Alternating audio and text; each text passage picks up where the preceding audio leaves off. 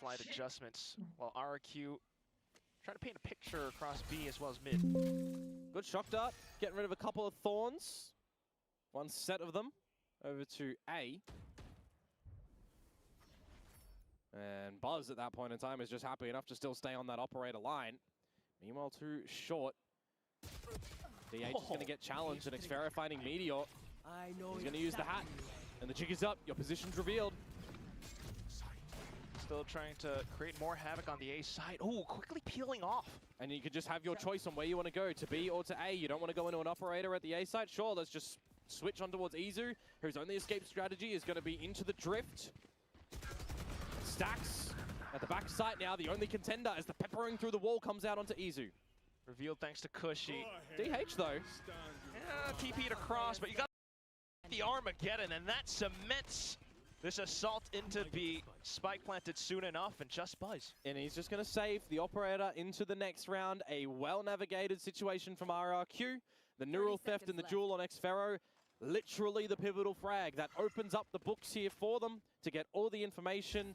And the from the shadows from DH is just diddly squat when that Armageddon comes on through. Really nicely played from RRQ. They'll get double digits here, and that is their round after the timeout going flawless. Keeping things with the economy flowing as well, which is always lovely to see. They can have a little bit of a chit-chat as well on what they want to do for the next round. We already heard in the massive comeback that we saw on Sunset, for example, and in the past couple of days for RRQ, every single time they get themselves in this winning situation, they have their little celebration, and Crazy Guy is just straight into the discussion on what they need to do in the next round. It is so impressive just how he has learnt and grown with this team time and time again. Well, one of two Vietnamese representatives, barring Nizzy from Team Secret. Buzz will hold on to the op. But yeah, brother is locked in. For sure. But this is the sort of situation from the last map as well, the last series rather, for Paper X and Talon, where things started to slip up for Talon. End up losing the map blind.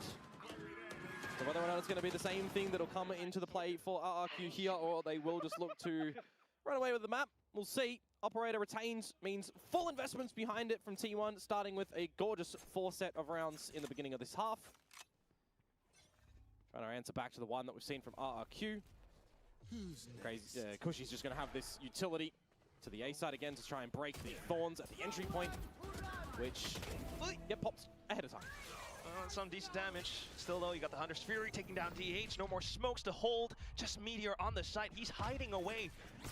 Still though, getting flashed and stunned up. But RQ tapping the brakes as well. Buzz has arrived. Looking for the lines! What is that flick? Straight into the heads, but Cushy arrives from A main, slaying everyone alongside Crazy Guy. Man, you just got a feel for Meteor on the site there. He's sat pretty time and time again, whether in the stun, whether in the flash. Breaking a clone, everything's getting thrown his way. He finally gets a bit of a duel in there, and things are just faltering. It's a 4 versus 5 conversion with some awkward shots coming out from T1 a couple of times here. The operator for Buzz, yeah, trying to deliver something. But when the cavalry arrives from RRQ in the form of Cushy and Crazy Guy, they get the job done. It is another round to the collection of the SAI team in this game. And T1 now 7-11. They need to look for some good comms here, because they need to slurp up a couple more rounds to keep competitive.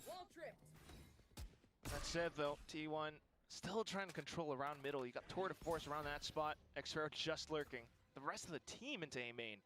Well, Xfero lurk, it's what he does on this map here. And meet with Crazy Guy over to the B side though. They could look to throw a bit of a cheeky fake if they wanted to into main. They could start to scope it out with the stealth drone. Or maybe even look towards mid, where that Tour de Force currently is. The drone goes in. Will they push him off the line?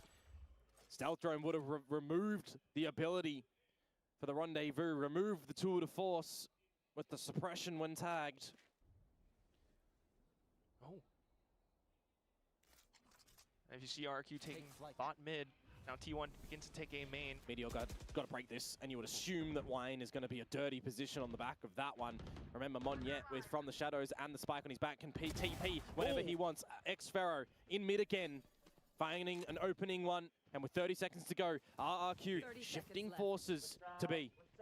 Buzz, though, in with a tour de force, and that completely slows and stalls them down. Double picked up. Xfero's still lurking around. Does he go for the challenge? Buzz denies it outright. Cushy begins to make his move. Outside of B main, though, alongside Monyet, who's already into sight. The spike gets planted. This could be a big recovery, but Buzz is on for an ace with the 3K at the moment. And DH getting a bit of a flank online. Xfero's trip gone because he's dead. So it's Cushy and Monyet. Smoke, flash, recon. But crosshairs need to be trained, need to click, and not drop another B-side round. You look to DH to be the catalyst with his flash. You know they're hiding inside of Boathouse. He sends it across. Found them. Maybe tries to go in for it, but Cushy stalls it with a recon. Here's the steps. Tosses in a shock dart, but still just running and gunning with this Phantom. Cushy comes up on it, but still the Headhunter. It's ring around the rosy. Cushy comes up with the goods. A Red Bull clutch, a 4K, and RRQ up to map point. Oh, he's top decked an ace in that one, hasn't he? 21 HP to come through. 5 rounds now for RRQ. 5 chances that they've got to try and close this one. And Buzz, oh my man, Buzz. That is such a rough space to see yourself in when you have your opponents crossing in the open and you've got that tour de force lighting up the server, slowing your opponents. It's easy pickings, but in the end, the play from Cushy, digging deep for the 4K to bail them out. Now faster paced play from RRQ straight into B. Pop flash, Izu gone. All of a sudden, T1 scrambling to try to anchor down B. Opening kill, Cushy one away from the Hunter's Fury. And a settling down situation. You can simmer here as RRQ and the advantage. You removed Izu. No dimensional drift. Would have been massively needed, you would assume, in a post-plant sort of scenario if RRQ can get into one of these sites. Droning out in towards B main. And Buzz will equalize onto Xfero. But quite low. He's banking on his rendezvous, but quickly punished for it. RRQ finding the rhythm back into B. Just stacks. He plays for the position. Good on the first, but not quite the next. And the side is open now. Meteor and DH are going to have to go in towards a retake. A helpful serving of utility still here for Jemkin and Monyet with a dark cover available. But do you all play in the back of the boathouse again when DH is still alive? Cutting through. Thinking for it, Jemkin has to gate crash. Clone on the floor, primed and at the ready. Sent out to stairs. Just to check in case someone's hiding inside. Shadows traveling. T1 making their approach as silent as possible. Sudden pop with the flash, but it doesn't quite go through. And now it's just Meteor. He fires one outside of the smoke, but still knows that he has got too much to clear. Inside of the boathouse, he hears the hops and he begins to make his move, but he's running out of ammo! Monyet swings the hammer, and that will be 13-7 RRQ, finishing off T1 on this first map. Well, call me silly, but I don't think in stage 2 of 2025 that Teo should be working the way that it just did there. There was very well played from RRQ, and not a lot of answers to come through from T1. Back and back again. Casualties. Missing pieces from them a lot of the time. A missing DH here. Is the pressure too built up? Are we really seeing a new era for RRQ right now? One map away from dispatching of so many Korean forces here in VCT Pacific. Sunset around the corner, RRQ, they have picked that, but I really am thrown a little bit by T1, right? Still want to give this one, still want to go for seeding, still want to try and go over towards Japan. Left a little bit wanting in this map here. Started to see that little cosmetic comeback in the second half. They picked up the pistol, sure, but at some point RQ off the timeout. T1 found both pistols, man. Both pistols, both anti-ecos, the bonus in the second half, and then an extra round after that. But it was the heavy lifting from RRQ, a 9-3 halftime scoreline, just providing themselves some really good space, closing out with 4 after their own timeout. And you really feel for Buzz as well. My oh my, in those last few rounds, he was really getting tugged and pulled across inside of that clinch, but Cushy just stood tall. All that said and done, I mean, RRQ just finished him off in style. And you just got to wonder how that next map is going to look as well. Considering that that's going to be their pick, we're going to toss it back over onto Taz to break down the action.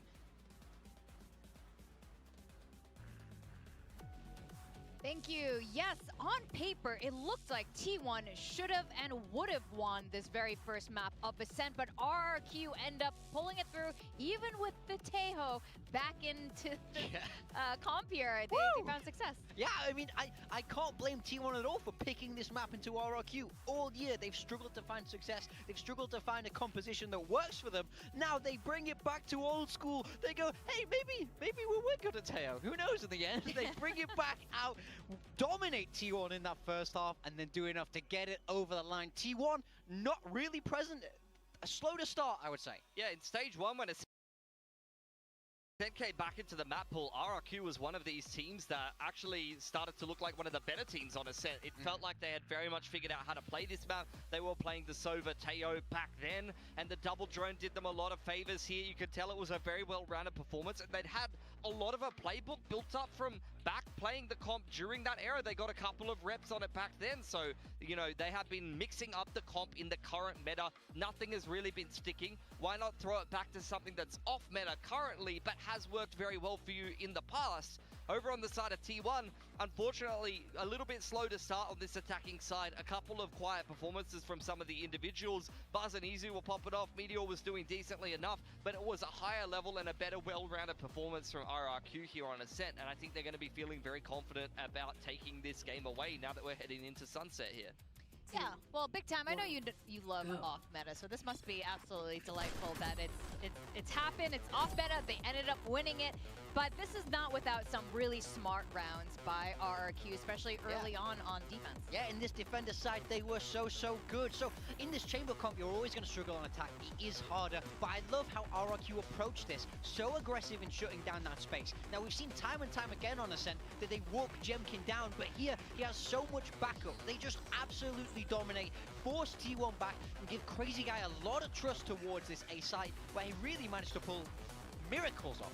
Yeah, and this next round as well was very clever from RRQ. You push Jemkin onto this info line. It's something I talked about in the pre-show inside of B main. And even when he goes down, this kind of breaks a lot of the tropes that you often see on the defense side of Ascent. You're often going to have your duelist on one side posted up on an info line and a sentinel on the other side. RRQ are going to drone Monjet onto this info line, clear out all of A, and then stack much heavily towards the B side of the map, which actually has a full cypher setup behind what was the Yoru aggression, and that completely catches T1 off guard. They get picked as they make their way into the site after burning the Steel Garden on the execute, and RRQ complete another beautiful retake. Yeah, Xfero did a great job there to be able to slow them down as well, because this T1 comp is not a comp that can really super speed up. We know that they struggle towards B, so Xfero with those one-ways and of course his trips, able to really stop T1 from getting that ground, and it was just too much in this first half. Like, it's okay to have a weaker side of that attack if you're playing this chamber, but it was too far gone. I feel like RRQ managed to shut them down,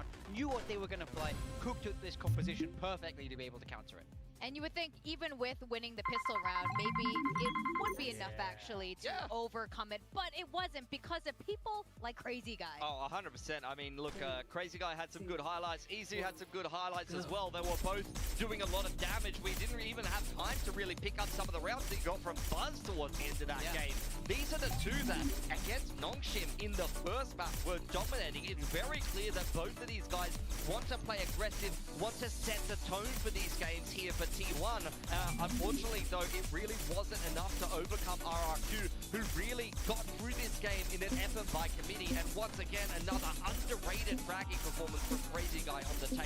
Yeah, I mean, if this guy's a Teo merchant, I want to buy whatever he's selling, because this was a sick game from him. He's so solid on this agent, and his individual level has been absolutely insane in the playoffs. Look at this 4K. This should never happen. We talk about T1 of the team of individuals, the team with cracked aim, and he just went bang, bang, bang. He played aim labs with these guys.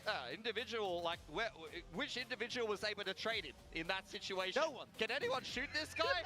He's on an off angle outside A main. Like, we're not going to be winning rounds on attack if we can't kill a Teo with his pants down. It is insane because this guy, when he was interviewing with us yesterday, or was it 2 days? Yeah, 2 days ago with after the Gen G game, he was like, honestly, I just give away my guns because I got younger guys who can just shoot better than me. Of course they can shoot better than me. I don't know if they can shoot better. I think they're all pretty damn good, and Crazy Guy holds his own. Pretty sure Jeb had 13 kills that game, but which, look, to be fair, everyone on RRQ was pretty much 5 kills between each other. They are really getting this game done by committee, which is what we usually say about T1 when they're rolling. When T1 is steamrolling, everybody is fragging, and there's just no weak link in terms of individual performance. Unfortunately, wasn't the case there. That's DH, another big pressure game here in the playoffs where he hasn't delivered that consistent level of performance we've seen earlier on in previous stages and in the groups. Yeah, and you know, T1 obviously picked Ascent for all the reasons we were stating. Even Rossi was saying it too. There were a lot of advantages coming into Ascent. Now you got to worry a little bit as we go into Sunset how this is going to be faring for this team. So, RRQ, they love this waylay, they love this composition, but last time they played T1 on this map, it didn't work for them. I'm curious if we're going to see a change from either side, but both these teams have been very solid in their composition. T1, of course, with their signature duelers, Buzz and Izu on the Yoru and the Neon. I totally agree. I actually feel like Sunset has been a pretty underrated map for T1. I think their attacking sides has often looked very difficult to stop, so I think RRQ is going to need a clear game plan from how to shut that down. What is good news for RRQ is I feel like they have a comp that naturally lends better to some good prep, especially given the fact that they're going to start out on defense here. From T1, you've seen them change their game plan a lot. They often start out on the attacking side of this map, and they're quite happy to sequence their rounds in a way that'll catch their opponent off guard. I noticed from one attacking side game on Sunset, they were running a lot of market splits through B main and a lot of A executes off the bat. And then in the very next game of Sunset on their attacking side, they immediately ran a mid to B split through top mid. So it's very clear they've got a deep playbook on this attacking side, and we'll see if RRQ have the right reads and the right answers for that. I'm already thinking a little bit ahead now. RRQ could be facing against Talon, and I have no idea who would end up winning out on both of them. Tokyo! Yeah. Yeah. This is for Tokyo. T1 now backs against the wall. RRQ looking to make it there. We do have the agent select coming in now, and on the side of RRQ, they're sticking with it. Jebkin on the waylay, backed up by this powerful double initiator comp with Kushi and Crazy Guy. Talked about it already, but T1, Izu and Buzz are the duo you're looking for. When these guys get rolling on the attacking side, and you cannot slow them down, you cannot stop them, you will be steamrolled. Meteor's been fantastic in the mid-round, but I'm looking for DH to step up. Your Omen can carry you on Sunset, particularly on the defense. Yeah, T1 won this last time they met, but RRQ have picked it here, so let's look to see what they've changed. All right, well, all we do is see who's going to end up making it through. It's going to be a full series. Let's send it back to our casters, Komodo and Swag.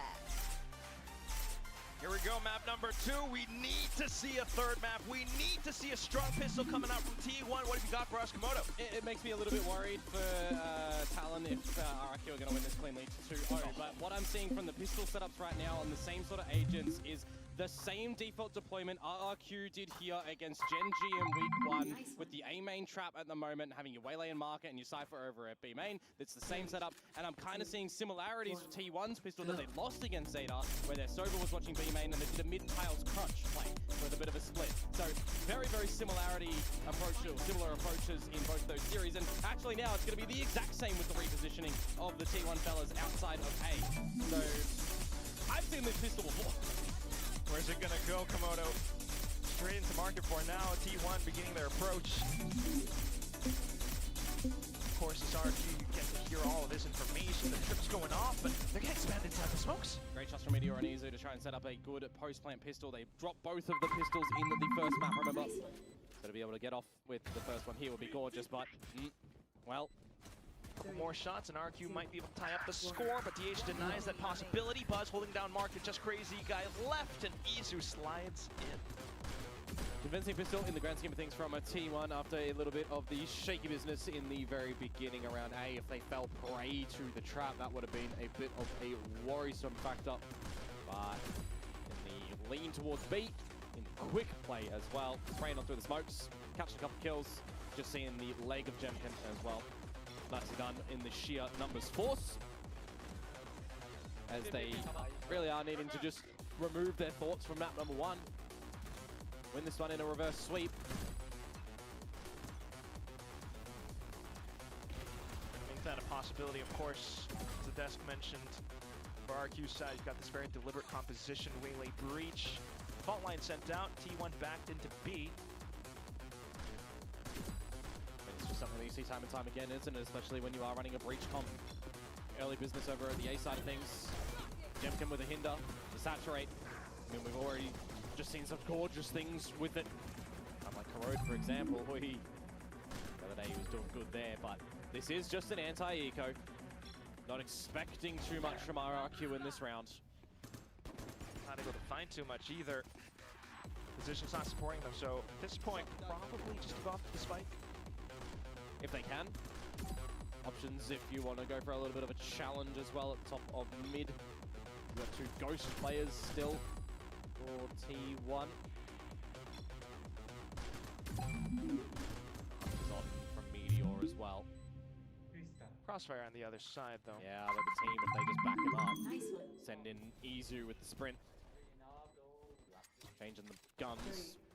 3, 2, 1. Smokes and checks around the smoke mod. Yet dives in. Izu getting the tracks. Online for the ace, but runs out of ammo. Just Jemkin left and getting circled around from the back as well, but manages to go off the spike. T1. Another round where they only lose one soldier. And with making sure that they do keep those weapons into the next round, they are going to have a pretty good buy. Be able to tackle against the first buy up of RRQ on this map of Sunsets. Still a good start so far. Now one away from the overdrive. It's interesting for me as well that we actually do get Sunset, considering that RRQ did lose to T1 in the last time they battled, 13-8. A bit more comfort after the comeback from Gen G. Still though, defense was where they were lacking before. This time, Crazy Guy holding out from Blink, able to find some shots. Does have an aftershock as well with some flashes to try and help set up the team. Oh, Jemkin wins a crucial duel there, you'd assume. Yeah, a little bit overheat. They're trying to prevent more players from playing that position, but RQ already setting up back from spawn. Lots of utility they can throw in here. Just waiting for the initiating one. Slight speed across. Izu manages to track, but still getting hit by the saturate. Aftershock to clear out Generator. Then this is where T1 makes their stand. Just Izu. He's able to hold around the corner. How long can he make it work? It slides across with fancy footwork, pulls out overdrive, but Xfero manages to get the burst, bringing up the one. Izu just cannot close after getting a significant amount of kills, just like the anti-eco round in the last round that he picks up 4. He was so outside of play in the last map on that Yoru in the very beginning. But he certainly is firing up a storm in this map for now. But that being the bonus rounds, you bring it within one player surviving on the side of RRQ. Makes you wonder a little bit that they have to pick up a bit of the slack on this defensive side now, get a little bit more coordinated and hitting some shots to keep in some favor. Surviving on the side of RRQ. Makes you wonder a little bit for now. But that being the bonus rounds, you bring it within one player surviving on the side of RRQ. Born. Yeah, smoked off completely. Kind of a retake angle now. But a retake with no ultimates, he's just going to be strugglesome to try and hit some shots. It's ill-advised to shoot a Vandal through the smoke, my friend, and that is why. Maybe some lessons learned, but the smokes will dissipate. No angles found as T1 looking to play around the choke. Cover going out. A-link approach from RQ though. Maybe it's one with Jemkin on the light speed. Saturate connects, but Izu doesn't even matter. Flashes across. Called it.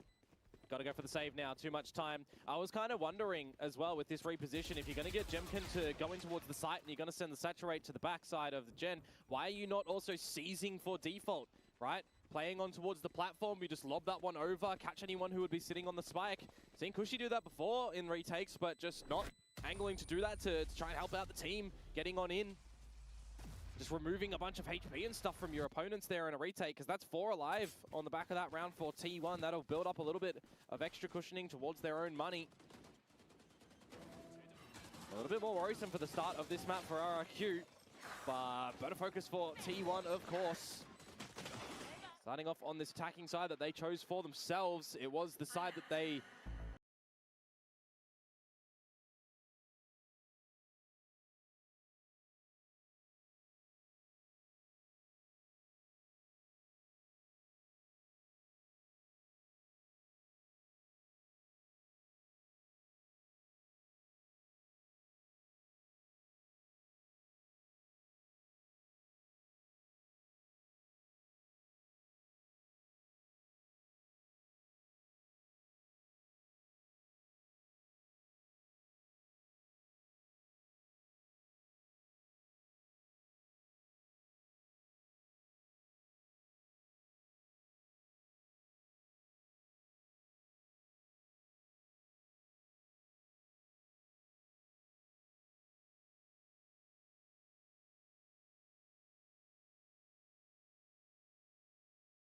after the exchanging of the halves.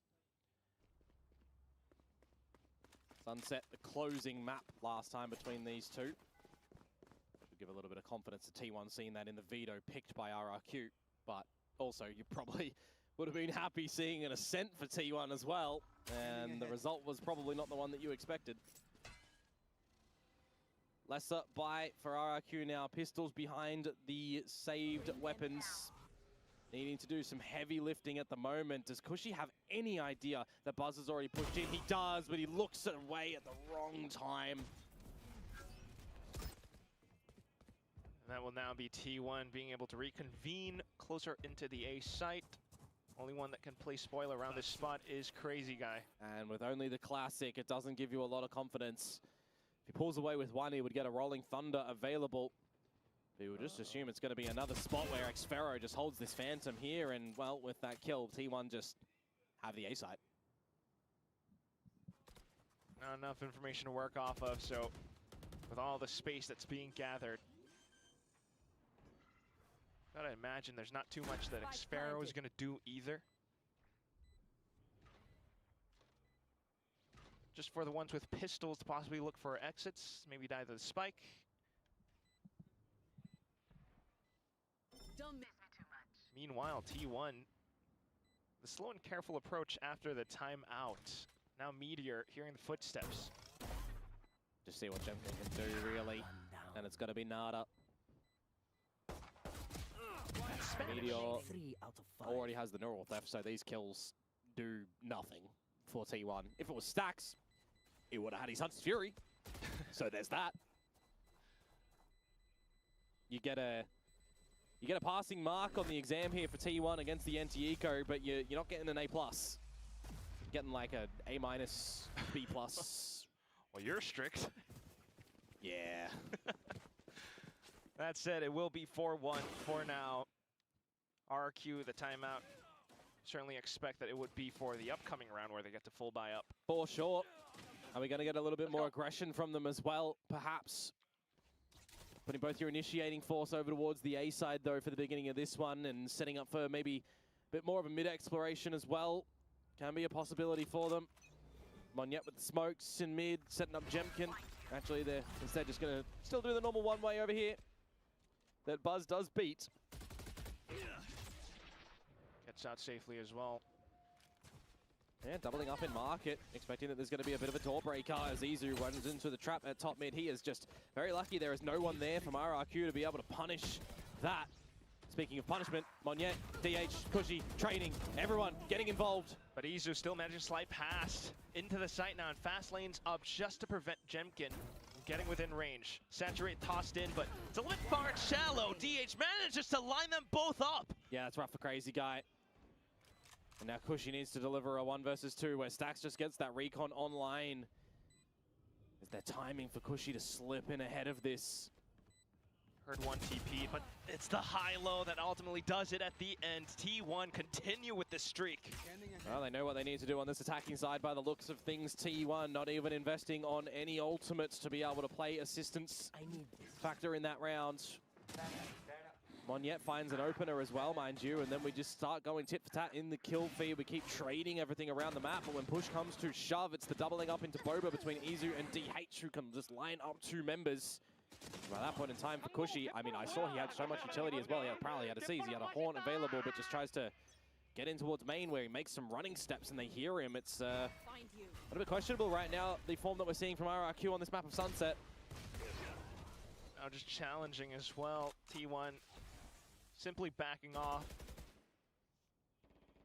That's where he looked at the pistols or maybe even the Stinger on the B site, but it's getting shut down. One-way cage up. Xfero managed to land a couple of pot shots. Mon yet another. Surely not. Get the information on the back of the neural theft. You can start to take a little bit of this B space as Xfero and pick up a gun as well, but it's already... Well, no, actually wasn't removed, so does get an upgrade. Rolling Thunder, Nightfall, if you do want to switch to retake as RRQ as well, because you're putting yourself on a bit of an island right now over at this elbow. Stinger and a Sheriff. And they're just easily removed, aren't they? No question about that. Neural theft as well confirms more positioning. So you set the cams, you set more utility up, which buys some time for the spike to go down safely. Planted. You give a potential flash for Monyet to get closer into sight, but you still got to watch out for the corners. Rifles may be picked up, but Meteor out from behind. It's not something that they expected.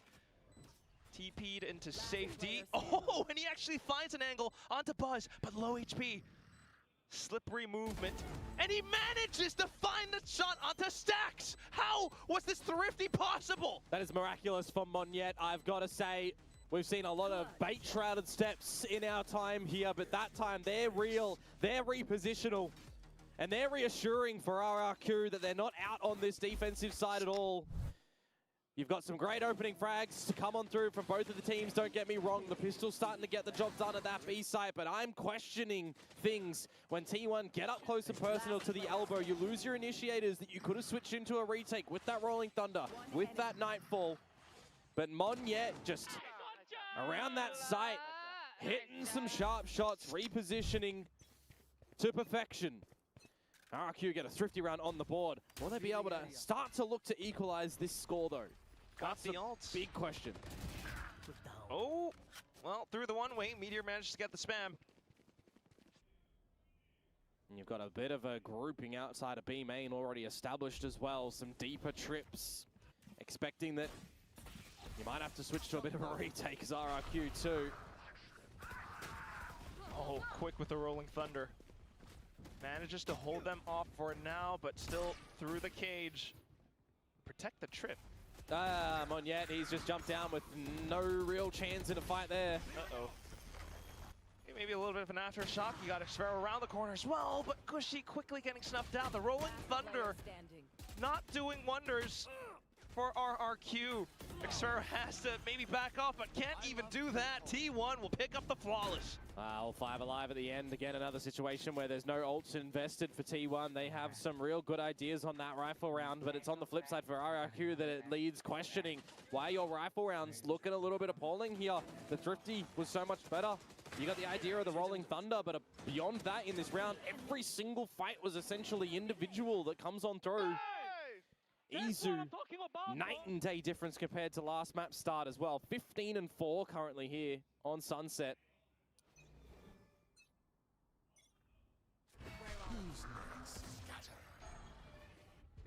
Well, for RRQ, it's really midnight.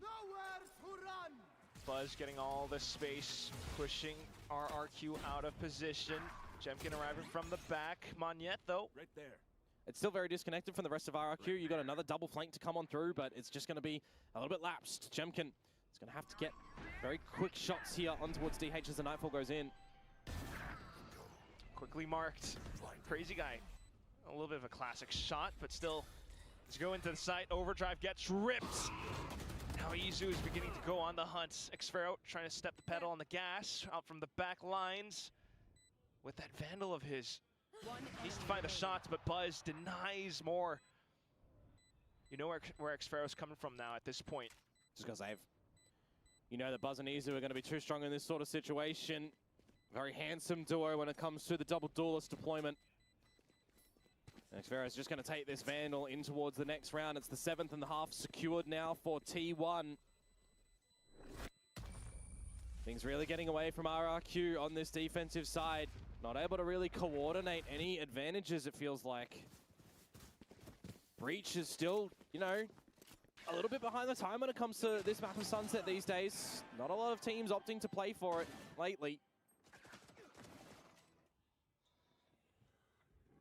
It might have worked out before, but currently, Let's go. just with the way that T1 has been flowing with things. I mean, you just have to contend with so many rifle rounds now as well as RRQ, right? T1 just rolling you, to be completely honest. Revealing area.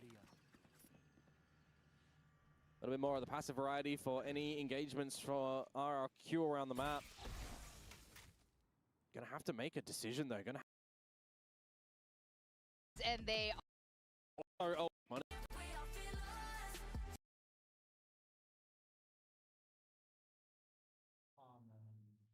Angle you for a bit of a retake, anywho.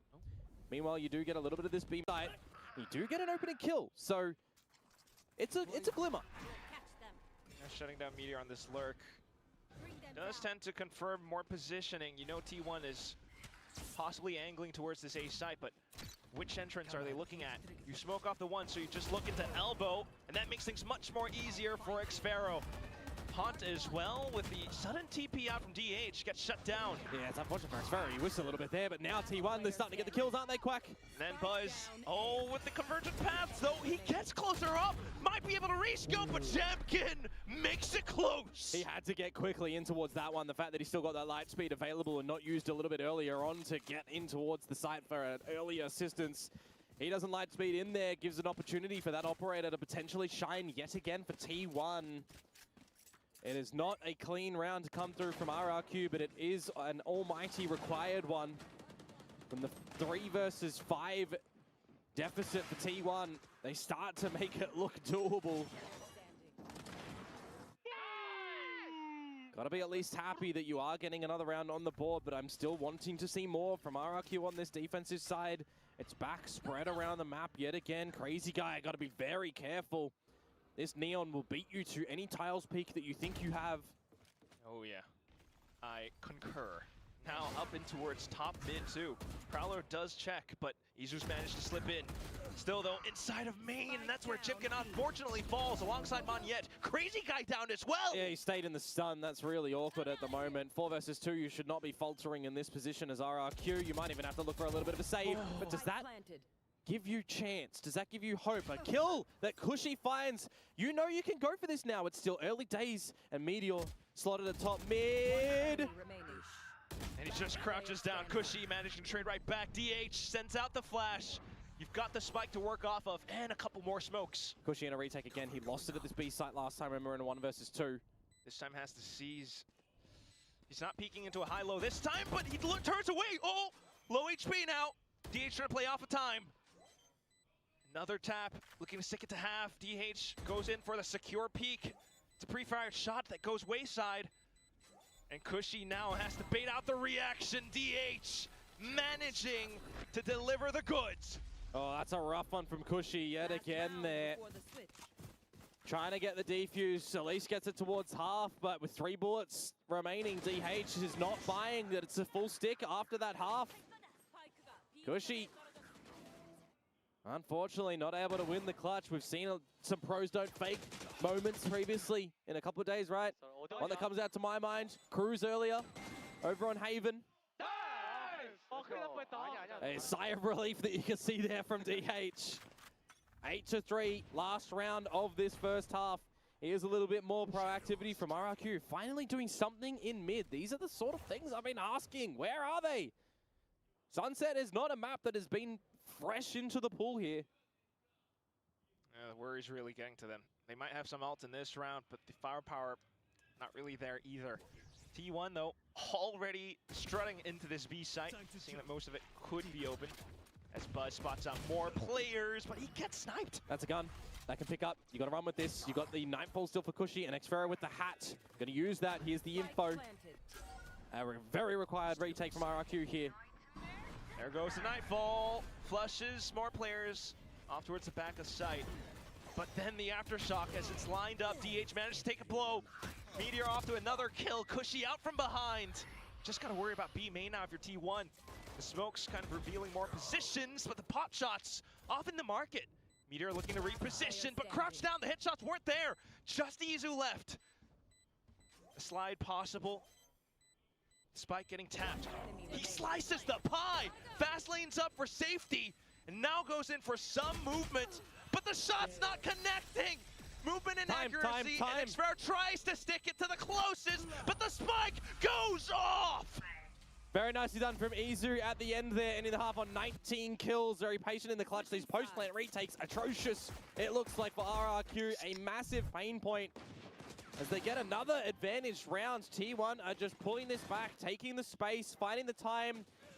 Quack, last stage, when it was a breach Teo meta, the thing that I was always throwing around, stuns are cosmetic, and it has reared its ugly head here again. We're seeing death upon death go towards RRQ when they're hindered, when they're stunned.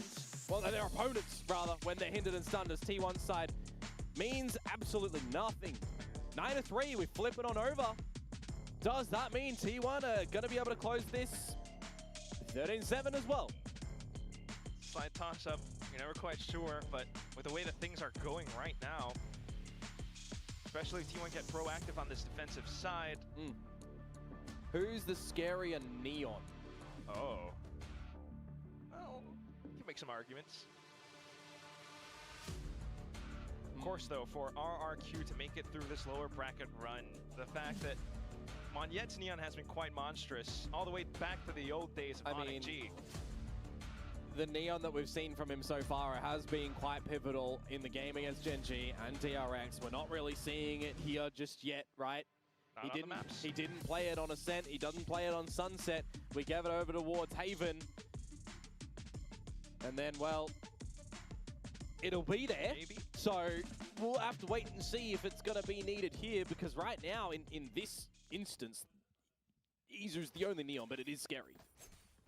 He's putting up numbers. They are mine. Well, onto the attacking side, you would remember. Time to jump.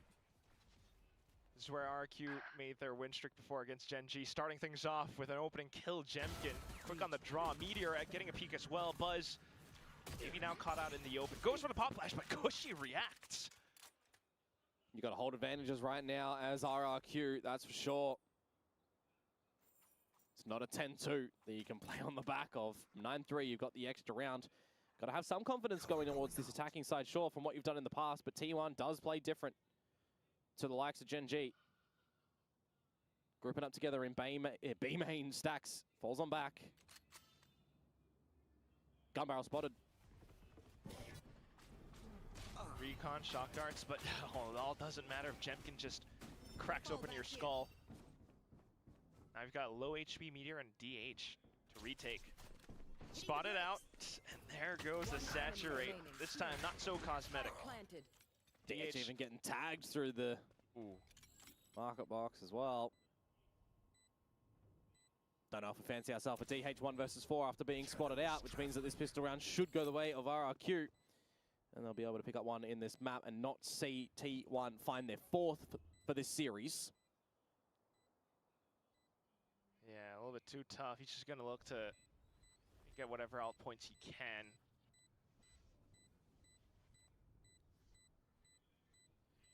RQ at some point should be looking to exit out from Boba. Maybe. Well, that's where they last saw him, so you would assume that that would be a bit of a position. Let Jemkin, who's fragging up in this round already, go there. And DH, well, he can have his pickings on who he wants to be able to find. Eventually needs to waltz in towards that explosion. And, well, he will touch it, but likewise, Jemkin will as well. That will be the pistol picked up by RRQ. A little bit more momentum on their side. Starting things off with the opening shot. That was Izu trying to go for the human recon. And down to the mid place as well. RRQ beginning to frag out a little bit. I mean, it's way too early days, right? We just need to see a turning point to come in from RRQ on this attacking side. A more favorable side of theirs. Because for me, on that defensive side, there was just not a lot that they were trying to do. T1, meanwhile, even in this anti-eco round, very commanding already, together as a team and unit over towards the A side of the map, getting the space, but the only little lurker and player on the other side of the map in Meteor, well, he just gets obliterated. So to the B side we go. And it's Xvero getting taken down. Just the ghost, so not the worst thing in the world. Quickly take the site, set up with those rifles. Just get some crossfires here, really. Don't give opportunities for numbers to get in from T1 and pick you up individually. Maybe even taking some space up towards Boba. You know they're into market. Jemkin playing for the elevated angle. Be able to spot out the first. Treks onto Izu, getting traded right out, but Crazy Guy is right here, but still Stacks doing some damage. It's good damage too, because this hurts the economy. Monyet not even being able to secure the last kill. Cushy not gonna eat the shock dart. He's gonna deny the possibility of that Thrifty, but still, this was so close. Yeah, that's honestly really rough for RRQ, to be honest with you. They need to be having some good fights in every single round at the moment, and they're dropping like flies to those pistols. Nobody else to really assist in towards Boba. Monyet's taking a battle with no real bullets to be able to shoot. Misses a couple and then just pays the ultimate price in that round. Classic's getting up close. It just doesn't really work out. I mean, even at the end, right? Imagine if the shock dart tickles you a bit more and there's one single bullet to your face with the Classic. It would be an appalling round to come through from RRQ. Still, they get the pistol, they get the second, and they turn their attention in towards this bonus round that they have to now play and have to kind of have some investments in. 3 rifles, a Stinger, and a Ghost to compete against T1's backing of guns themselves. And this B site where the Cypher utility is currently set up. Still just diving in for it though. Light speed into sight, and it sprays through the smokes. Condor play with the recon, the flash, but still.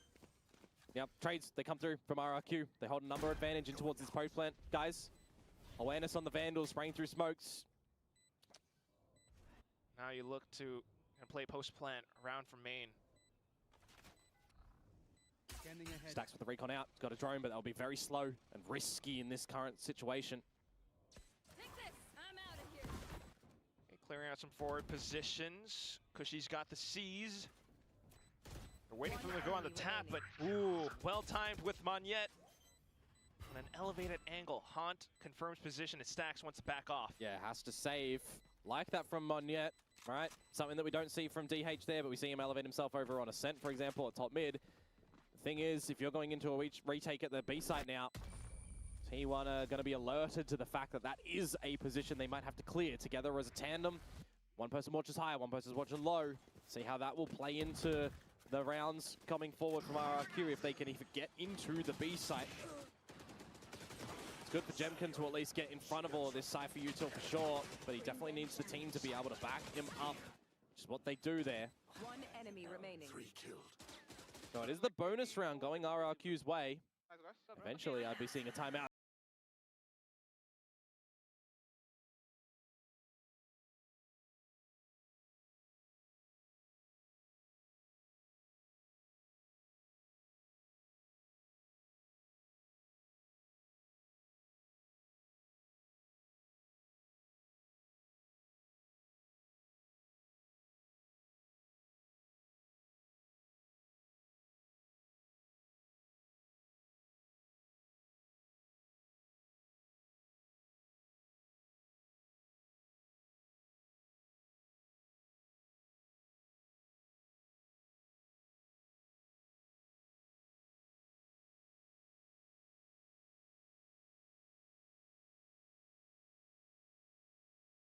Timeout for T1 played. But are they going to be able to recognize what they need to do on this defensive side here to stem the bleeding that RRQ may be shooting their way?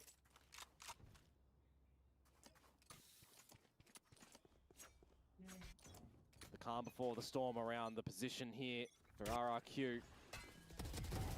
Oh, well, quickly traded. That was your one gun as well for Izu. It gets a kill. Throw it out of the map if you kind of want to as RRQ. But you've already got your Cypher utility watching your flank. Now you just got to have some good crosshair placement to dispatch of these pistols. That's why! What? That's why! Good crosshair placement from Stacks! Speaking of a play around it, now you've got Buzz going to be a relay off, and Stacks gets the 3rd kill! That's the comeback. Well, at least that gun wasn't thrown out of the map, that maybe Xvero can pick it on up. Because with an outlaw in play, it is not the thing that you want. You are just going to get trounced upon by 4 hungry T1 members, and you're not going to find any of them around that T1 had no business being involved in. They come out with a victory to find double digits. Unbelievable plays.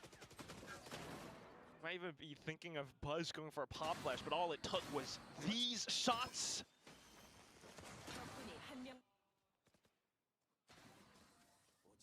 Just comes into my mind, Stacks hitting some shots like that. That's a mouse kiss moment. Thank you for clicking. But here we go. RRQ, don't let that round phase you. T1, let that send you to try and close this map. Back towards the A main space that they're going to be able to find, seeing no retaliation in any form of utility. But it is this mid control from RRQ that they managed to at least give themselves some viable options. They want to go B if they want to stretch in towards mid that has a crossfire currently. That's going to be really tricky to work off of.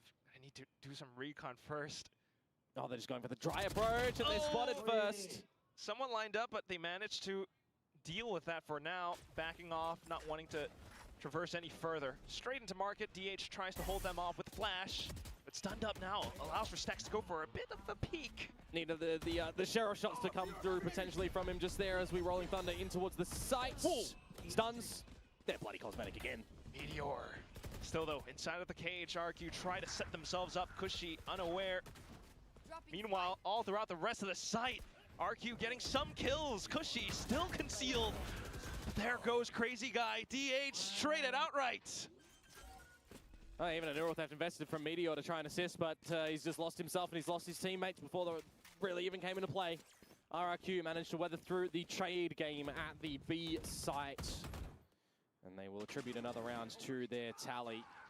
Rolling Thunder investment as well. We see it from the POV of Meteor, the single bullet accuracy. I mean, it is disgustingly funny at the best of times. One enemy remaining. There's some good trades again from RRQ, just making sure a lot of them are around to get that happening. It's something that we are seeing from them be some successive positions. Something that I really want to value for them, that they do. I want to keep seeing it. Kind of for both of these teams, don't get me wrong. For sure.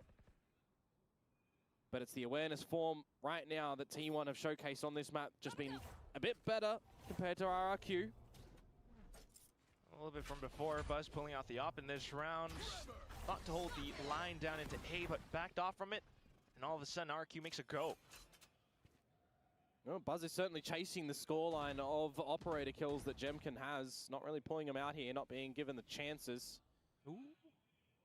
As Buzz is going to slot himself on the line, and by the timing, he's just missed it. Or has he? Monty has his name. And it's an opening kill yet again to RRQ. X-Pharaoh, one away from the neural theft. As he pushes B main, and a helpful number of members of RRQ are seen in mid. They're just going to stretch straight in through this B site now.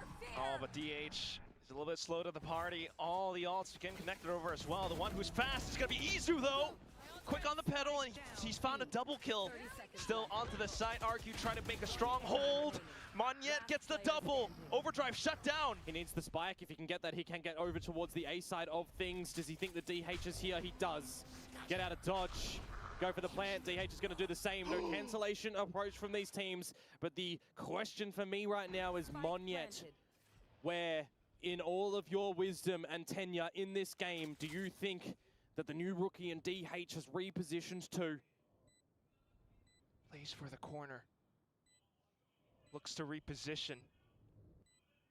He's planted it in an open spot for spawn. DH has a smoke, and look where Monyet currently is. He has to run a little bit to get here. He's just lucky that DH has gone for a tap instead. He can get up close and personal to this dark cover. A little bit more comfortable. He's thinking to walk into the smoke for the backstab, and there it is. RRQ continue forward. Monyet with a 4K. He had a 3K, I believe, in the last rounds, coming through with all of those trades, and he gets the job done here for them in this round. A massive opener, of course, on toward Buzz. You think that Izu is still looking to be gnarly on this Neon. But Mr. Monyet, very patient in the 1 versus 1 at the end there. 10-8. As T1 will be coming into this round with pistols once more. But will RRQ drop to another round such as this? Hopefully not. Buzz trying to make it happen though. Slots himself into this corner. A little bit of a hop, but it's silent. Just spread around the map at the moment. T1, Izu trying to bait out what he possibly can. Give an approach to Buzz to creep on up, and Xfero is caught sleeping at the wheel. He's lucky that Jemkin finds a Buzz overextending. There's the neural theft to confirm the present positions of T1. And RRQ are just going to get into this B site now. Fault line saturates. Quick on the refract too, and it's simple kills and trades being found. Bait and switch off the waylay. Xfero pulling off the flank as well. Oh, just spotted out by the cape. Some pot shots being fired off by Izu, but now all of a sudden he's got to watch for his back, so decides to slide into sight. He'll be lucky if he can get one kill. Relays into himself. Oh, almost. He's just tried to do what he can there, really. Picking up the Guardian, giving access to a better gun in the moment. Nearly getting himself a self-stun in there as well. And RRQ, when it comes to the attacking side of Sunset, looking a bit more coordinated yet again.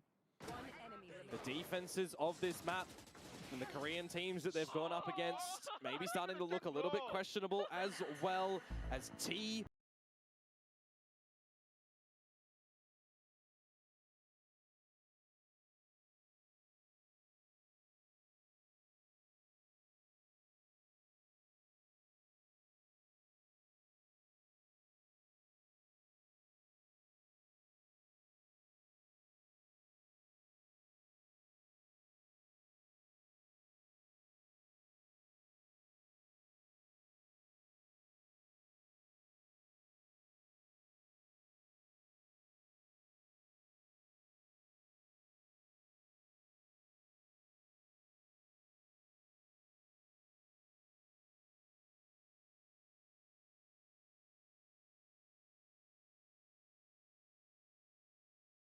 They've actually found both of the rounds after the timeouts here too. Even RRQ's one early on in the first half.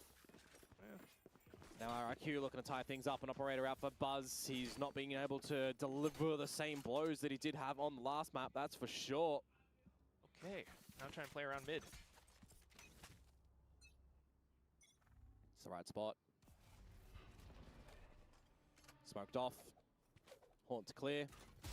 Starts angle on approach, where you've got a convergent paths in towards market if you want, on the back of the Prowler.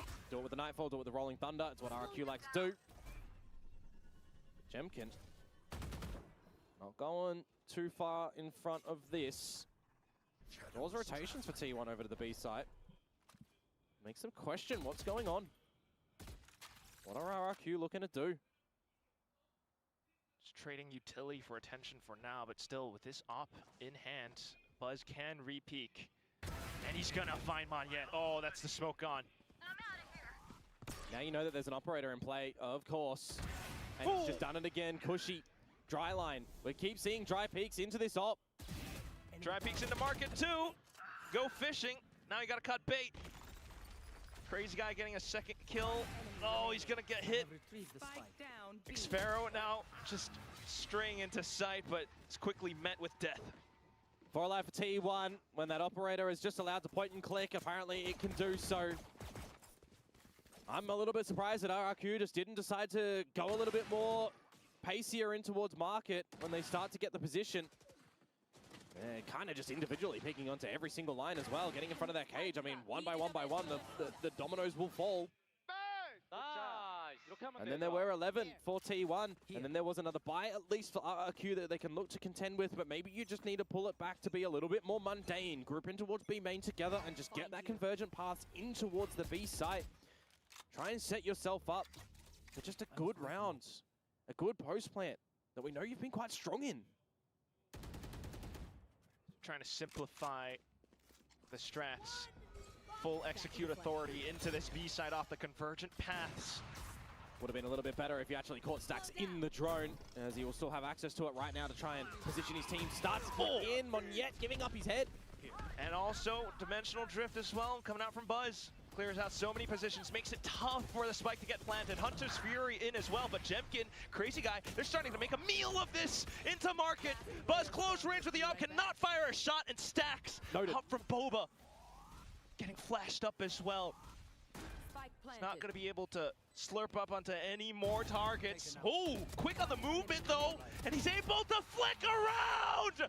Triple kill at T1! Managed to bring it up to map point! Oh, it looks a little bit messy from them at the end there, isn't it? Nobody from RRQ just able to hit the shots. Everybody tucked in towards a corner instead of having your two players out on the stairs side of things. Just sit in the open instead, perhaps. All trying to jiggle peek out, and it's just a little bit uncoordinated from them. T1 don't allow the spike to even really go on down there before they even just get in towards these battles. It's a heavy investment in the ultimates, do not get me wrong, from both parties, from both teams. But T1, they do find the ultimate round that they need to. One by one, by one. Sax will cut his opponents down to size. And they'll find that point to try and send us into a third. The crowd loves it.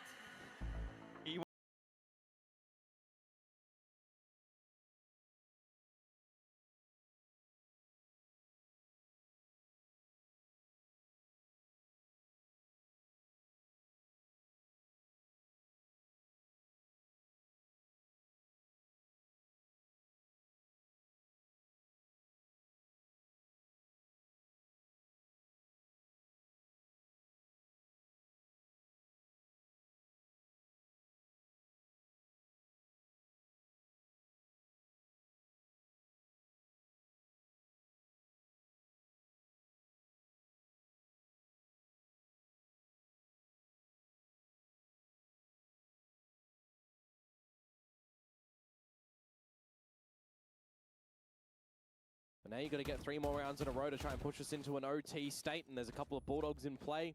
There's a Neural Theft online for Meteor. You're eventually, maybe going to have stacks as Hunter's Fury that you got to contest, maybe if you can get to 12-11 perhaps. But you really just need to come out swinging and hitting some home runs here as RRQ. Back to B, backed up by T1. 3 players here. Maybe a bit of a fastball.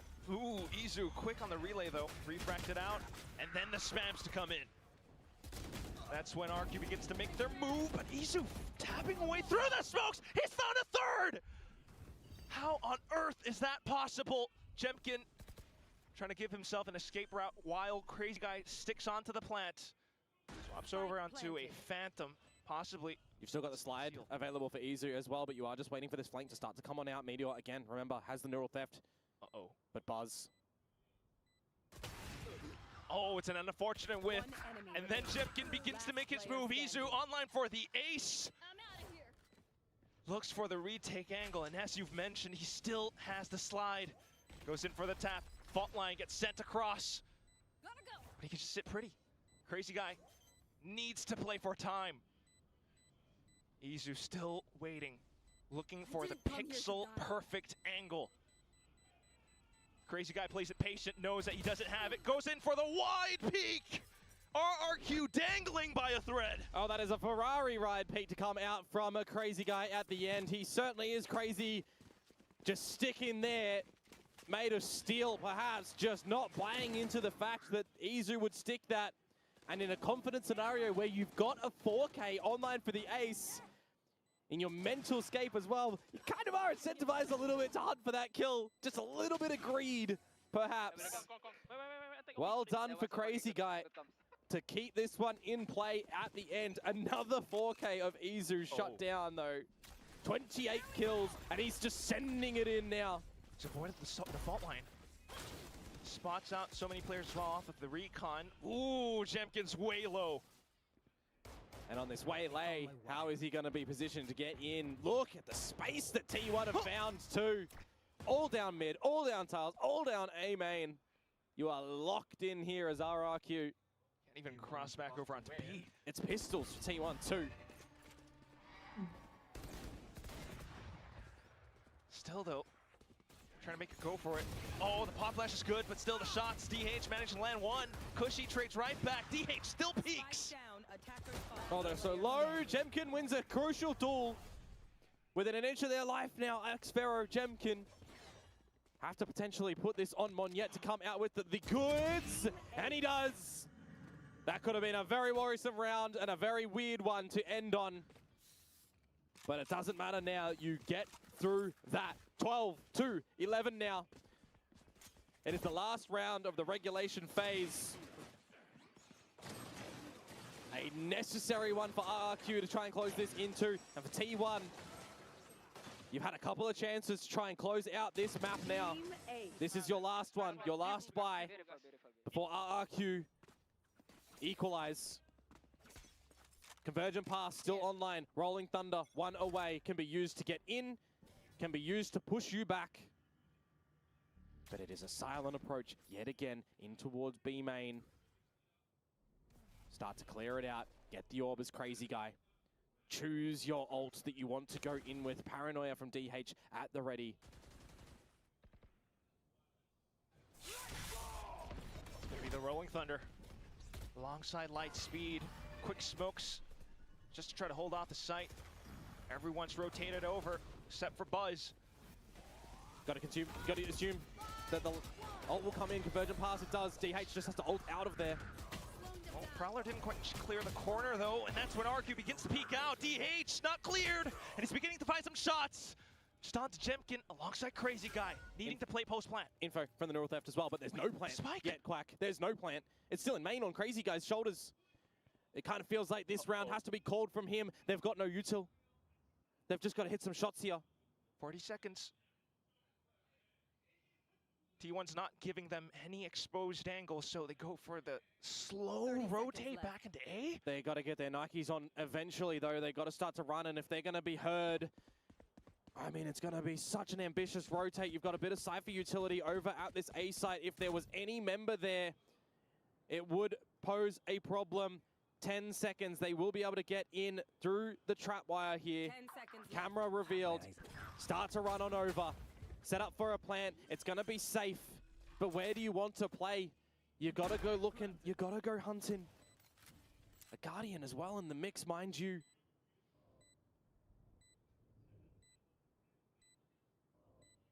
Buzz has flashes and a clone too. Frag so crucial. T1 decide to stick a squad. The clone to go out first, and then here comes Izu. Shot's not quite connecting though. Temkin makes a good go. Still low HP, and Meteor with a simple shot will keep T1 in the mix. 13-11. They save themselves from elimination right here as we go into a third map. Oh, that last round just there is actually quite a rough one for RRQ as well. In towards the site, I mean, DH, he's repositioned himself with the From the Shadows, but it's the bait play. He comes on back after the Convergent Pass stuns him up, and Xfero just does not expect that, overlooks the corner. I mean, there's a lot in that round that we could look to dissect, but in the map as a whole, defensive side for these teams still in shambles, still a problem. A little bit better, though, for T1 in the resultant scoreline of the 13-11. RRQ cannot do it again on the comeback variety there. And we will look towards Haven, which technically is the choice of RRQ opting to ban Bind finally and put Haven on the block where T1 pick attack. This is going to be the map now, folks, that will decide who is going to be the team that will face Talon in a best-of-5 lower final in Tokyo. That's gonna be the question. Bangers were promised and bangers are being delivered. Double thumbs up from Buzz. We saw it all throughout the map. The guy was playing across. Izu was close to aces, or maybe even picking some of them up. Stax was beginning to frag out of his mind too. Well, it's going to be a slight reprieve for these teams right now to have some discussions, of course, because it is going to the wire. It is going to be tooth and nail gameplay. Go tell your friends, go tell your family. You should get them here on this one because this is going to be a battle. Korean Slayer attempt, or the best team in Korea now? Let's find out what the desk think for now.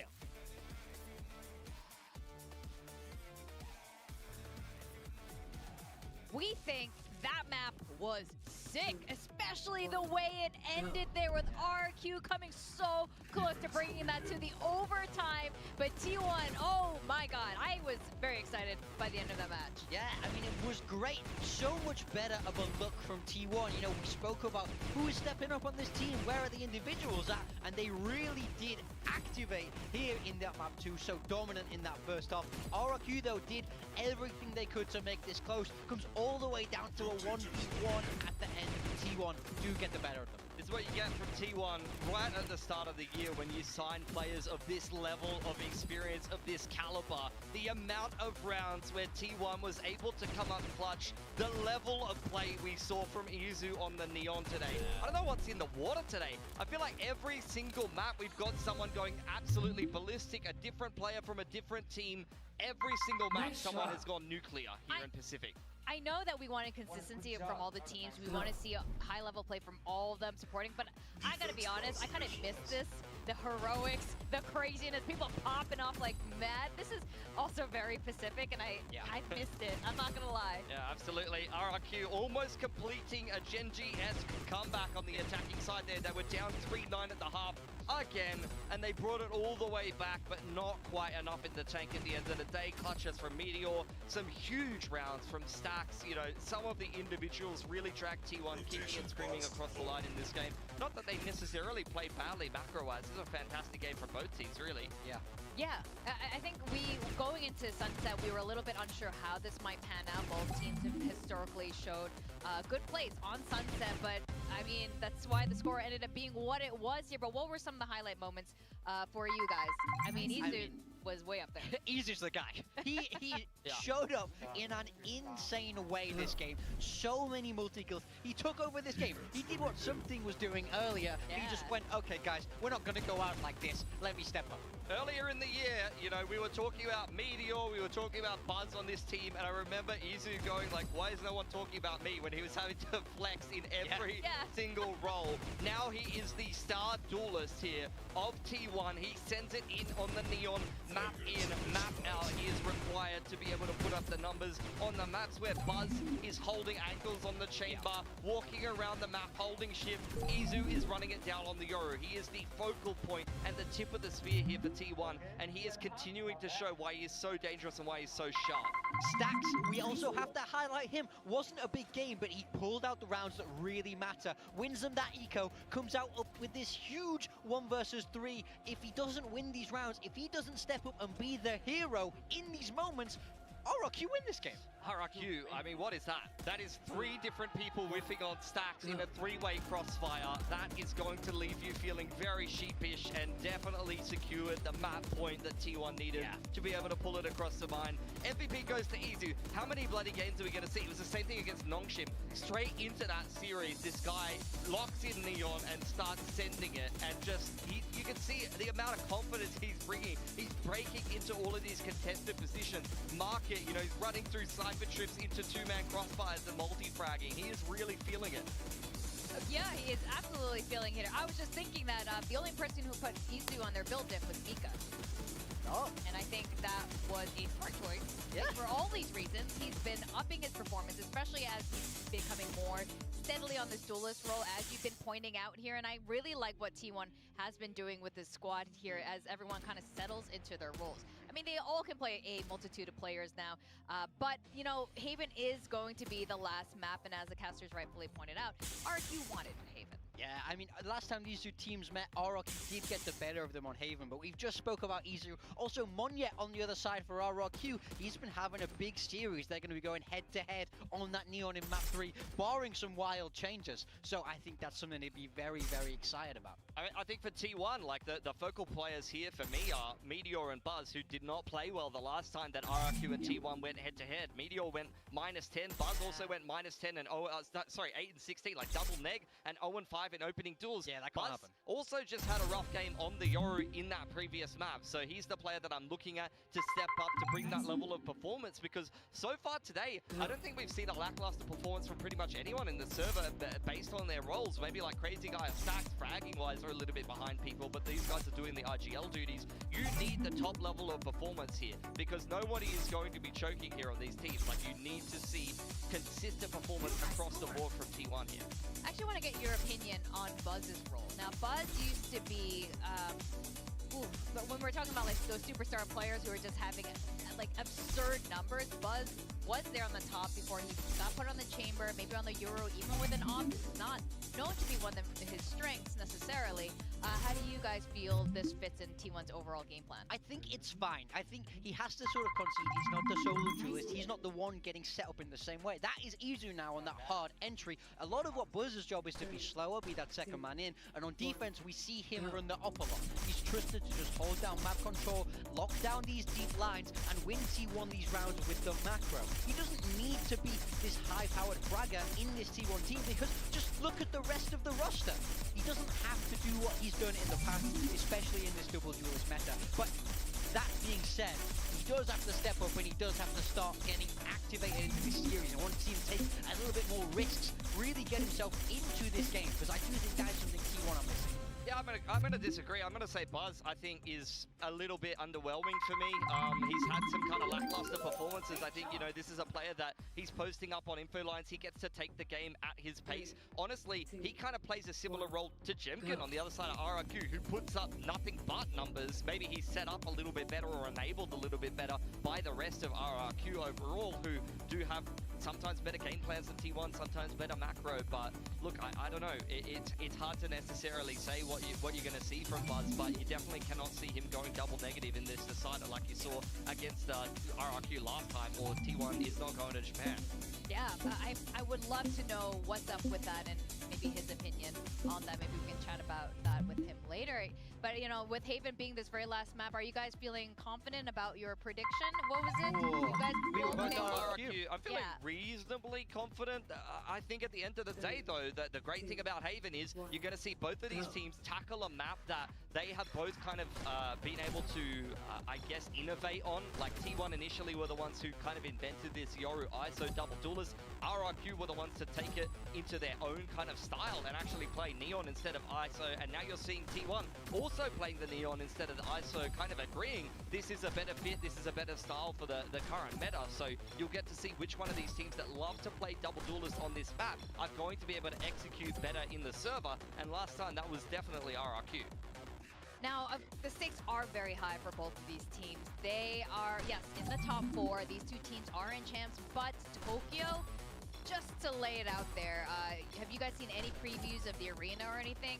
I've seen a little bit of it, but We got I've seen enough to know that teams want to get there. We have 10,000 seats, like, you know, in that 10,000 arena. Japanese fans, so 10,000 Zeta guys in Lala Arena. That's what we're playing for. And it's insane. And yes, it is disappointing we don't have a Japanese team playing, but I don't think it matters because you got 4 excellent teams who will be playing there instead. And I think at this point, I mean, you want to be playing in this arena. This is going to be the regional finals to watch. Sorry, Pacific just has the best grand finals. It's just, I don't even think it's a contest. I also think it's particularly relevant because this has happened before these teams have to travel to Paris. This is sort of a dry run of Paris. If you have to travel to this different country, eat this different food, you're playing in a different environment on different PCs. We see that all the time from these teams where they struggle in their first match internationally. I need them to use this as an opportunity to get used to playing in different environments. That's an invaluable experience. Yeah, I think these teams have already had a lot of that. I say it more so, particularly in the Tier 2 context of a lot of challenges finals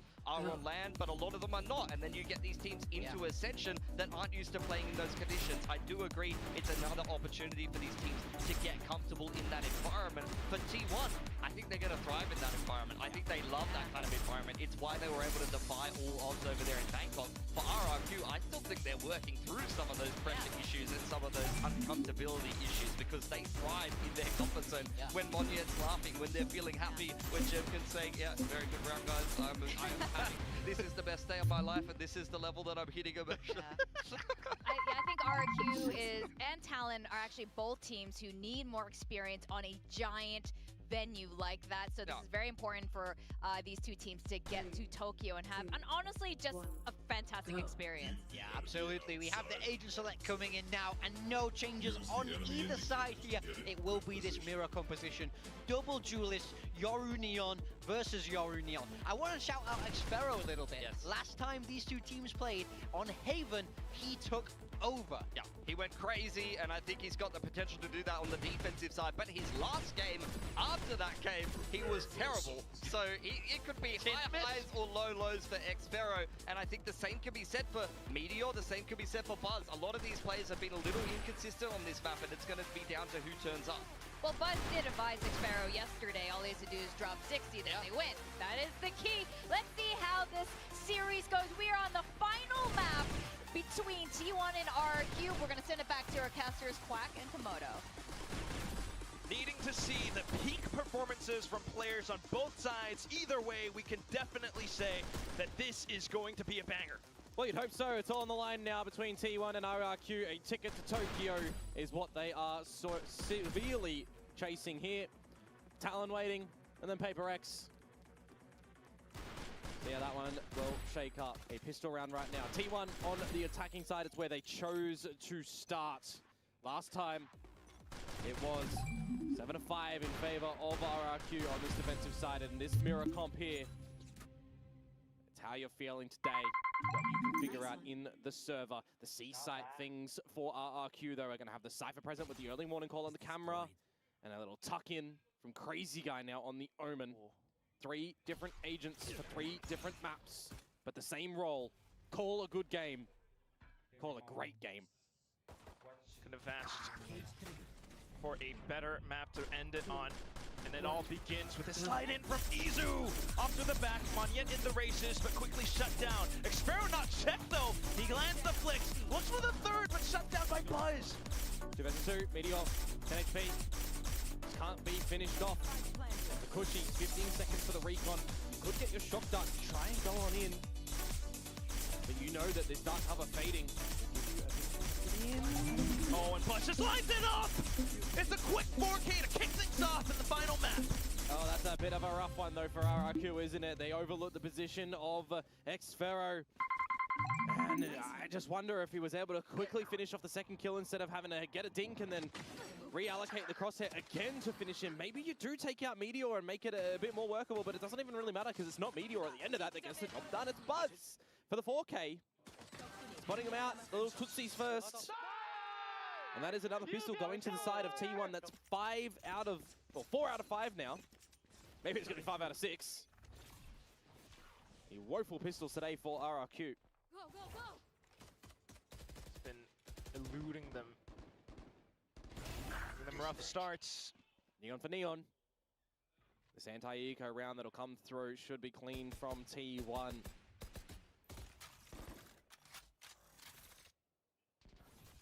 No early start for Jemkin, for example, on this Yoru on this defensive side. For Paper X earlier, something coming away with destruction. At least in this round, just information off of Xfero, Cushy. Looking for the range, the right clicks, but they opt to go double peeking. We'll just see what he can do with the pistol. Heading set for the smokes now, but getting spammed through. It's pretty clean and simple for T1, except for the kill from Meteor. Now you don't really want to give any ulti points over because Buzz is one away from the Dimensional Drift, who is at the right spot to potentially finish off Xfero, or just find Crazy Guy. There we go. Ult into the bonus round. So I was highlighting in this very moment for something as well last time. Oh yeah. Now if you're Xfero, you just really... Time to jump. If you're Xfero, you're hoping that you see that gate crash, that you're not going to be able to for him to TP into your crosshair. Not gonna happen. No, it's not going to happen. Buzz should just clear the corner and finish him off and make it a 4 alive situation. Sees the shoulder, easy done. Buzz, back it up. 4K back to back. Back to back. And Izu's saying, I did that. Can't get the ace. Anywho, that's the 2 first rounds done. And we'll get in towards the bonus round now of T1. Again, when you go in with a couple of pistols, you can still pick up some extra guns going into the next round. The old FPS goodbye. And I'm looking towards RRQ. Do you have this first defensive rounds to come into play or not? Because if RRQ start to falter on defense again, just like Sunset, how much of a spiral will that put them down? How much capitalization do we see from T1 that they can run away with? Cage across lobby. You start to question now as Cushy what may have crossed down into the sewers. You've got two angles that you need to contest, but up the guts of B. Jemkin not phased. Wouldn't actually mind a world in Xfero just repositioning that trapwire as well now that the position of it's been noted. You can pick that one back up and use it a little bit later on. Who's next? Especially if it's going to be an A angle that you can figure out now with this dimensional drift. Just bring that one and put it at the front of B. You've already got the position of Monyet push down C Long, who is low at 35. This A side now. No gate crash out. Oh, and into the corner too, Buzz.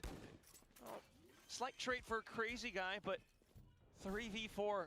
Spike planted. Jemkin getting a taste of something's gate crash. Woes on bind too. How many times did he come out of a gate crash or try to go into a gate crash and get finished off? This post plant's scary. Both are Russian players, as you mentioned, but right now Monyet getting tagged up. It's going to be an option to save for RRQ. Yeah, it's got to be, and the hunt can go on from DH as well. Just out of audible range for this reposition towards the tower. Oh. They're in spawn, and the angle, he will get the barrel noted. He will get the kill. Sure, trying to hold on to this weapon for dear life. Manages to do so, but still not a great look for the whole team. That's going to be the bonus round over to T1, and this is what I'm talking about, right? The defenses are looking problematic for RRQ. Not getting proactive enough over on Sunset. You have like one mid-walt round that they do something a little bit different. Gonna really need to see what Xfero can do around the garage, around the C site when we get back to a sense of normalcy. Just a couple of shots not even going the way of RRQ in this round. Looking on the wrong corners, always. Even with a weapon advantage spot. Just behind the play, behind the action.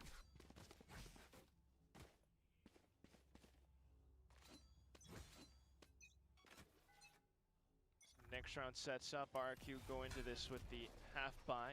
Bucky for Monyet. More proactively down C. Yeah, but it's not on a rifle round. This is the problem. RRQ, when the pressure is often around that they're not expected to win, feel like they just get a little bit more loose. And on this double duelist variety, it kind of works better for them generally. So I wanted to see it on the rifle round. It's just going to go A again, and Cushy, are you just going to get battered and bruised once more? Tosses in the shock dart at least, but yeah, gonna get completely bullied. Jemkin, maybe a slight reprieve, but Monyet ultimately diving in, just goes in for the weapon. And Buzz is gonna make quick work of the entire site. He's got a third. I'll return. A third 4K on the sticks here for him. Crazy Guy. Just gonna look to get a pistol shot or two here. Dude, Buzz is farming alt points. Yeah, He just used it in the previous round. He's gonna get the 4K. Oh my god! It's gorgeous. Honestly, it's gorgeous. He is getting away with murder in this map right now. Just gets the ulti orb, gets the plant, he's gonna look to get a pistol shot or two here. Dude, Buzz is farming alt points. Yeah, he just used it in the previous round. He's gonna. Right, we have to see it. We have to see some comfortability start to come out from RRQ. Dimensional Drift is just going to go in to this A side again. I'm hearing a lot of laughs from the crowd. They must have said something pretty funny. I think he's being really humble, which is a lovely look. That said, though, it will still be this double ult. But it's an operator at the top of sewers that you're just going to get drifted out of play. Exactly. Or droned. Trying to reposition. You've got the gate crash back into Link. Or both. Who's next? Uh-oh. Cutting through. Here comes Buzz.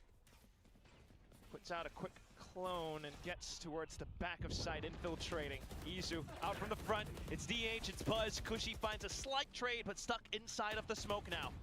He's trying to listen for the plant. Crazy Guy trying to provide some support. Crazy Guy steps out the back. DH slips through the cracks. Oh, but Cushy ultimately falls off. Lopsided. It will be still Crazy Guy trying to provide some support while Xfero makes the slow rotations across. He's gonna get double swung upon, but he crouches in! Double kill picked up. From the shadows, get some information out in the open, see that he's not Hell, see that he's not amongst the site itself. But it is Stacks. Was the gun barrel just spotted? The crosshair is trained the one way, they know. Too good. Stacks makes a go for it, but still Xfero targets marked.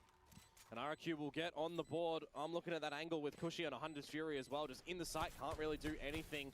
Shots are being collected from T1, exposing that there's a leak over at the A site as far as RRQ's defenses are concerned. But just in 4 bloody rounds, you're having 2-dimensional drifts. I mean, it's just absurd. The access that gives you, thought the T1 were actually going to find a 5th. Just with the commanding way they get into the site, it's rough ones from Meteor and DH actually doubling up as well. DH being put in a couple of problem spots. Buzzes, 14 kills in 5 rounds. It was 13-1 before. He's trying to one-up something. Oh, Manya trying to prevent that from happening though, but still getting shut down. Crazy Guy chiming in. You've got Hunter's Fury ultimately. And now you to take block them off. the player advantage as RRQ as well. You're okay with Jemkin being all the way down C long. Buzz spotted out at the bottom of sewers. Crazy Guy, it's risky to give this guy a duel in his current form, but nevertheless, you'll remove his head. And you'll set yourselves up hopefully for a second round here, confirming extra presence still around long. And as I highlighted, Jemkin's already got all of the control at C, and you've got trap wires everywhere else. Tucked in. See what the Cypher can cook up. He knows how other Cyphers will tend to play, so sets up his own. With that trap wire now exposed as well, you might just want to see the normal one placed at the front of the site to confirm presence instead of giving a little bit of a space that you can get a headshot on, like Xfero just copped. Now, neural theft for info. Look at that. Recon 2v4 nonetheless. from Cushy can go in. And there it goes. Peeks off of it. And unfortunately for T1, not quite being able to hold on against the firing squad. RRQ pick up 1 round. And you would expect that those 2 rounds now should give a little bit of comfort over towards Ewok and Warbirds, that they don't need to have a really early timeout anymore, that the game plan has come back into a little bit more comfort play, that Crazy Guy is figuring out what they need to do. Conversely though for T1, you start to see a little bit coming forward from RRQ. Is it going to be enough to cause concern to you? Probably not until it's something like 4-4, maybe even 4-3 if you lose this next round convincingly. Because you're also starting to expose still a couple of weaknesses for RRQ. If you're able to find out where some of this extra key utility is. But for me, the question really is Jemkin, this operator. When is it going to start to get active? Maybe now. Noted at least by Izu's quick jump spots. Jemkin as well, 1 away from the drift. As we start to get a little bit of this Yoru utility, it'll remove the trap wire that is in garage. Actually noted on the floor as well, but it is just outside the garage. So if that pops, you can shoot it straight away, have your trap wire still active. There you go. Quickly holding, the whole team arriving off of it. Oh, even quick on the Omen Paranoia as well, but T1 continue to push straight into side, relay bolts towards the back. It's not quite lining up just yet. Izu, some shots finally going through, but Xfero finds the trades too. Monyet, quick into logs. Xfero's 2 HP. Oh, they kind of peek into him. Overdrive out. Oh, but it's quickly shut down as DH. Overlooking corners with that overdrive there. Monyet. Minced. And now Cushy. 1 versus 2, the dark cover will eventually fade, and it's a crossfire. Using the tap of the plant to wait for that reaction. Stacks will pick up another round for T1. That's a rough C hold there from RRQ. T1 do get in, go for some really elongated sprays in the site as well, but the scan reveal is just gorgeous that comes out. I mean, the shorty as well from Jemkin just doesn't connect. The operator doesn't connect or provide any value. The overdrive of Monyet too. Some players that we look to RRQ to be consistent. Monyet, Jemkin, not present in this map just yet. And on the flip side for RRQ, a player that out. I mean, the shorty as well from Jemkin just doesn't connect. The operator doesn't connect or provide any value. The overdrive of Monyet too. Some players that we look to RRQ to be consistent. Monyet. That double-digit kills. The fact that he picked. I mean, the best thing that you could possibly line, our house plays, our RRQ, 1, T1, back in the driver's seat, just a little bit of a speed bump. RRQ call an audible timeout. You think back to Ascent Map 1, you know, Jemkin was still landing shots off of people jump peeking, but this time it's not quite landing anymore. Can I just say, Buzz hasn't got a kill in a couple of rounds. Okay. It's a couple rounds. It's a couple rounds. Cover going out. It's a crucial one though here. RRQ back with the investment, grouping up heavily in towards mid. Bit of a waltz if they do want to. Being kept in check currently, at least by Buzz. Take flight.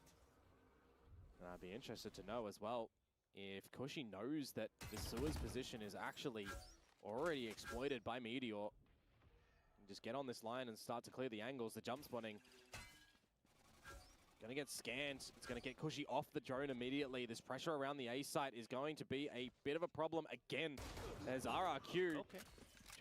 I don't know how Monyet found that. Did he spot him? I don't know. Replay, you gotta catch that one.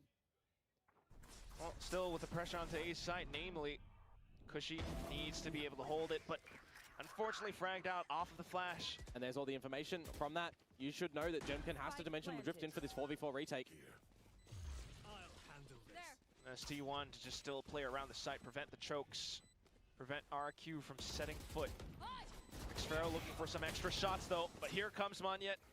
Here comes Izu as well on the overdrive. He's just stinging it through. Jemkin out of the drift and into the site, looking for Izu, who's slippery as an eel, but still, unfortunately, cornered into hell. He gets them so low at the end there. Xfero, 7 HP. Jemkin, though, relatively healthy. A retake to come through from RRQ. I was also, expecting that Izu would throw the overdrive in when the 4v4 retake does start to happen, but it's no real avail at the end of it. Here's we're going to see Monyet. So that's how it happens. Just Through the smoke. 2 taps and bye-bye. There you go. Heard off the clone's footsteps still though. Well, a necessary round for a after-round timeout conversion from RRQ. That is for sure. Haven't had the best go at them.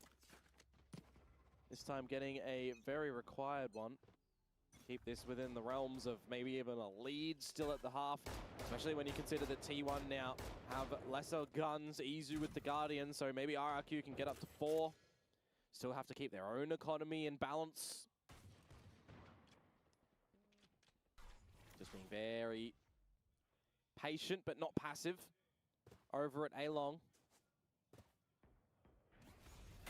Patient, not passive. That's nice. In the garage, you get some information as well. Xfero is prepared.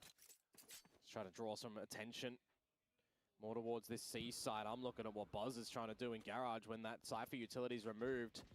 Monyet just has to make sure that he's aware, attentive with the Guardian. I say the same thing for what's happening there, but Jemkin, I mean, he's just lost the duel over at A. Uh-oh, it's Meteor now. Here's the footsteps. Not quite sunned up yet. Oh, he lands the shots! 2 of them! And all of a sudden, things just fall apart for RRQ. Flawless picked up by T1. I mean, he has just absolutely rained from outside of the earth, hasn't he? Coming on down and striking a blow on RRQ. Meteor getting that lurk active. It's ridiculous that he's able to get the second one as well, mind you, but an individual shot onto Jemkin. We're playing 1 versus 1 against Meteor 2 times over. We're playing 1 versus many as Crazy Guy and Kushi as well. I mean, it's all individually misplayed there by RRQ. And I'm not taking away credit from T1. They played that one gorgeously. They're hitting their shots. They're finding the space. They're exposing this defensive problem on RRQ's shoulders, who now are scrambling in the server, you would assume. Back to the eco. You'd lose control of the half here. And it's just a little bit too reactive, especially on the defense. T1 getting their way with things. Continuing to possibly build up to even more ults. This time, drone first in towards long. RRQ might have players close by.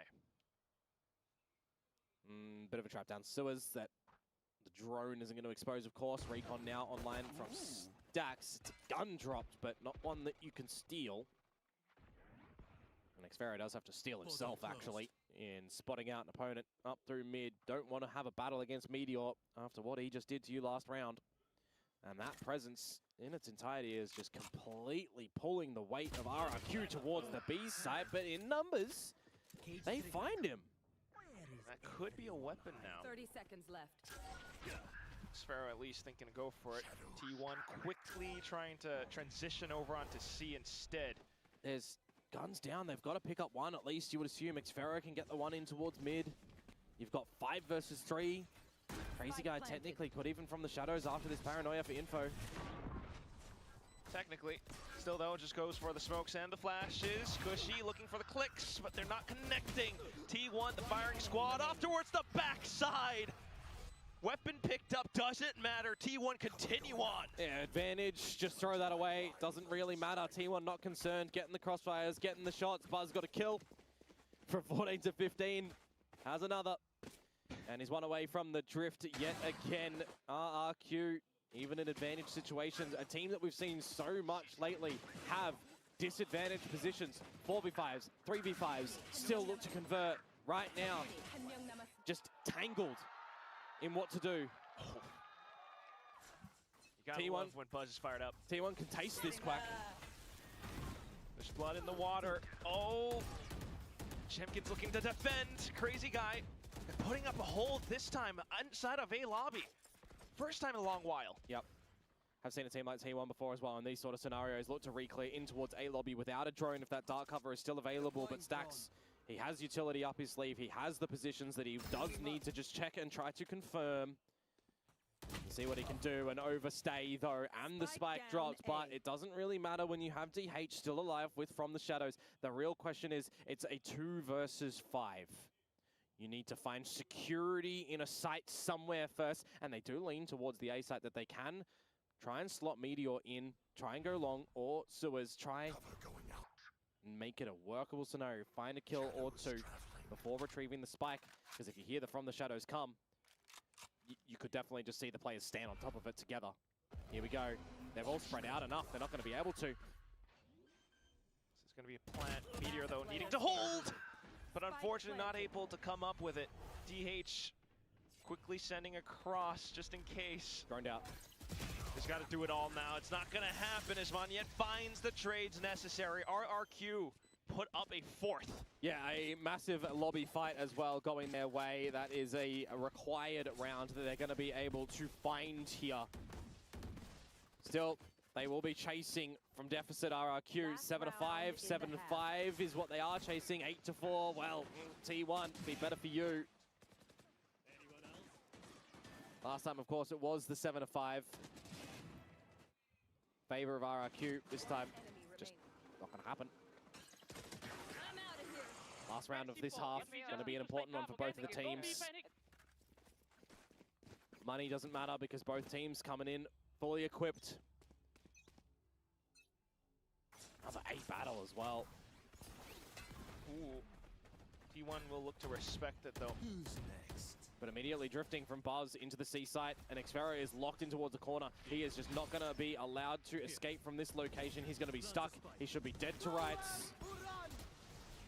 Here comes the executes. Hunter's Fury as well, but not quite connecting onto anything. Jemkin, in fact, getting a double kill, and Xferro still back plat. Yeah, bailed out of a sticky situation, that is for sure. Stacks and Meteor, though, from long.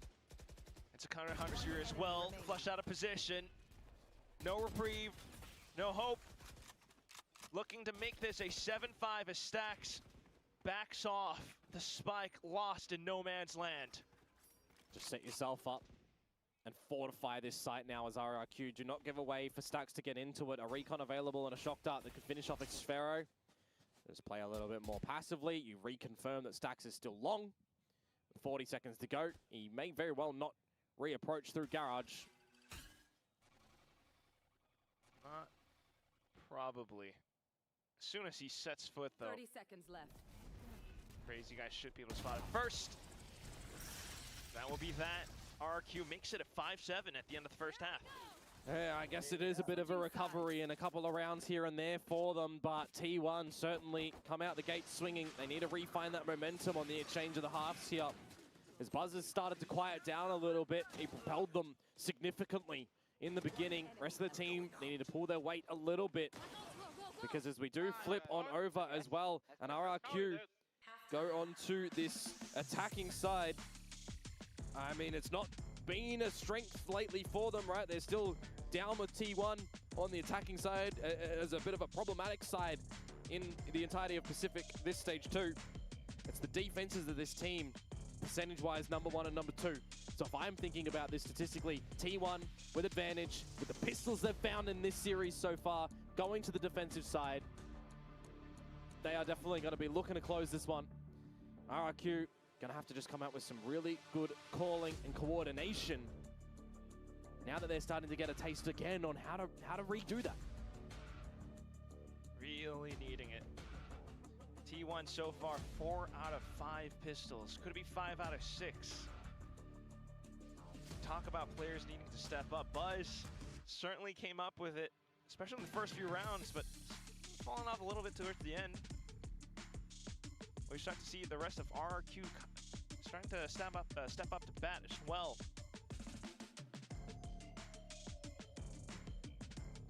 Well, it's the last half here in this playoffs stage. In this stadium, too. In this stadium. So let's have a good one. Pistol round, quite important. Night and day difference between Jemkin and Buzz so far. Got a bit of linchpin, you would assume, for RRQ's successes on this attacking side. Monyet as well with him. A pistol so far from Cushy, the bottom fragger. Gold. Now Stacks begins to push on, though.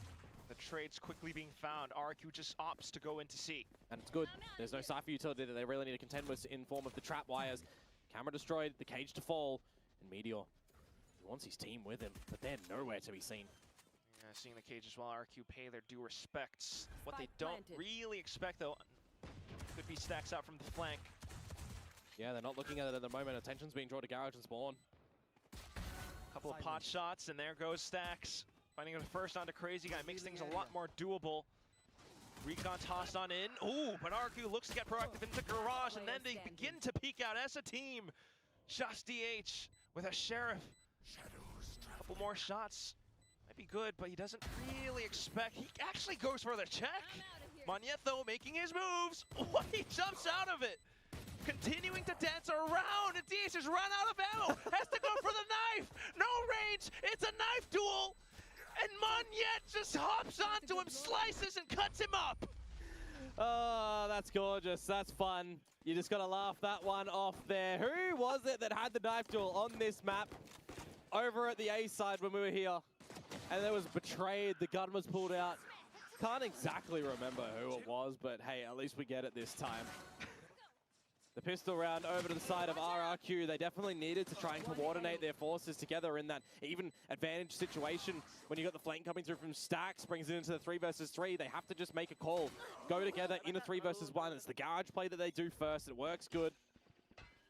They should be able to bring this into an equal field of play to the 7-7 mark unless they drop another round here. Crazy Guy, quick one onto Meteor. Stacks falls as well. This pistol round gone swimmingly so far for the non-pistolers in RRQ.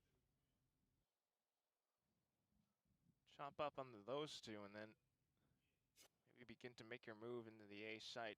The rest of T1 undetected so far.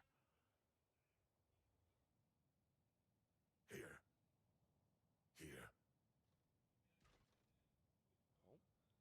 Well, if they're talking about what to do for this round and this pistols, might actually be a good discussion with RRQ no longer looking to go to the A site and instead looking to go C. Get one person to break the dart that you would assume to be the call. Get a crossfire happening. Gonna be quick stack. Shot's not quite landing yet though. Enemy remaining. Quickly traced over with wall bangs. One casualty so far, and that will be all T1 will be able to get. Nicely done. Now we'll get to see the weapons back in the hands of T1. See if they can catch the bonus round for themselves, or if RRQ are going to be able to just repeat what you did on your attacking side. Of course, we're having no one really close to any sort of ultimates in the very beginning that you can drift on in. Yeah, not yet. Jimkin's still got a lot to catch up to. That's it. It will be an A lobby angle. Yeah, it's something that RRQ are really good at doing through sewers and the long crunches, right? Getting a lot of the control there. Buzz is going to see what he can do by himself. Progressive utility from RRQ just has to be respected that they're not going to be there anymore either. Crazy guy. Risky to stick around there. Opts for the better of it. Still though, Take flight. getting spotted out might reveal RQ's intentions. Izu now prepared for an incoming hit. Meteor as well, holding out from window. Well, it's not going to be the angle of approach for RRQ, though. Try and force T1 to capitulate back to that C site, back to the corners. As they're still happy enough to just keep Buzz over in the sewers. Gate crash at the ready and utilized. But we're toing and throwing around the map at the moment, it would seem. One step here, one step back. But this time you got fake presence with Jemkin. Looking for a 1v1 maybe. Gate crashes back in. And now it's going to be the C hit. You've still got that trapwire that is a little bit far forward. 30 seconds to go. Rotations start to come towards this C site as well. DH 18 HP. Good paranoia. But RRQ still have to go in now. It's going to be the entire site engulfed in utility. Carpet bombing. DH, the rest of T1 trying to set up the crossfires necessary. Meteor goes in and holds down Mouse 1. 3 kills. DH 2. And T1 managed to bring things back. Oh, that is very quick. T1 really around the map, not giving some easy tools to RRQ. You know, it'd be very easy to see Buzz kind of overplay his own hand over it long and then potentially lose his life to Jemkin. For DH to stay in the open a little bit more and lose his life there as well. Just the right reads for T1 at the right moments. No access into the C site for RRQ. T1 will claim back the lead. We'll see what a proper rifle round has now with a couple of players down on the lesser equipped shields and the regen ones as well. Needs to be a little bit pacier, you would assume, for RRQ. Time cannot be contended with. You cannot let it bleed down low. The longer that goes, the more information T1 could possibly get this time. All scrouched up towards this A angle. Buzz quickly noting it though. Drone from Stacks as well catches them as they try to backpedal out. It is just slow though. Again from RRQ. Expecting a bit of space to be claimed from T1. A bit of a peek. Down through sewers, up through long. Different look towards a forward trapwire as well. Lucky enough that there's no one to immediately capitalize upon that. As we are still spread around the map as T1. Not really phased to play off a default. 40 seconds to go, RRQ. Got to give yourself enough time still to be able to afford some slip-ups if they happen. How does Xfera look on the lurk timings? Well, it's more importantly for me, there's 30 seconds to go now, and if you're wanting to go to this A site, there's a reposition from Mr. Meteor already there. Manya trying to sell the fake too. But quickly noting that there is no spike tap just yet. Back into A. Still, Xfero managed to take the first shot. Meteor hiding inside of the cage. Buzz chiming in with a kill as well. 2! Meteor springs forward, and now the rest of the team has arrived. 2v1, crazy guy. Can he shoot himself out? No! T1! Another round under their belts. It's 2 rounds in a row that we've seen from RRQ now, just toying with the time, toying with the rotations. T1 not really being sold any fakes. No great salesman from RRQ's side of things, and they just aren't allowed to get into the side, aren't allowed to get a plant again. They need to be hunting these kills earlier on. T1 are just not giving them an opportunity, not giving them a chance. I mean, even if you got the kill there at the end as Crazy Guy, I don't even think there's time to pick up the spike and go for the plant. 9 rounds now for T1, knocking on the door, double digits. On Operator out for Buzz as well. Definitely going to be chasing how many Jemkin has to his number this stage. Over 66. Oh, well this time it's going to be Buzz. He's not going to be able to find anything. Stacks quickly trying to relay forward alongside Meteor, but even with the Sheriff, Jemkin lands a quick shot. Meteor goes for the double. Izu sliding in, not quite landing the transfer. And what do you do now? DH already here, a 1 versus 2, and it's a 1 versus 1 when the plan starts to go down and drop in towards hell. Look at the wrong way, it's Crazy Guy. Spawning out Xfero, and he's blinded. Flashed up, TP'd across. Oh, even with the up in head, what a trick play to land down double digits.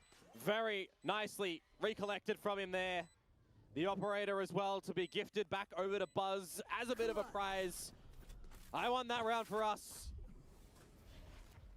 But well done from the forces of T1 as well to at least still get some damage in the round. You can see that the spray got a little bit away from Izu. But it was from another deficit situation for T1. 3 versus 5 for that mere moment in time. A double delivered by Meteor. And within the scrap as well, DH rotates as quick as possible and works that retake to a T. Double digits now for T1 and a timeout brought out by RRQ.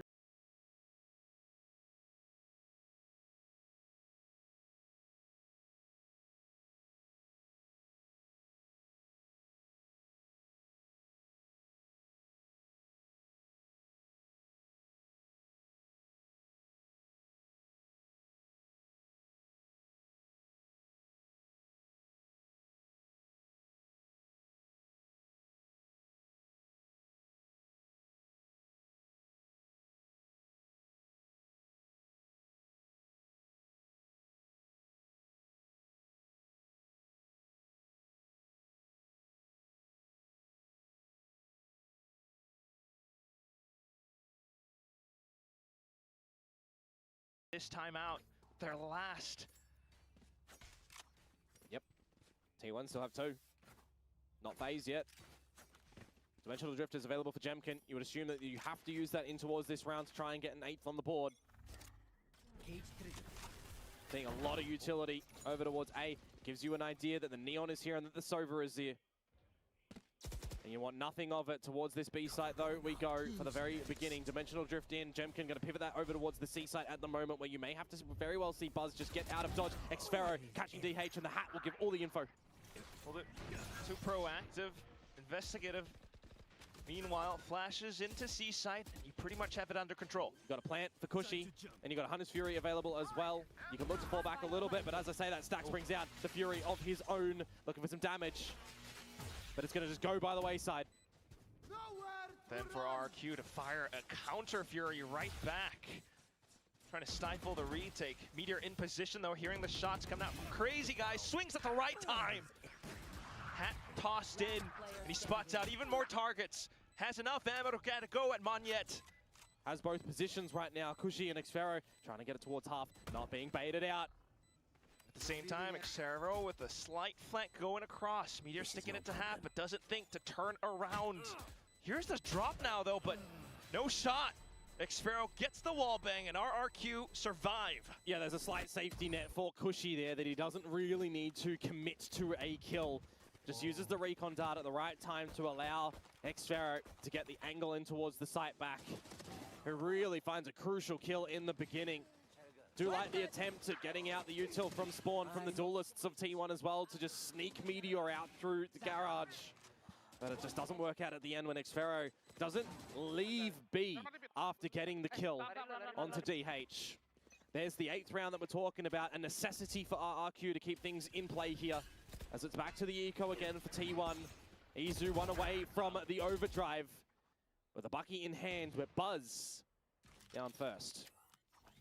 Stacks will quickly pick up the orb off of his death. Trying to keep things interesting for the upcoming rounds, but right now, alert that it's going to be an A hit coming through from RRQ. And that's just going to confirm that Meteor's presence is required on the site. Off to the back. Wow! Blinded, but still lands a shot. Jemkin, though, close range. Quickly dispatches of him. You got the sprint, you got the stun for Izu and a Bucky. I mean, you're going at it no matter what. In death, you pick up your overdrive, and in kill, well, you remove something from RRQ. Best shout. Got potential smokes to spring out of, but with the whole of RRQ just firing off shots into it. And damage is what you're after here as well. The economy state of RRQ is not too healthy. Don't toy with this like this, Jemkin. Don't give an opportunity over to Izu. You'll think better of it. This is more of an angle for Izu to possibly just die to the spike. Yeah. RRQ up to a 9th. Just a little bit sad for me as well, when you look at what is available for RRQ actually. They're not getting Jemkin's Dimensional Drift or Honey's Fury or a Neural Theft Online currently. You very well could have been an angle to just go in and pick up your ulti as Izu. Just die to your opponent. Angle yourself to try and get a kill. Do some damage to the economy. It's, in my opinion, better favor to do all of those than go up with the spike. But it will be what it is for the players on the server. One kill at this point in time is still important, don't get me wrong. But I feel like the value of an overdrive for Izu, if you get into another eco scenario,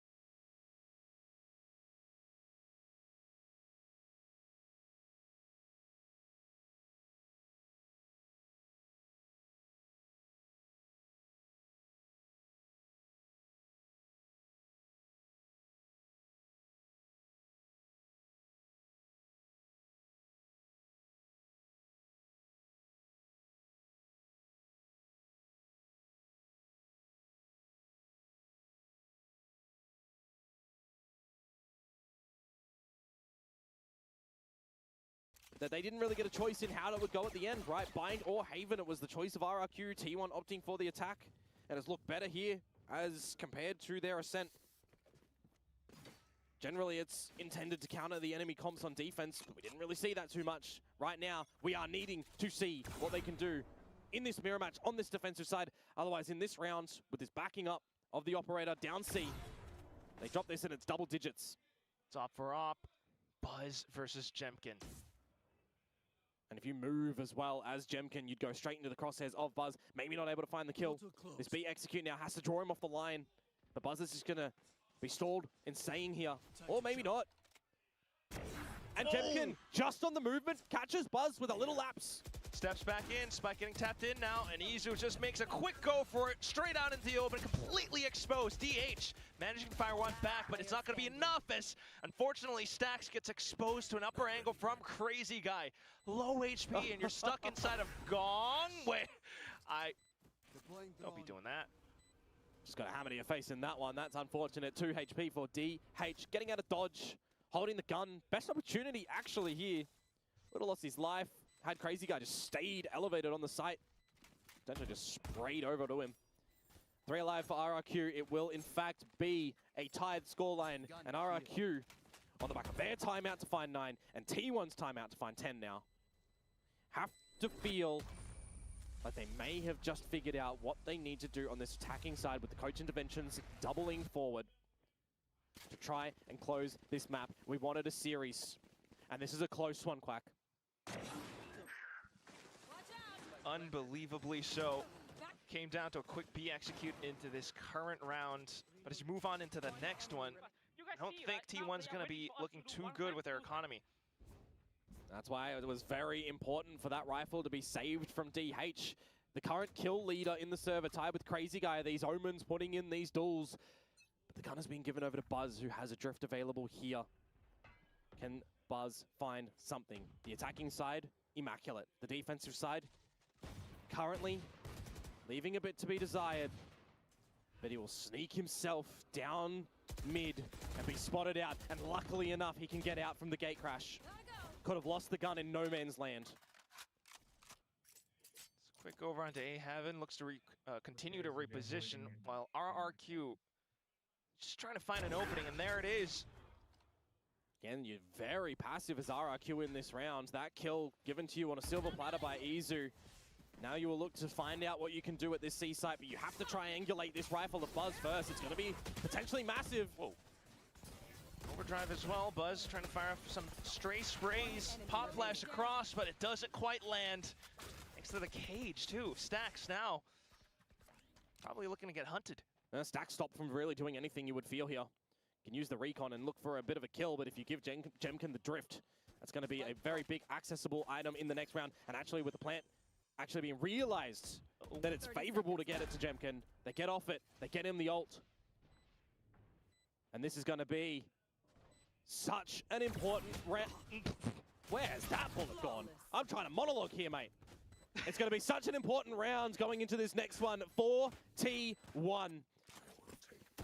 Bai will be back. This round will cement full rounds of regulation. But whose map will this be? Still have some outs beginning to build up for T1. It's going to be explosive for sure. RRQ, the Korean Slayers, they said. Just a few more rounds away from possibly punching in their ticket to Japan, while T1 trying to shut that door in RRQ's face. 4 rounds in a row on this attacking side from RRQ. This one definitely, you would assume, is going to be that drift angle from Jemkin to start to get on in. An immediate from the shadows reposition actually comes into play from Crazy Guy as a bait. It's to throw your head amok in the server in this really crucial time when tensions are high, rising around this A side. And in the drone, you are feeling really worried for Stacks. He's gone. The A side open for the taking now. And Buzz a little bit late to the party because of that TP from before. Relay bolt completely connecting on, and it's a double kill. And that has to be the save. You're going to have no money, you're going to have no guns. This is a 2 versus 5. This is untenable to get unless Meteor misses the kill to Crazy Guy. And DH has to provide this operator to Buzz in the next round. And the hunt is on. Stuck inside of B site.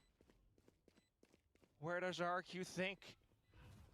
And if you're RRQ as well, you're just placing that sickle right around T1's neck. There is another timeout for T1. As RRQ will find round 12, you would assume they have to call this. Autumn needs to talk to the boys. But you also give another opportunity for Ewok to do the same. RRQ. Oh boy! The operator is gone! Match point. And your pockets are empty now as T1. You have an overdrive, you have a drift.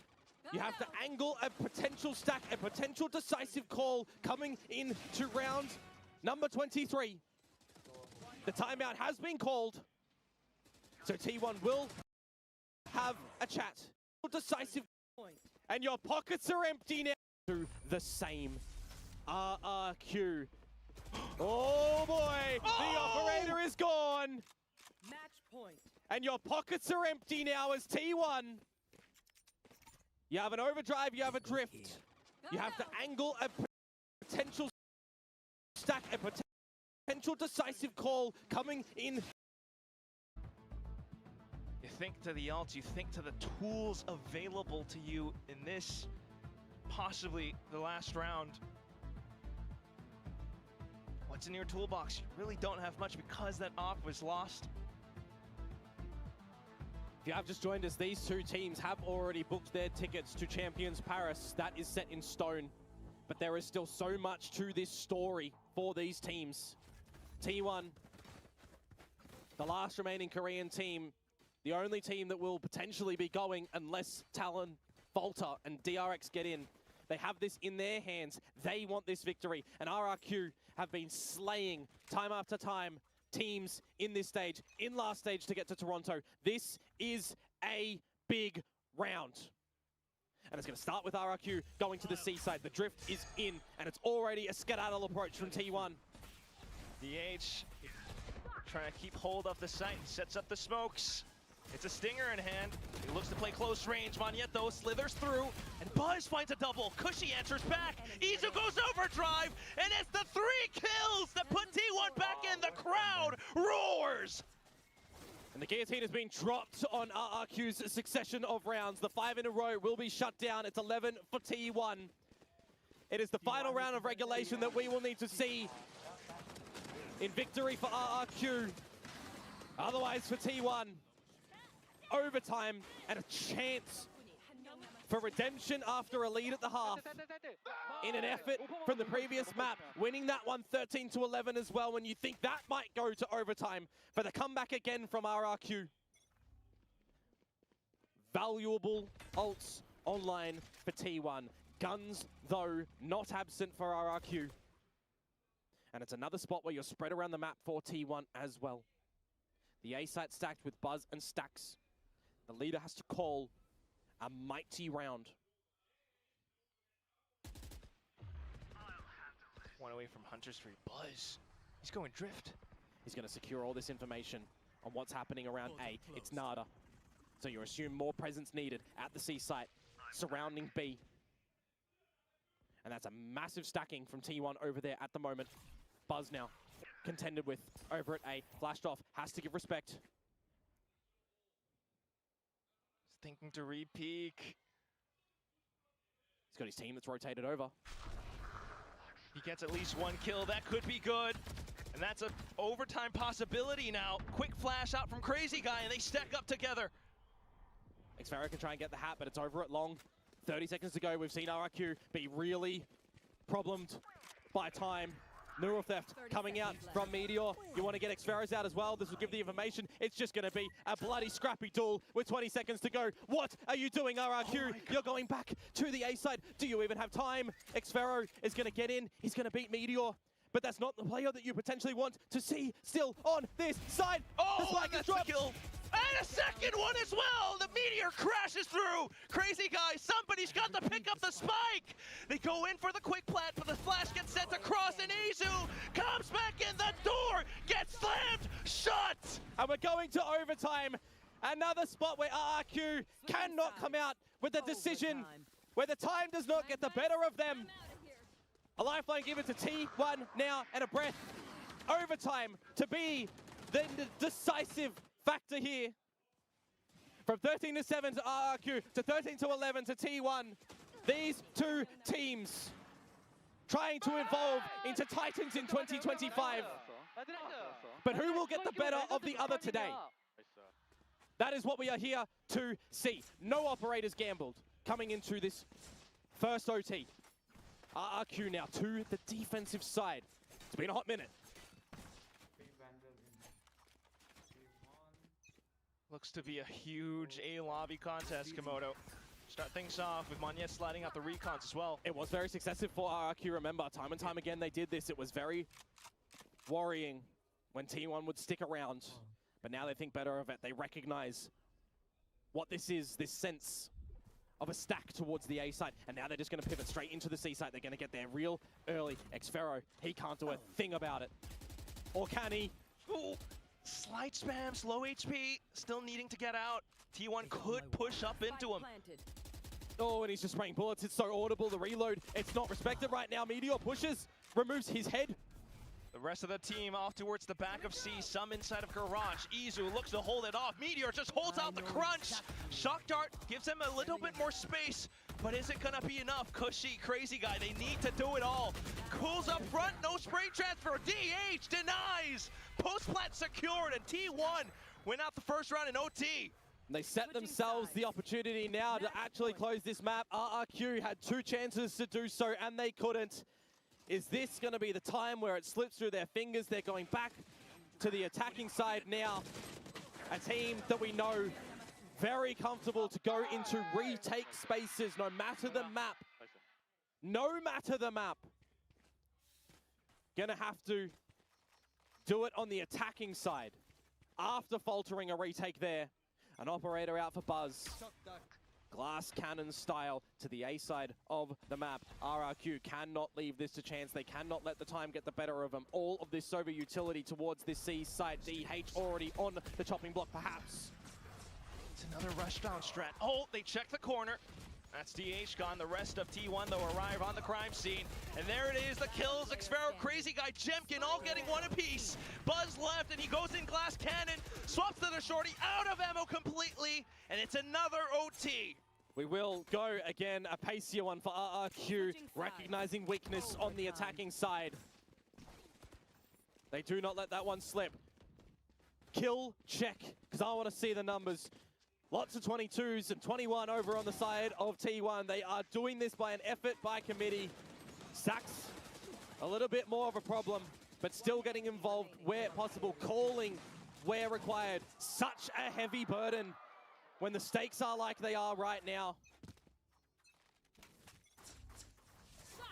Back into the attack. It's another A-lobby contest. Onyet just goes for the wild sprays. Izu manages to get out. Oh, he's been damaged again. Just like last time on that C site into the trap wire, but pushed away. You don't want to see another 5 versus 5 position as RRQ. You want to try and get a slight advantage as Meteor slots himself at the front of B. This window play right now coming towards him, and he fluffs the bullets. Some slight damage still. And Izu feels the need to go on the hunt, pushing out into Link. Not aware of the corners though. It's going to be Monyet with a wide swing.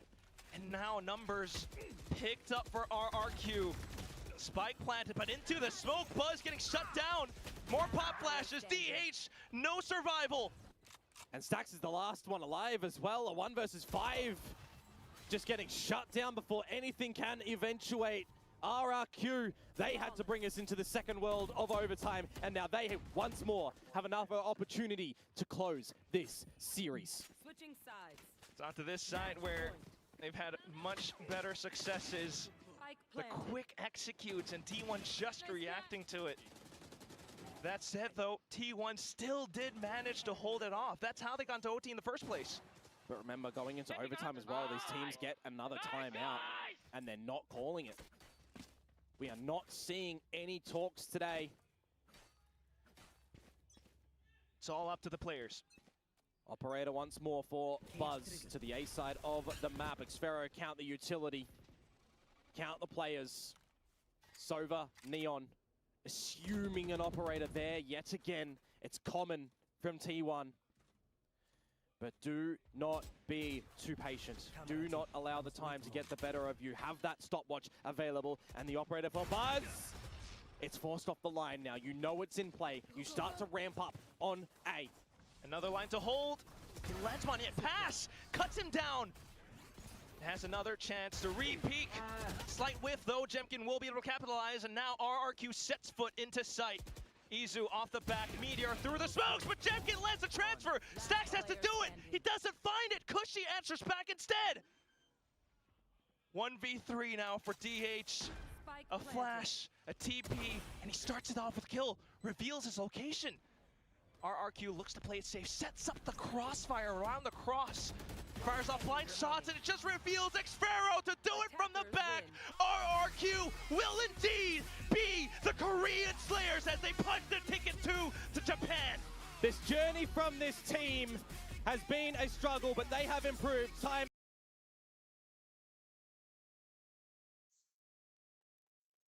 Hey, arcade, mate.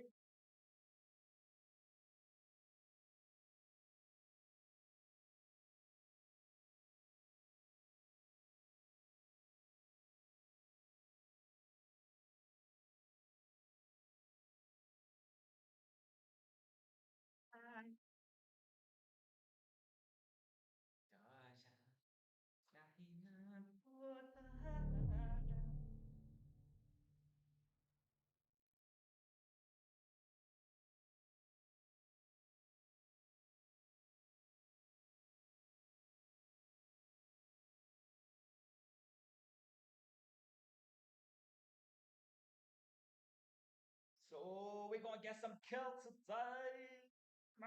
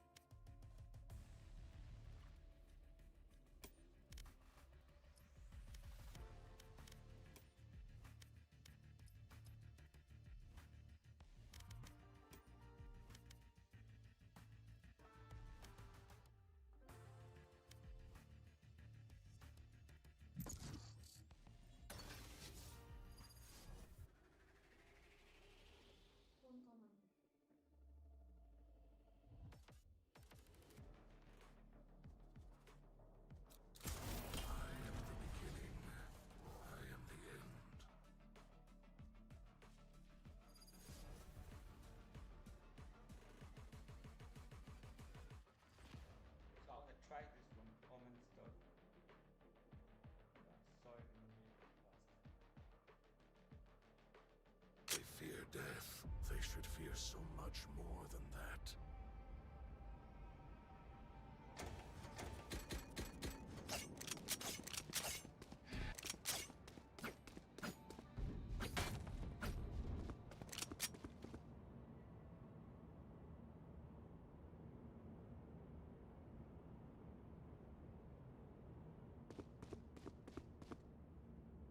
Here.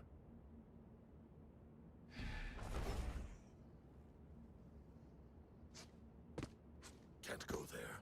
Can't go there. Not there. Not there. Can't go there. Not there. Can't go there.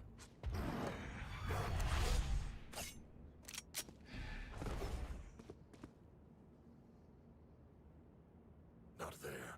Not there. Can't go there. Can't go there. Not there. Not there. Can't go there. Can't go there. Not there. Not there. No charges. No charges.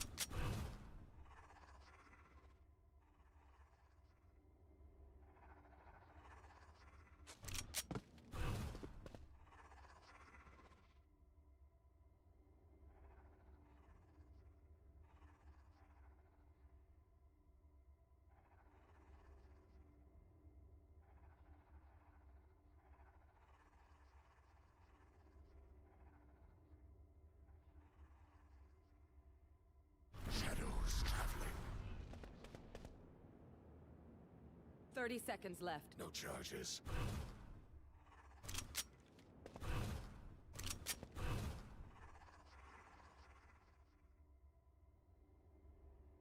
Shadows traveling. Not ready yet. 10 seconds left. Not ready yet.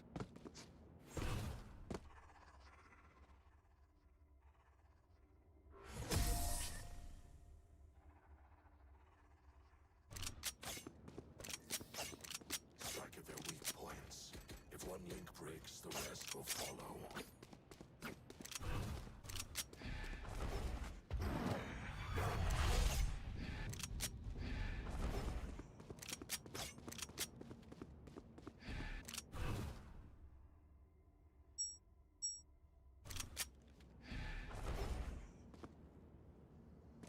Cower.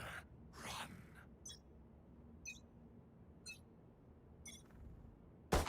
Here. Cover going out. Can't go there. Not there. Can't go there. Can't go there. Not there. Not there. Can't go there. Not there.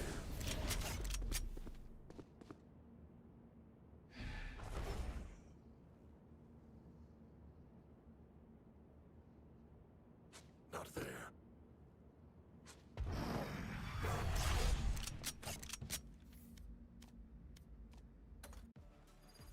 So it's literally fake, I guess.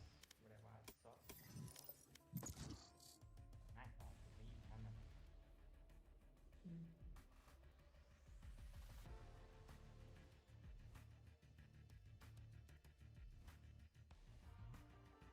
Match found.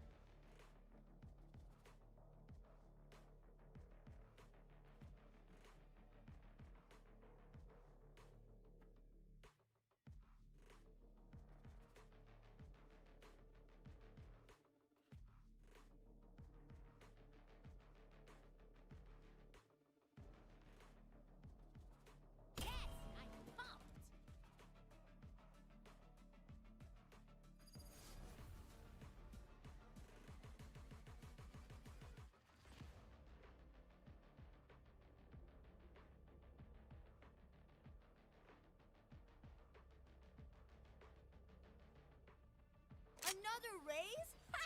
I bet she's fun. I mean, still kill her. We're not gonna play around today. We're gonna mess things up. I'll go. Reloaded. Hello?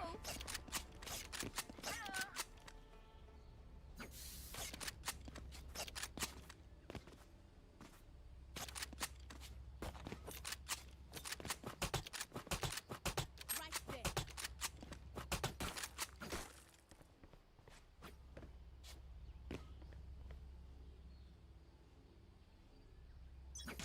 Spike ले ले Kiku Concealment.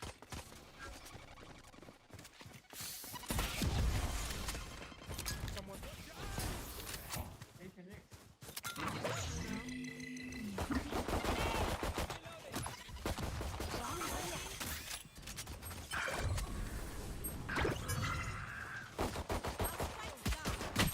Last player standing. Spike down A. Flawless.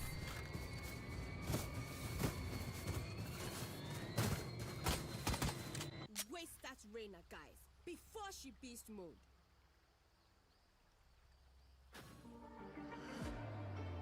Let's make them dance. Reloading. I have the spike. GG, Tim, GG, you should make remake when you know your team is shit. For sure. For sure you should.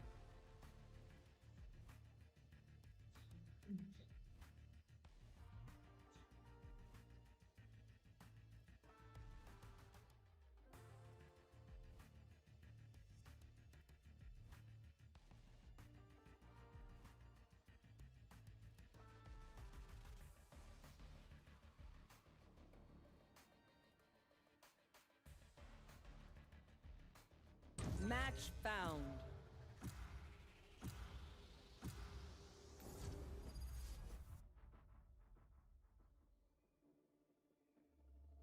Oh no.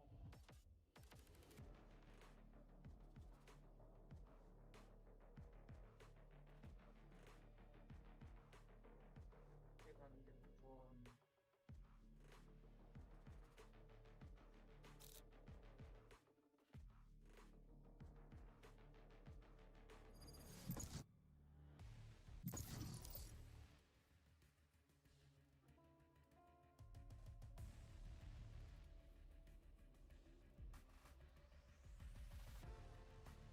Match found.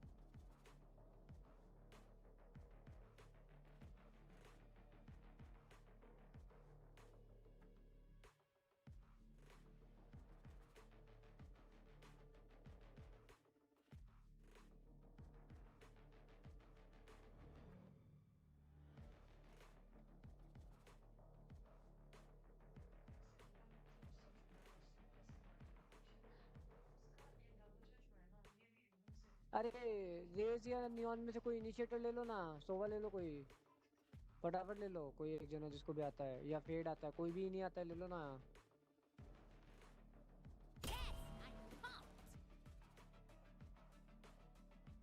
अरे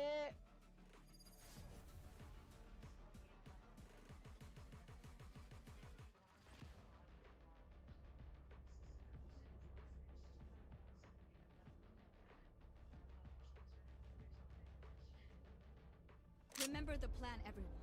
And please, please stick to it. I'm talking to you, Ray.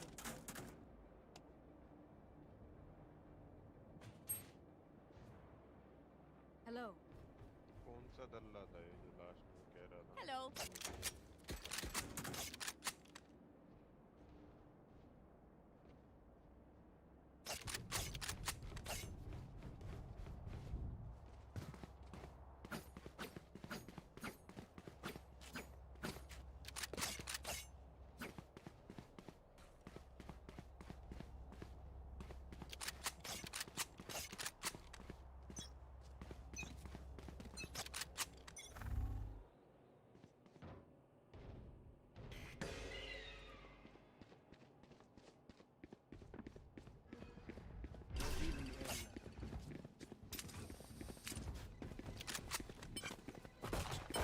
Last player standing.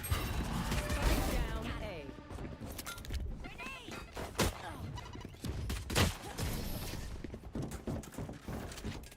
Why am I panicking?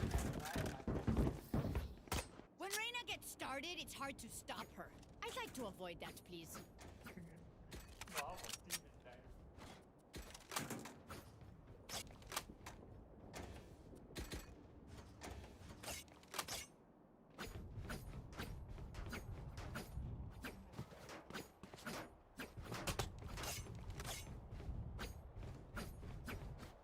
Ignite their placements.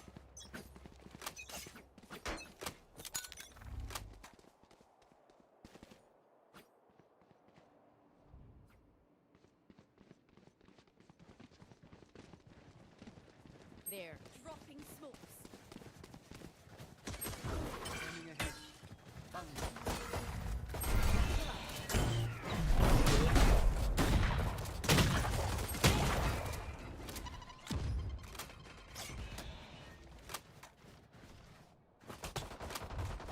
Last player standing.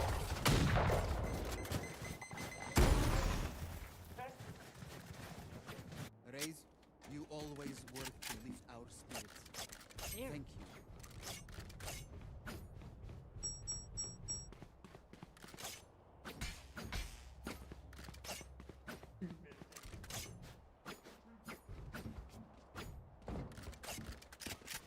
Caution here.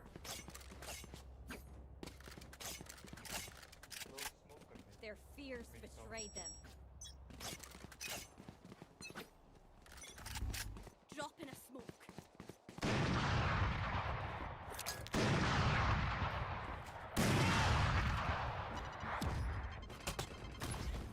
Enemy spotted. Bomb buddy out.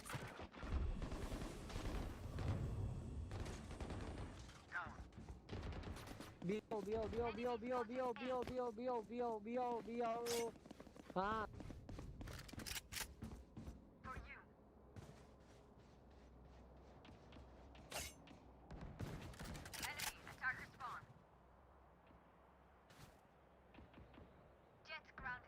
Satchel out.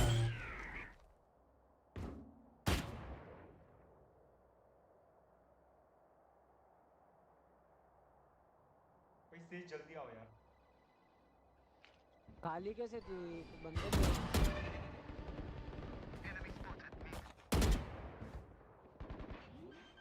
There.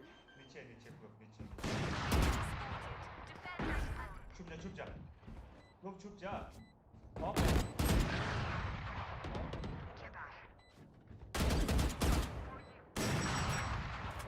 Of वाला नहीं है of वाला यहाँ है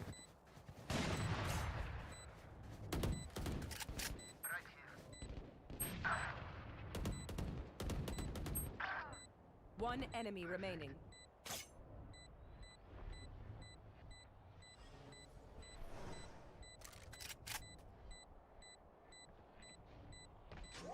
आ रहा भाई आया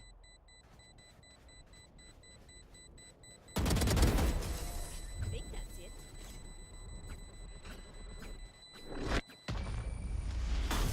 They're feeling frazzled.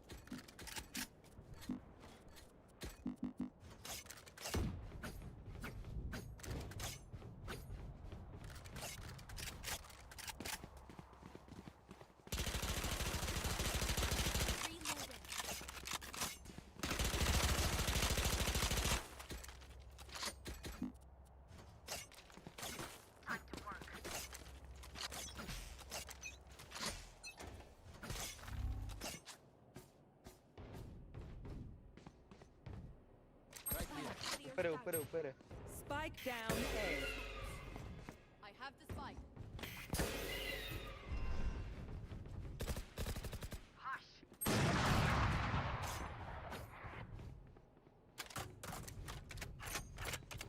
ये ओप है मत जाओ रोटेट कर लो ओप है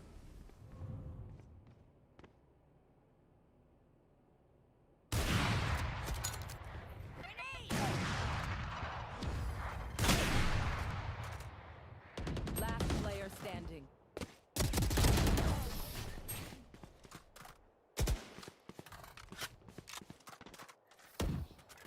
Stay taut as a bowstring. The fight demands it. तो उसके लिए ड्रोन कर रहा हूँ उसके साथ घुसना है रन नहीं है मेरे पास। बोल रहा हूँ मैं ड्रोन कर रहा हूँ तो उसके साथ घुसना Reloaded. Should I have a drop? Thank you. मेरे को दे दे तो मेरे को दे दे Deploying drone. Dropping smokes.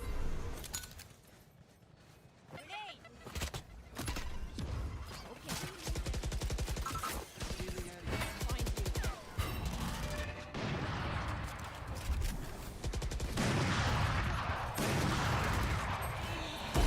down.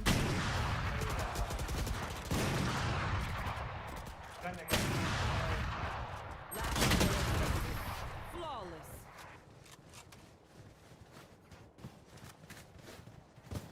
Prepare yourselves. We fight once again.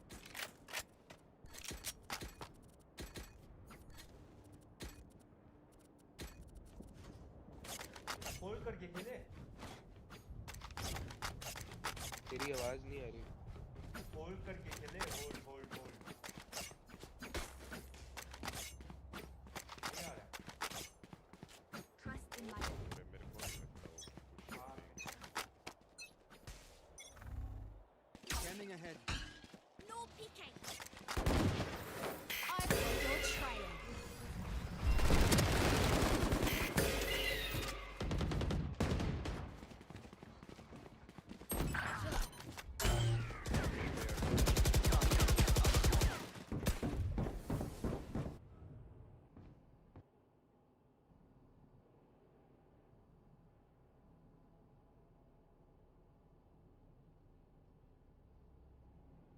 Mid से भी जा रहे हैं शायद। रेज भाई मर के लोकेशन बताओ ना यार मेरे को नहीं दिख रहा था नहीं मिड पे back step. Last player standing.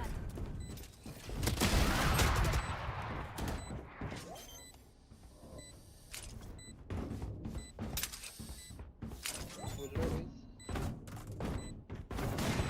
थोड़ा बैक स्टेप आया। बताओ तो नहीं मेरे सामने ध्यान You're दो up. Stay अच्छा। safe. You're going साथ back में in. तुम आराम दोनों line by line.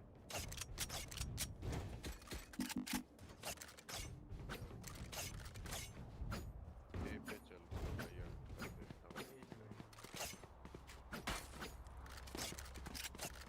Alt of दिला दे ये वाला बीका। मैं अल्ट करके एंटर दिलाता हूँ। आजा दियो ये अल्ट ऑफ दिलाओ। एकदम से मत पूछना Through the storm, I fight. Take flight.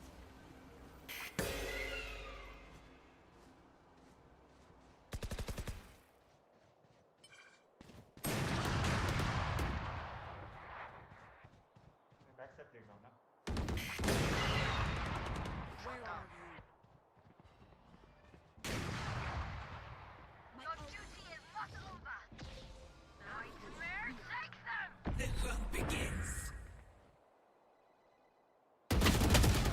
Back step Enemy smoke. चले गए। Plant two plant two plant two plant Enemy remaining. 3 gone. KG 80 है।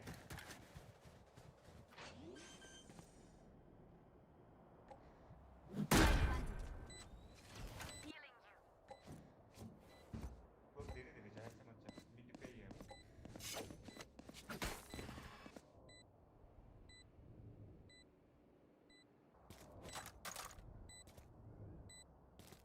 here. ऑपरेटर मत लो कोई भी, मत लो अपने से उनको जाएगी। Your bags. ऑपरेटर मत लो कोई भी, अपने से उनके पास जाएगी, उनके हटवानी ऑपरेटर, वरना एंट्री नहीं होगी। They want to dance? I'll leave. Can I get a तुम्हें drop? मरना नहीं है, उनकी ईको तोड़ो। जब पे ओप पागी ओप है लगभग के पास, तो अपने ईको होगा, तो पहले उनकी ईको तोड़ो। Thanks. आराम से धीरे-धीरे खेलो, Reload a drop. Long angles पे मत देखो। Thanks. क्या? Let's start this party. Grenade! Dropping smokes. Out of charges. Get that one. Go get it.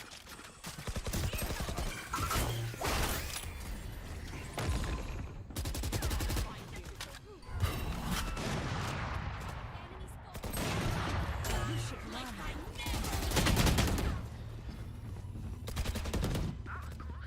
One enemy remaining. तोड़ वो तोड़।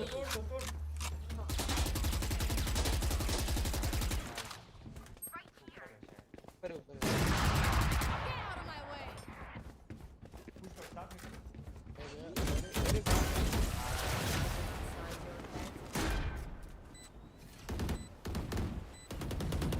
We are strong because we are together. Don't forget that.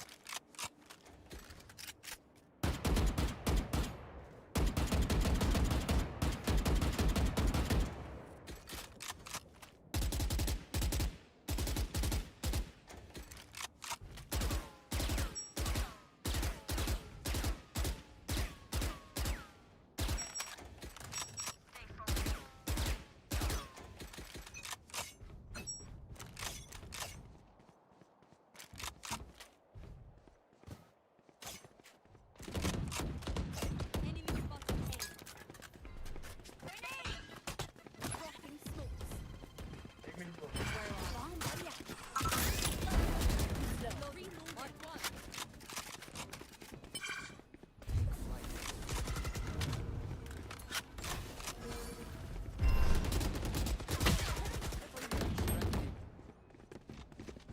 Right here. Spike is down.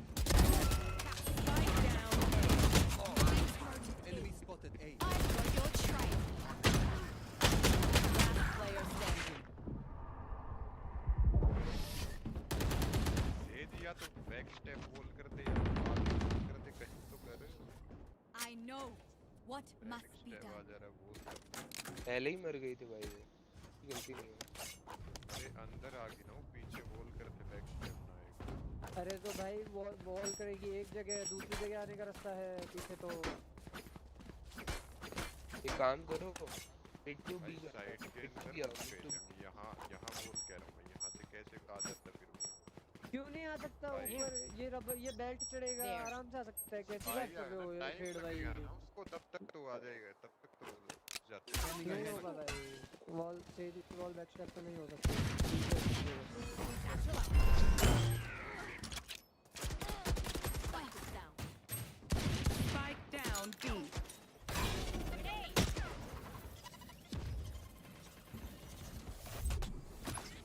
Bomb buddy out.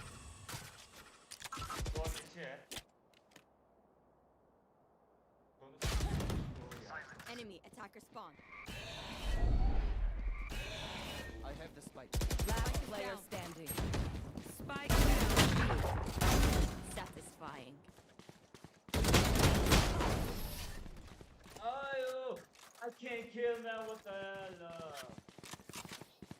A bow and arrow is old-fashioned, but sometimes old ways are best.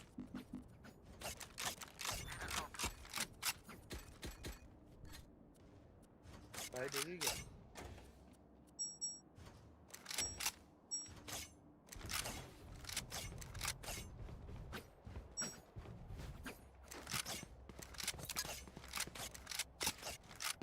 Where are they?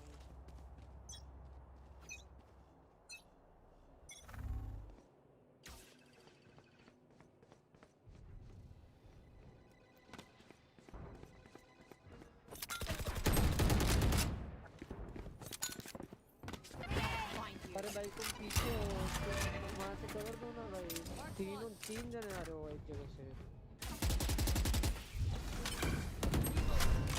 My ultimate is ready.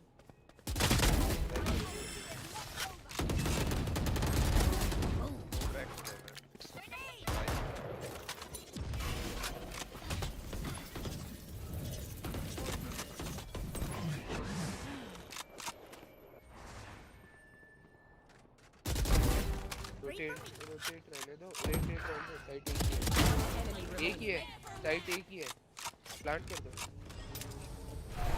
Mid से आ रहा है वो mid से आएगा back step mid से आएगा वो bug गई थी वो बोल कर दे बोल ऊपर से आ रही है ऊपर नहीं मिले मेरे को ऊपर है फ्लोर डाल दो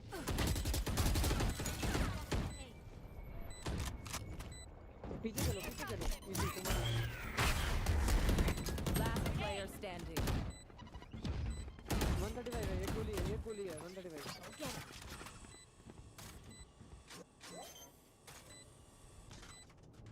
डेफ कर देगा वो कर देगा डेफ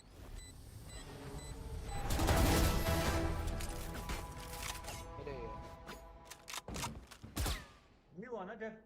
Last round हो before the हो switch. गया भाई 135 था पीछे आके बूम बॉट करने की नीड नहीं थी क्या अपना राउंड हार गया ये यार माय बैड यार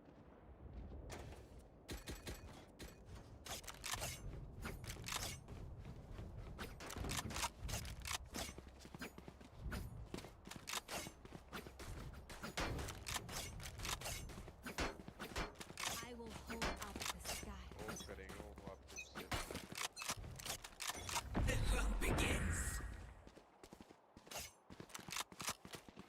Satchel out.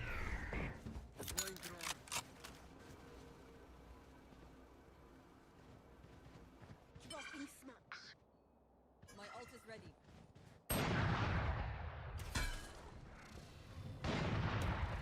बैक स्टेप देख रहा हूं ना प्लीज दो आ रहे हैं Spike down B. You should run. Fade spike उठा रोटेट कर ले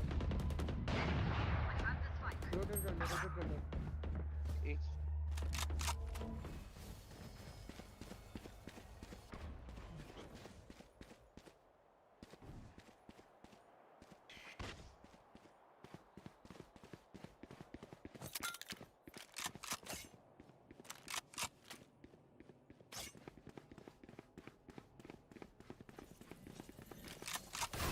पहले वो तोड़ो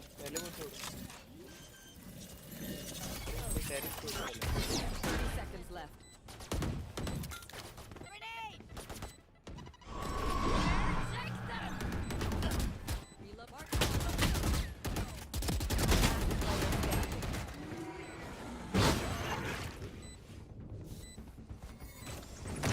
Get out of my way! I'm going really bad though really bad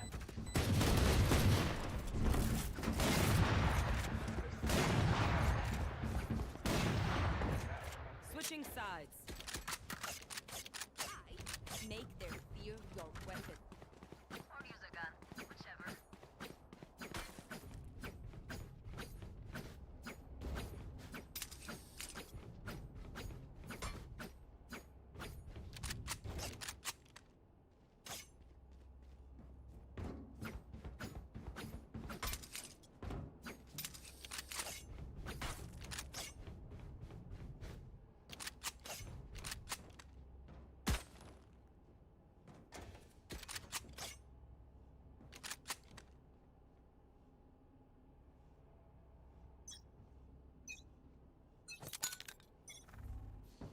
Grenade! Need help. No kitchen. Bomb buddy.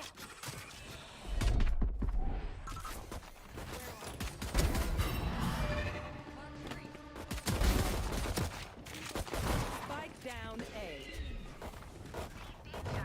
Enemy spotted A. One enemy remaining. Last enemy taken out. Grenade! We're here because we're the best. Don't any of you forget that.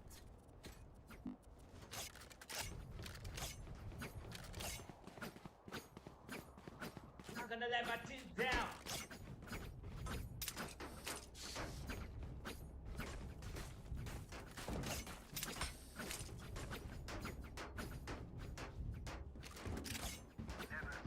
मैं भी जा रहा हूँ.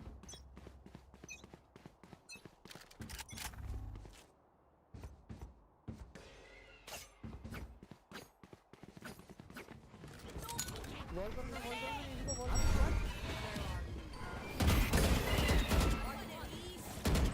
Enemy spotted. Spike down A. Get out of here. Grenade!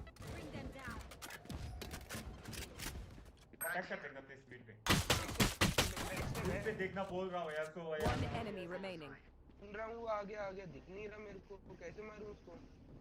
Drop in a smoke. बोल देता कोई नहीं यार. मेरा वेंटल ले वेंटल है. अच्छा ले लिया. Revealing area. वो स्पाइक ले गई हो. Planting. Spike planted. I killed you guys. Enemy spotted B. Deploying drone.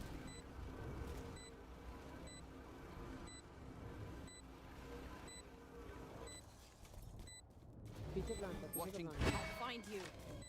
Last player standing. Nice.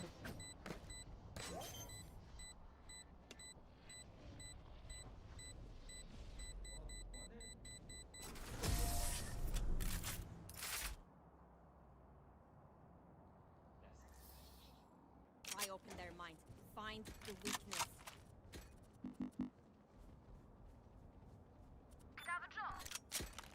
Can I get a drop?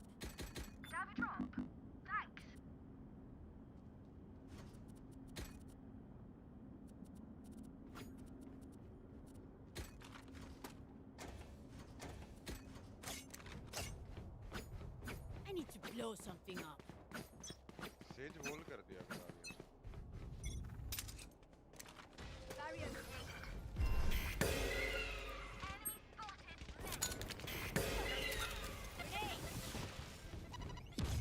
Where are you? Marked one. Drop in a smoke.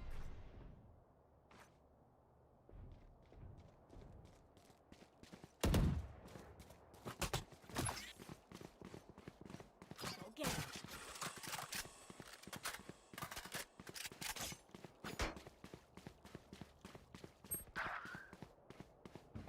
अरे क्यों boom boat डाल दिया भाई बंदा.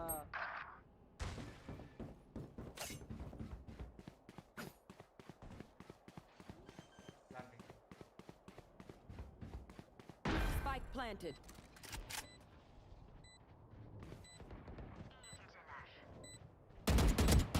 One enemy remaining.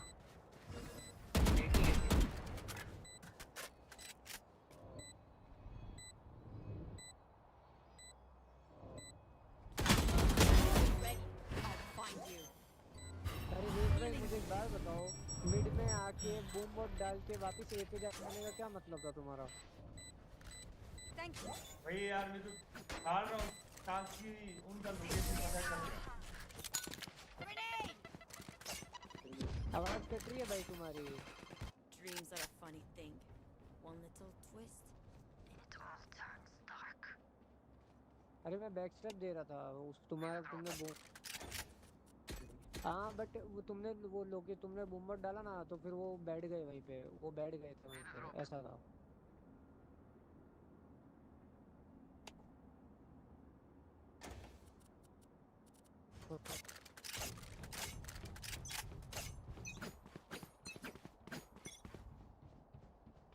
भी आ सकते हैं. B है बी. मिड देखना. मिड मत छोड़ना. मिड मत छोड़ो यार. रेस में मिड देखना. एक पीक देना मिड में. Spike planted.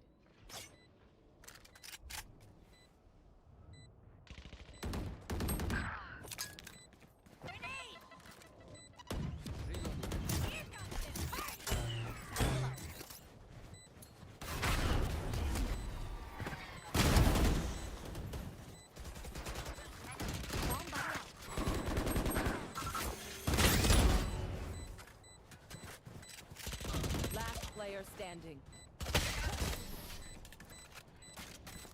We are.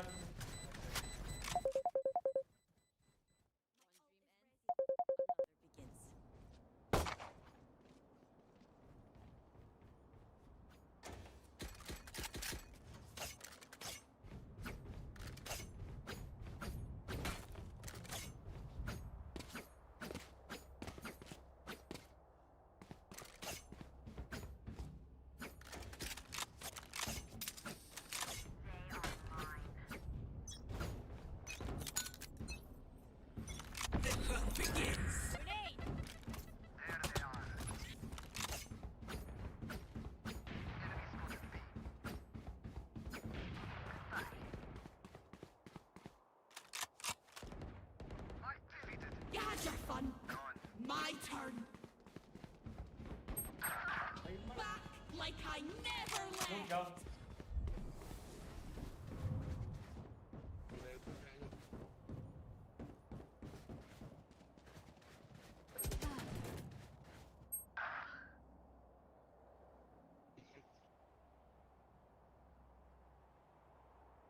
Last player standing.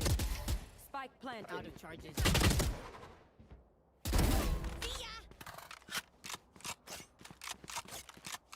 70 clove.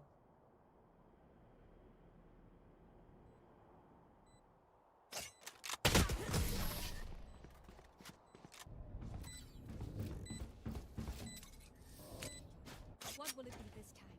Have any patterns emerged yet?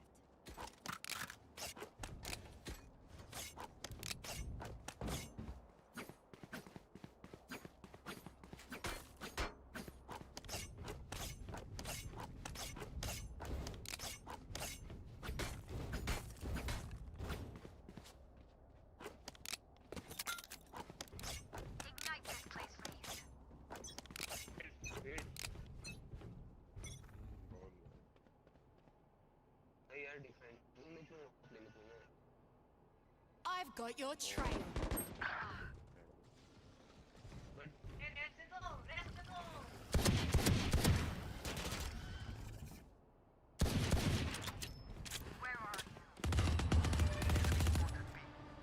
Bring them back.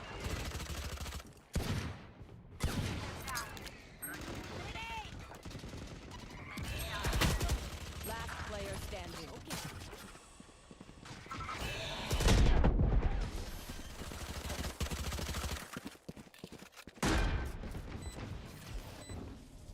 Match point. Once more in the battle. I'm not tired. Are you?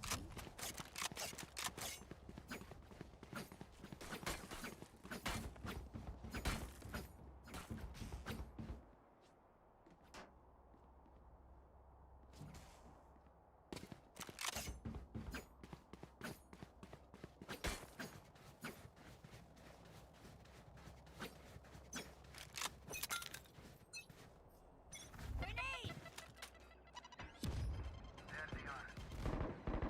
Pew pew!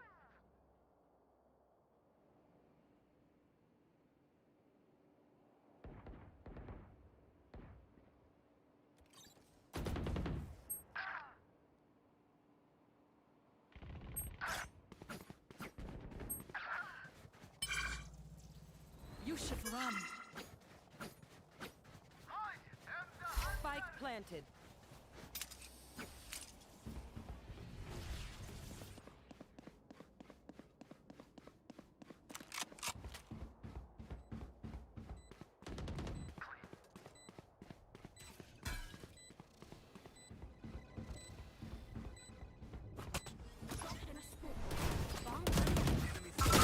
Enemy remaining. Last player standing. Clutch. Attackers win.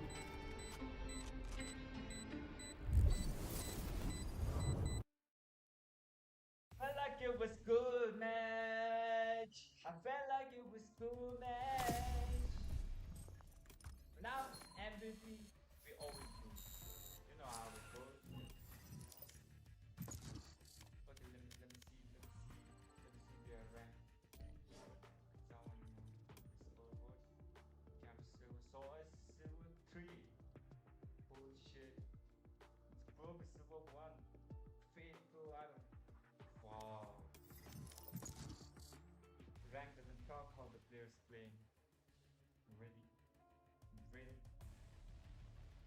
finna give up on the beat. I'm finna give up on the beat.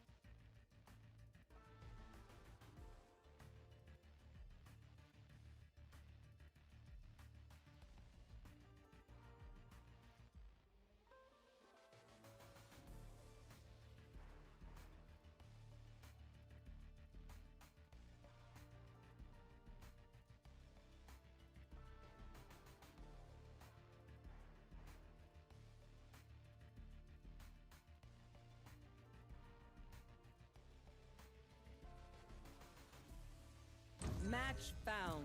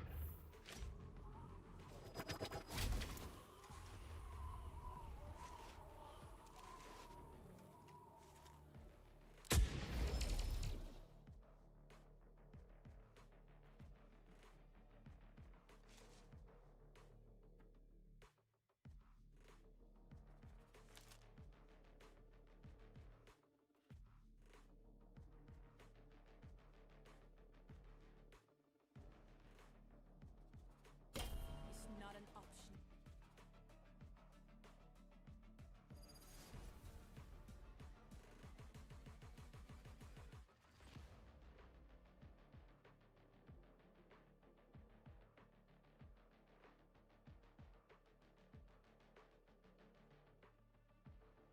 Have I been aging? Like, at all? Still not sure how this whole living forever thing works.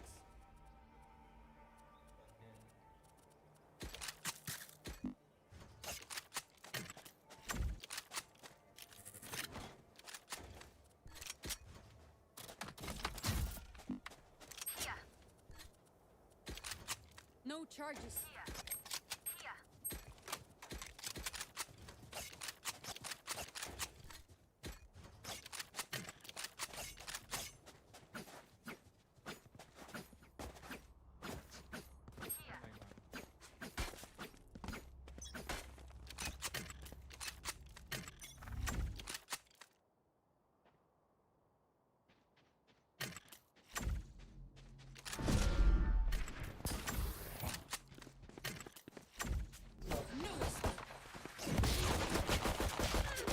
Back that go.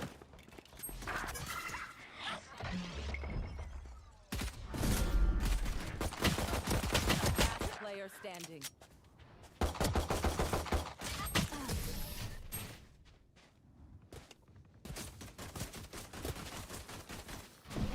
I'll burn brighter than their phoenix.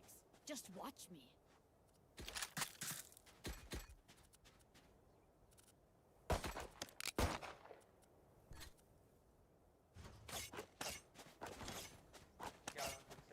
I'm saving.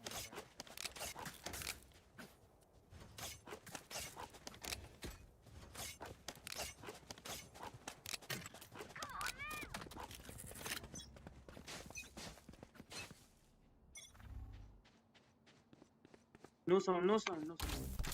Sound sensor up.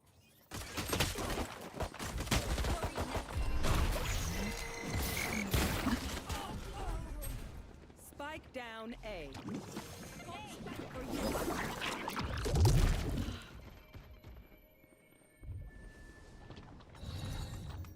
Dropping a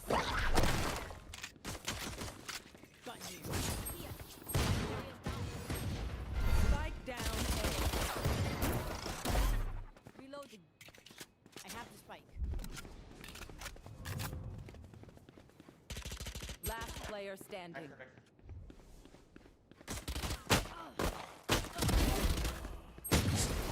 अरे भाई कहाँ से आ रहे हैं? Alright, lucky socks. Don't fail me now. Deadlock trips वगैरह लगा दे अगर possible. लगाया मैं मर गया फिर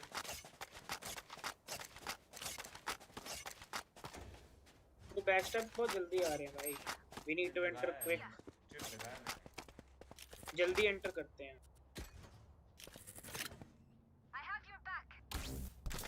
Sound sensor up. Bomb back out. Listening. Spike down A.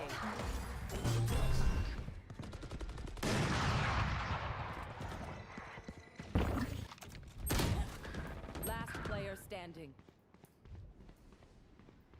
यार वेट तो करो मेरे को शायद चल कर.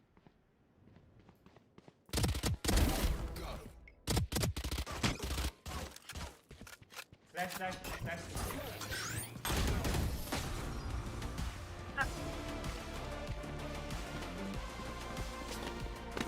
think I'll take a kip after this. I've earned it.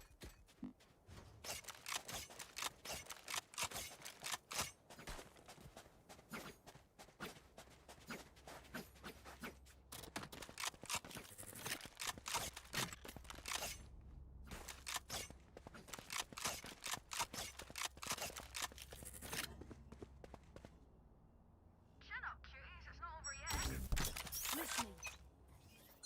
मैं बैक स्टेप देख रहा हूँ Oh yeah! Monster on the loose!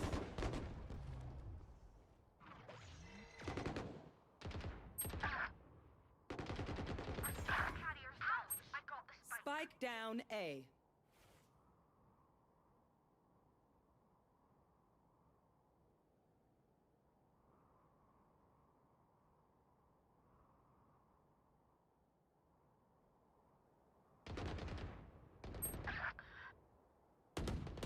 Last Spike player carrier standing. down. Spike down A.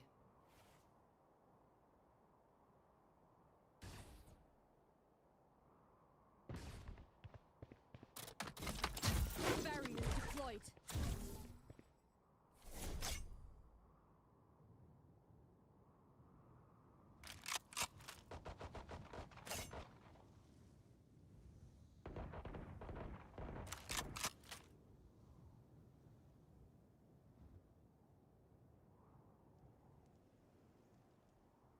Thirty seconds left.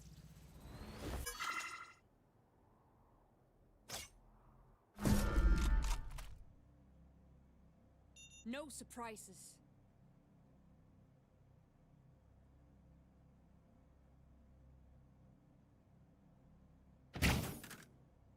Ten seconds left.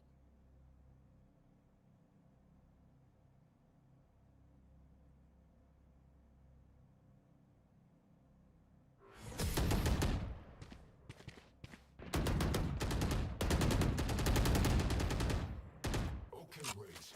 Your paint shells, my fragments, maximum damage.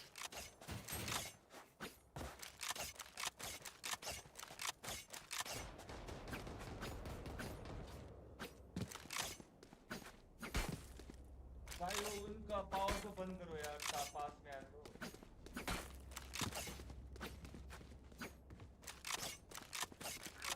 और एक दो बंदे shower बैठ जाओ यार भाई पावर बंद करो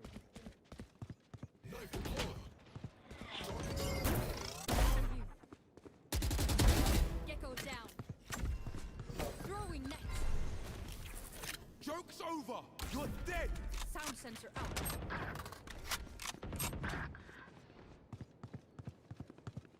Sensor triggered.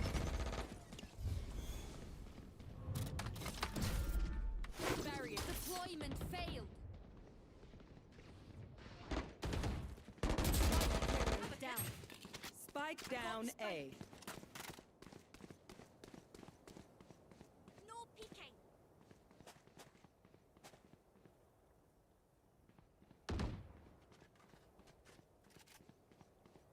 Watching here.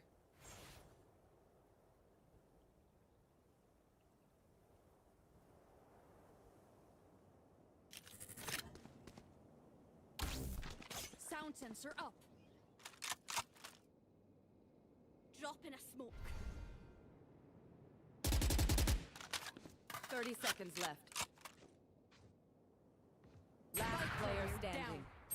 Spike down A. No escape.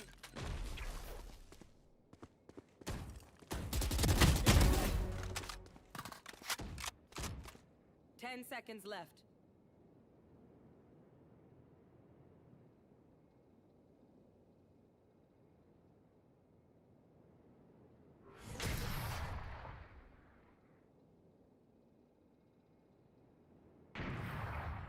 If you must fall, then fall near me.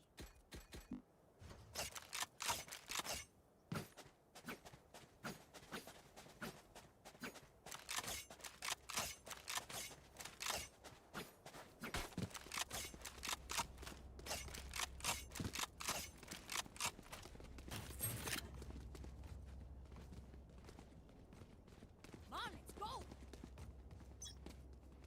भाई दिमाग से खेलो केओ बी चला जा भाई फेक हो जाएगा ये पे No peeking. इधर तो आप Drop in a smoke.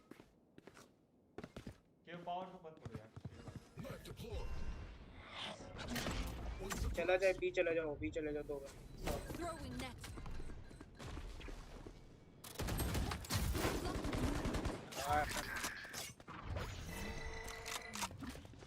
भी चलो Enemy spotted.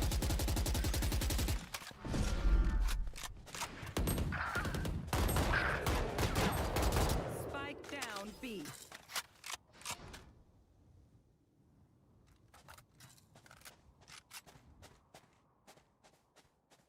Wall raised.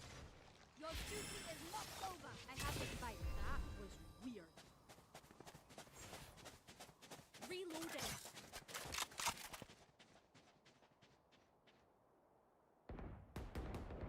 Thirty seconds left. Spike down B.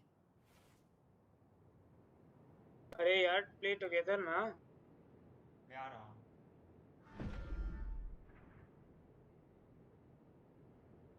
Chamber haven पे होगा Last अरे player कहाँ से है standing. भाई तू Spike down A.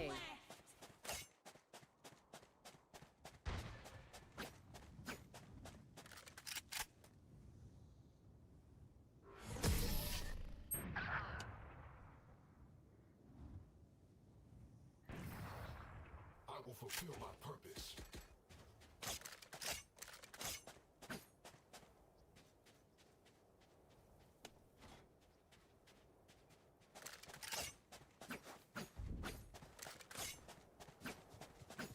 स्पाइक के पास नहीं जाना अच्छा ग्लो पे भी आ गया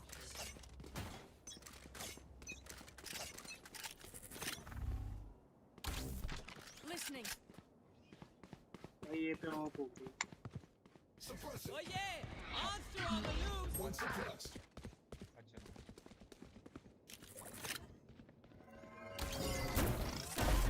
Sensor down. Throwing net.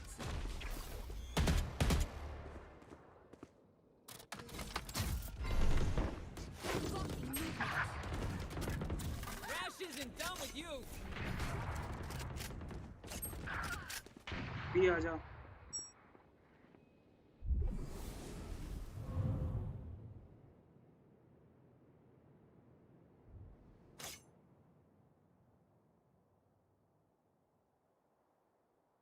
Long चले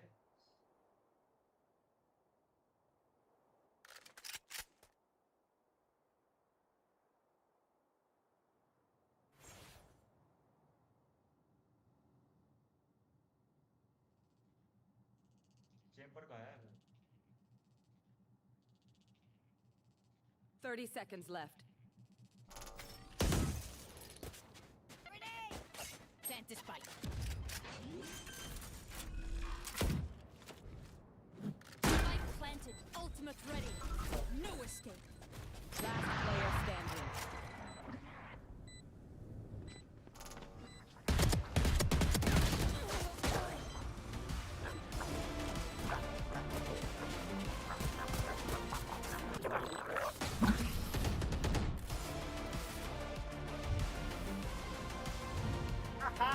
Motor functions okay?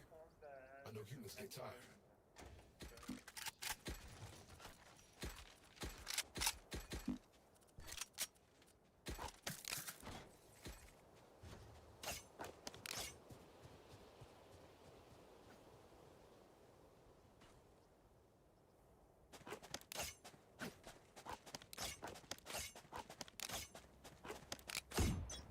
स्मोक यार प्लीज स्मोक करो यार शॉट पे और ऑफ No peeking. मजे से कर रहे हैं या नहीं Enemy spotted. A.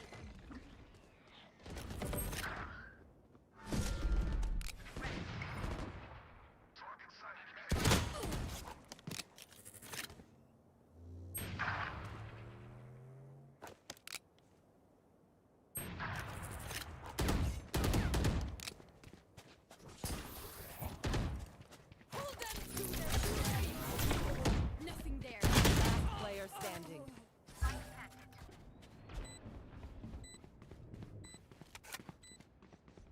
Here comes it. I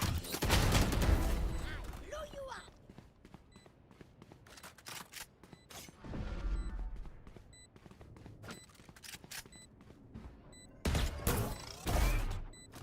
Get it.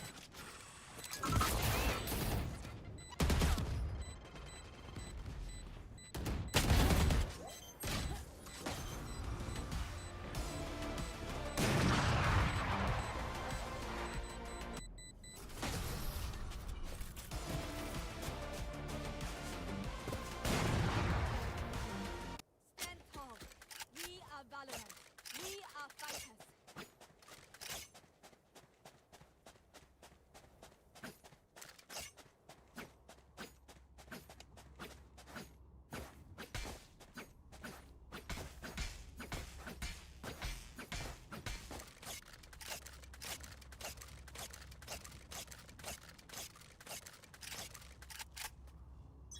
खेलो भाई साहब Joke's over! You're dead!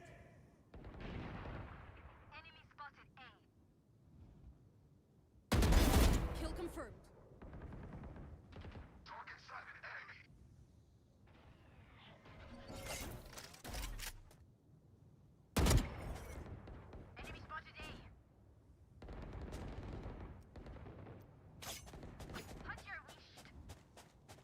हट जा से वेलिटी है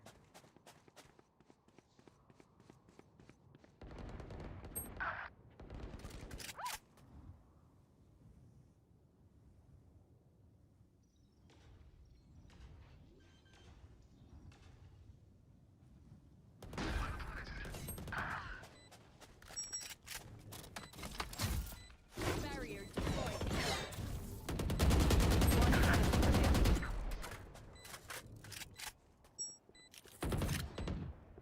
Enemy spotted B. पीछे आ जा यार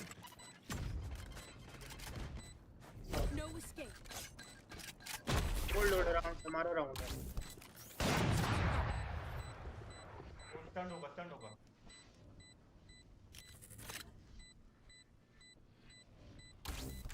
Listening. No peeking.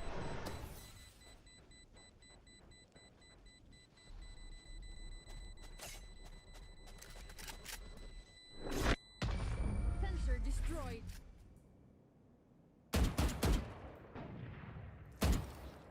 VCT. Now let's turn this around.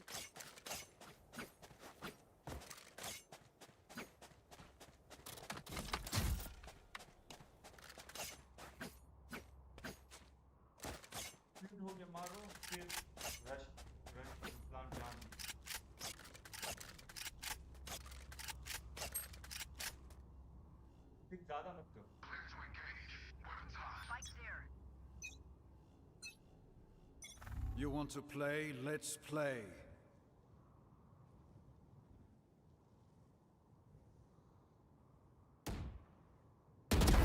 Clean kill.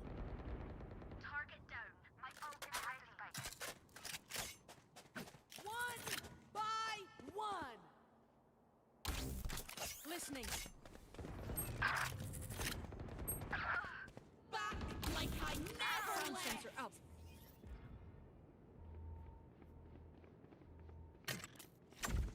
Throwing net. Blocking movement. Extra बोल सकते हैं बैक स्टेप ट्रैप लगाया मैंने वैसे वो शावर भी नहीं पता ना One enemy remaining. You had your fun. My turn. One enemy remaining.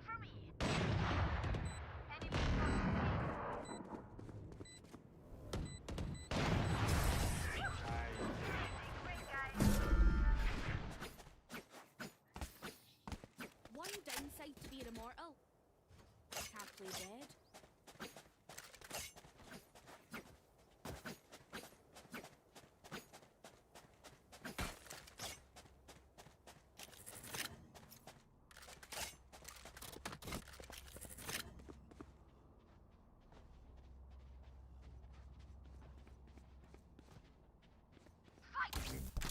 Sound sensor up.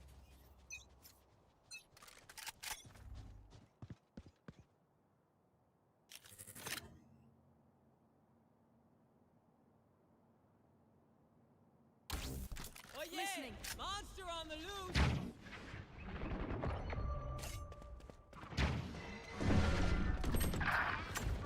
Throwing net.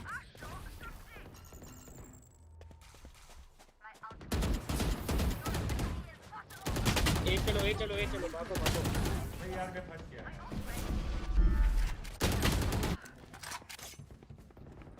Plant दे जल्दी Plant the spike. Satchel out. Satchel out. Open One more?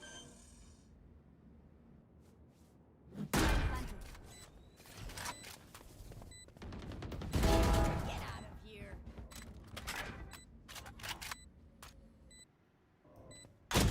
Player standing. Here comes the party.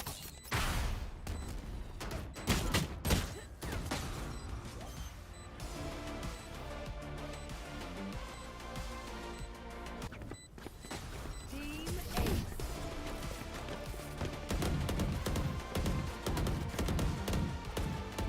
Last round in the half. Spend those creds before we lose them.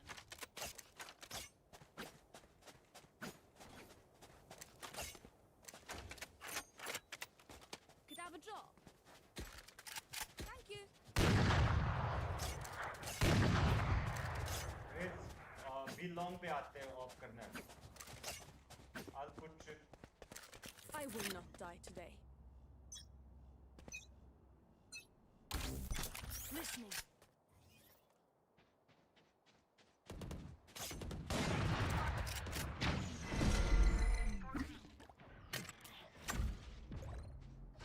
No escape. Got you. Enemy spotted B. No. Sound sensor up. Barrier deployed. Spike down B. You plum.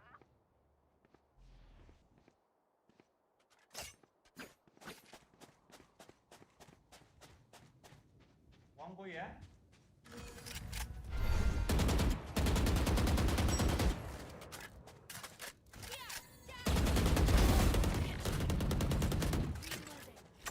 No escape.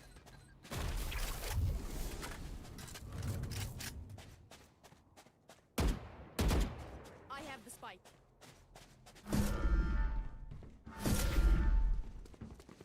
Thirty seconds left. Drop in a smoke. Ultimate ready.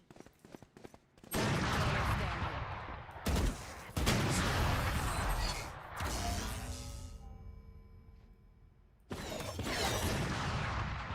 Switching sides.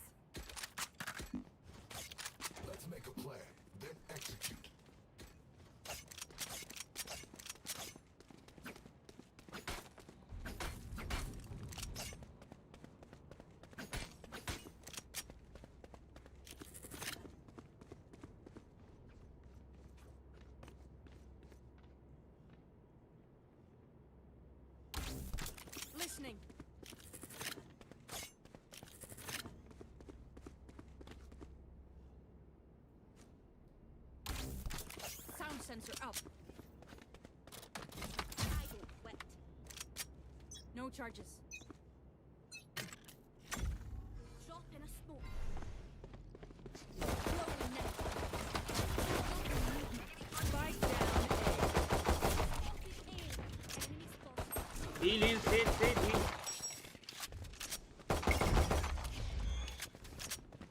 Sensor tripped. Over there.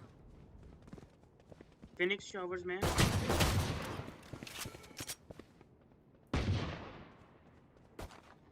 There.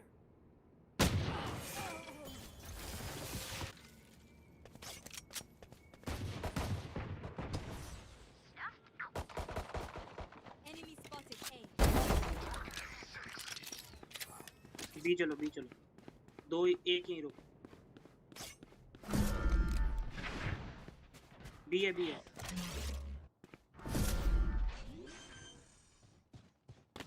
planting Spike planted. Enemy spotted B. Enemy remaining.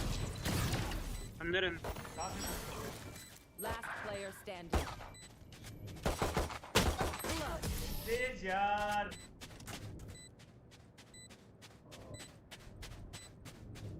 I'll survive a dent or two. Can't say the same for you fragile units.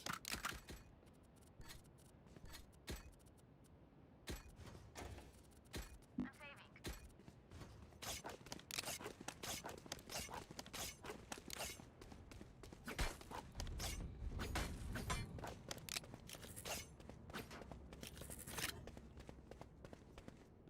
Together. Listening.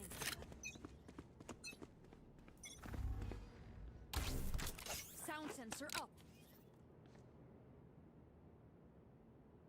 Yeah, catch. Throwing net. Reloading.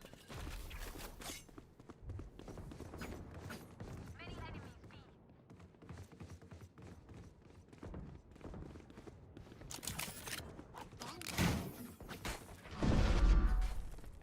Multiple enemies B.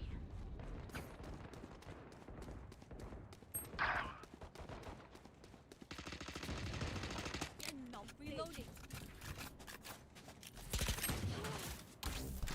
Sound sensor up. Reloading.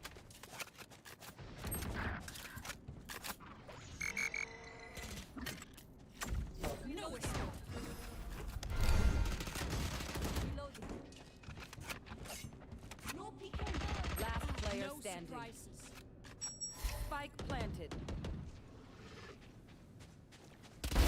Target down.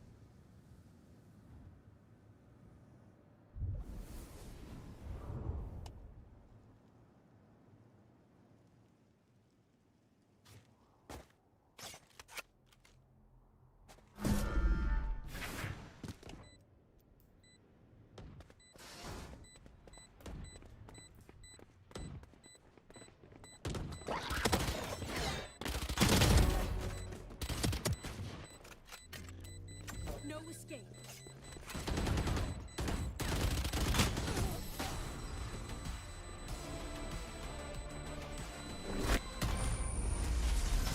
Match point. There's no need for the enemy to suffer. Kill them fast. I'm saving.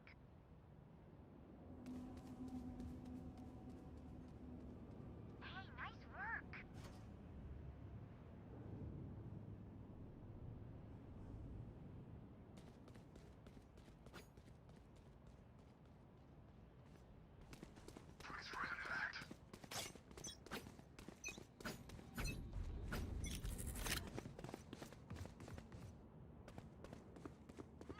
B sound Here.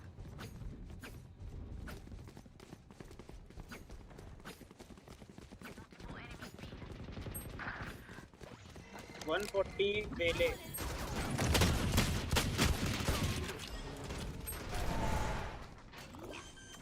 Throwing net. Spike planted. Listen. Last Sensor player down. standing. क्या कर रहे हो भाई Listening. देख game से Attackers win.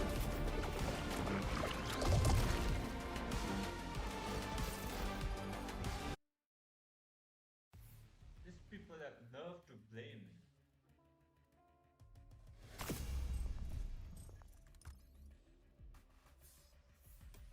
How thick does the nerve have to be? This thick.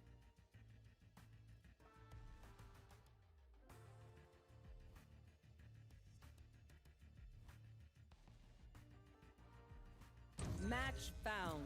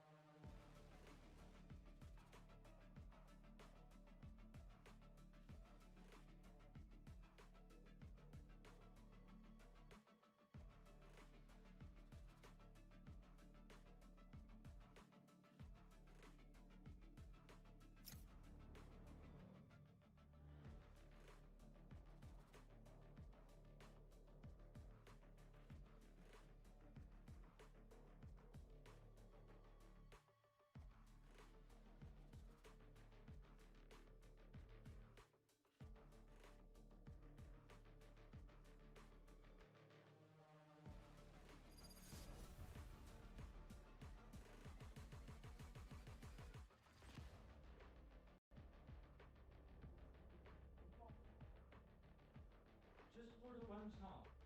Neither can even impress. You still enjoy. It's ready up. We're here for You're radio. not gonna get the We're sound not of leaving till it's Reloading. Huh? Yeah, just put it. Fine.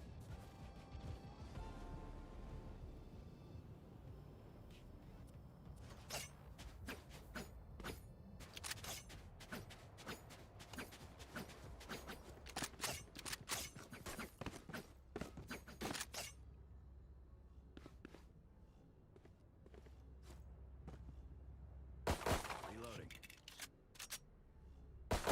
Reloading. Reloading.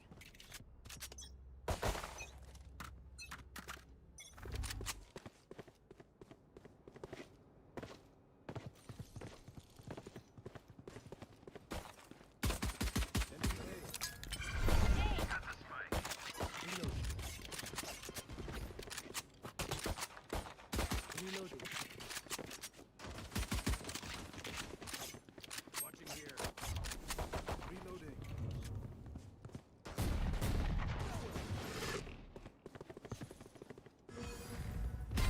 Guys, I think we should rotate. Reloading.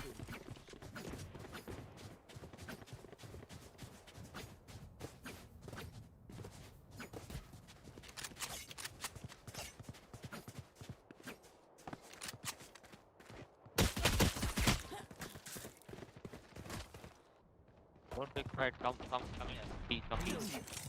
Teleport's ready. Thing is gonna be remade. Glue it.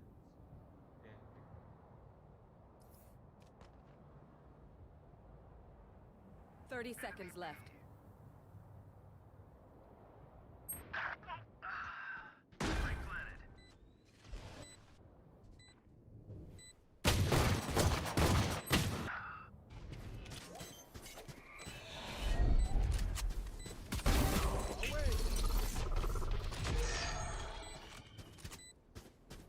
Last player standing.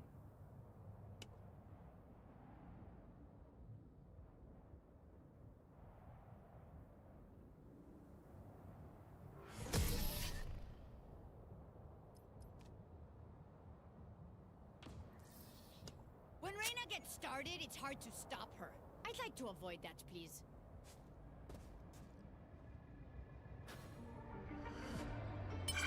Let's make some chaos. I have the spike.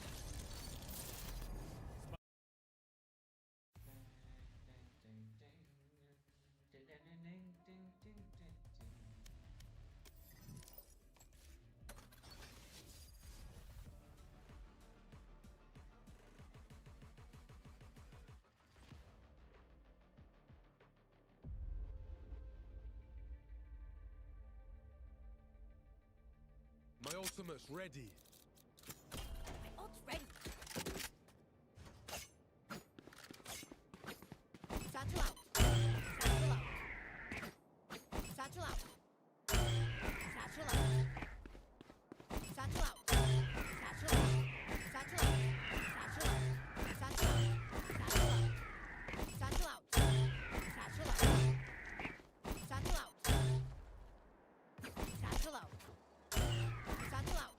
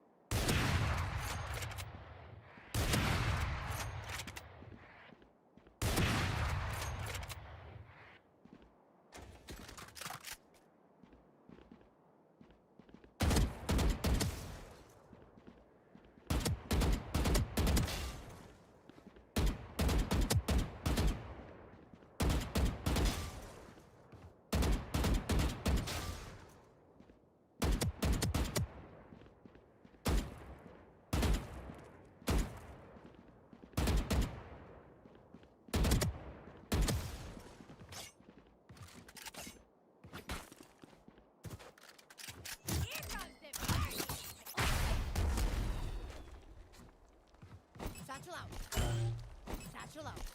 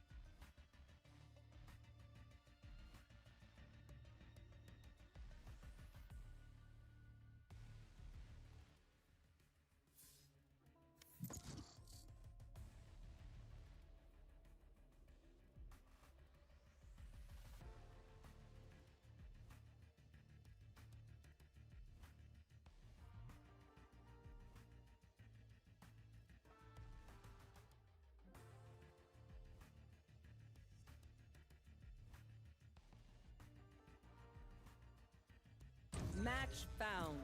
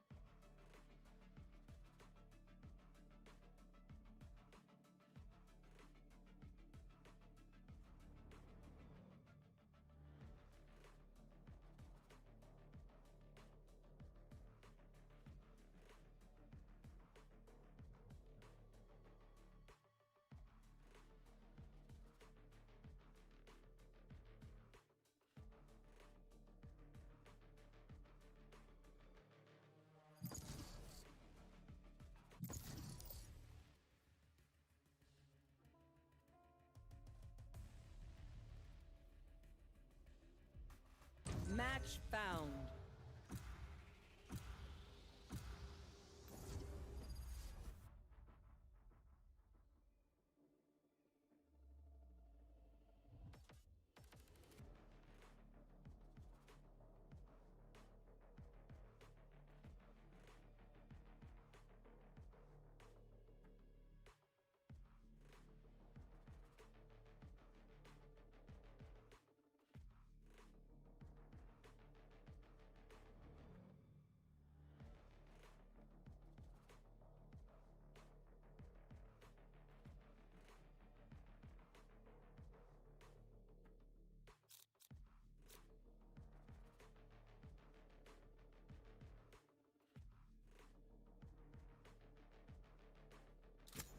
They have no idea how heartless I am.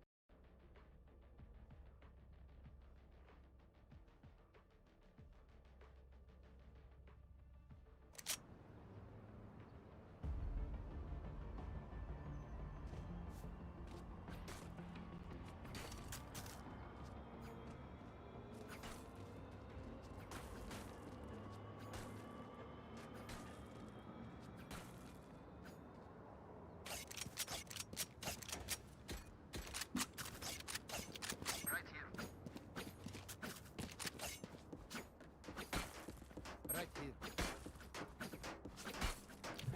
Right here.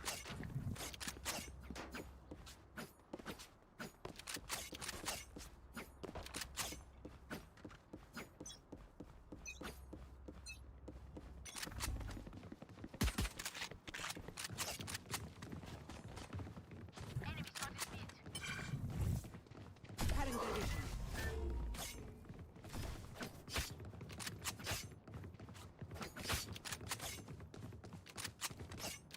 तुम लोग जाओ हम pick कर रहे हैं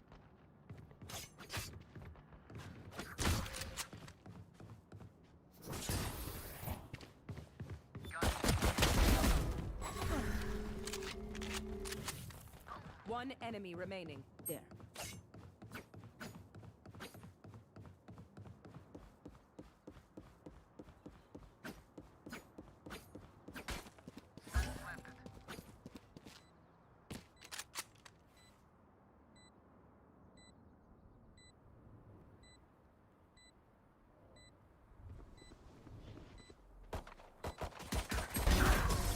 I'll send flowers.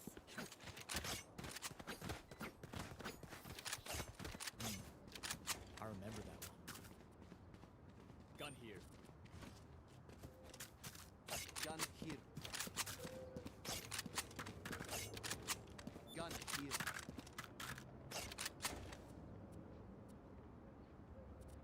Gun here. Spikes here.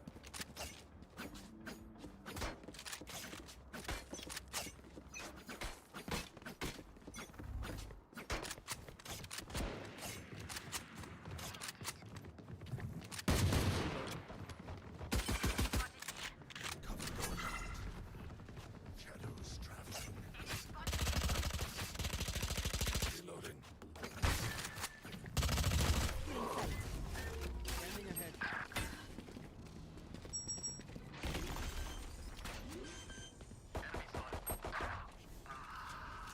Planted. Feeling sight. Neutralized. One enemy remaining.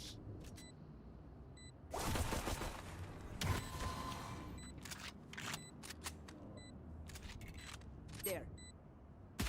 Last player standing. You were beautiful.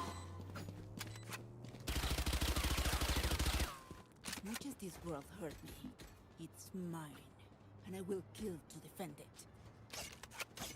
Spikes here.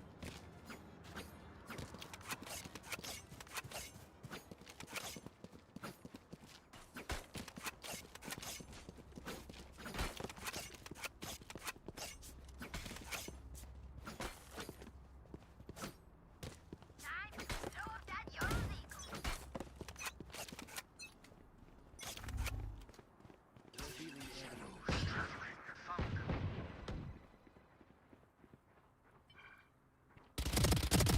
Stay. Spike down A.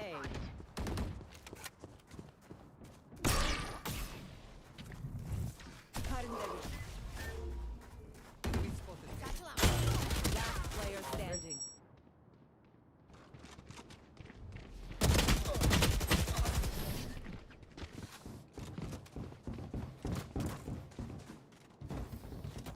My city needs me. I can't be away for long.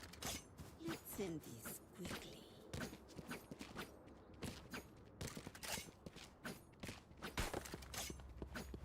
Let's go! GG, guys! Good.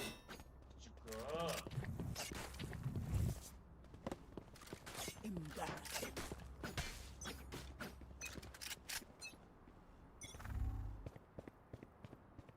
Revealing area.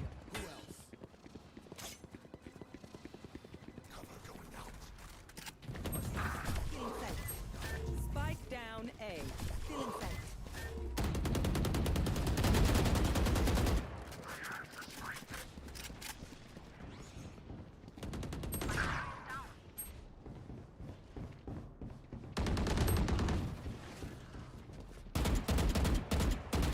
Last player standing.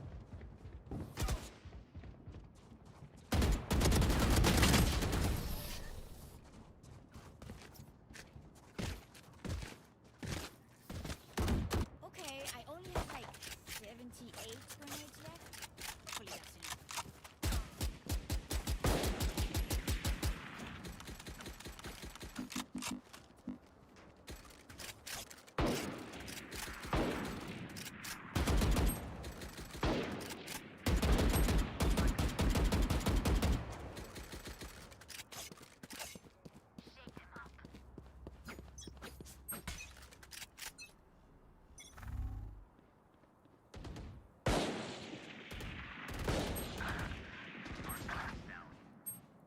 Spike down B.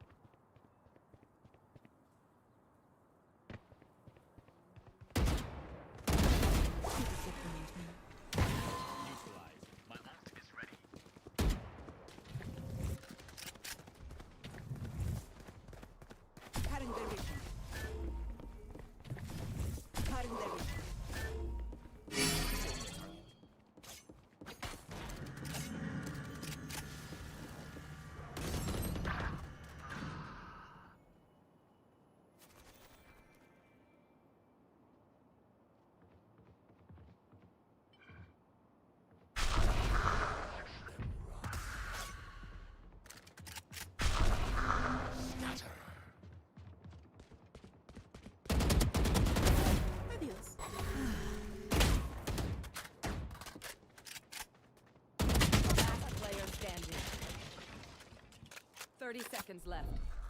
Stealing sight.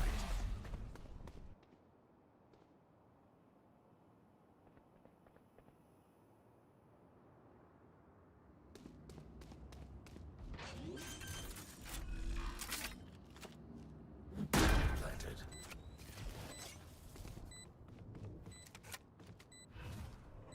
Shadows traveling. Cover going out.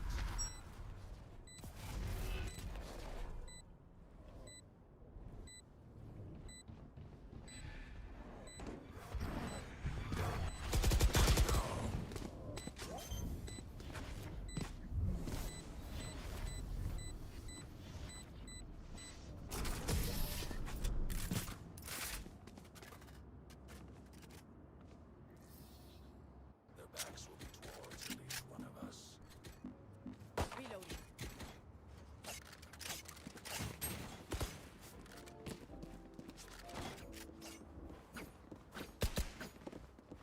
क्या करना है बताओ भाई हो गया कोई mic नहीं खोल सकते हैं खोल रहे भाई खोल ले रहा Let's flush it out. आजा हेलो भी चल रहा Killing sight. हेल्ड करके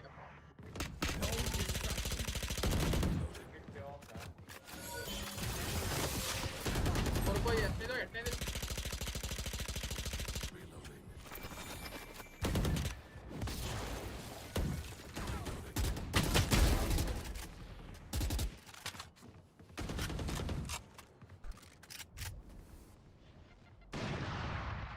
ओ भाई ऑफ है कमेंट टीपी करके इधर आ There. Item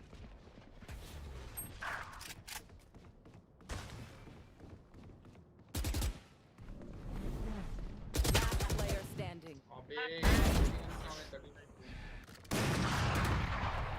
Blinding.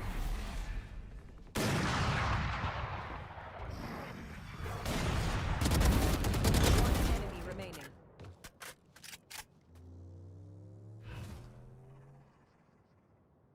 Cover going out. 30 seconds left.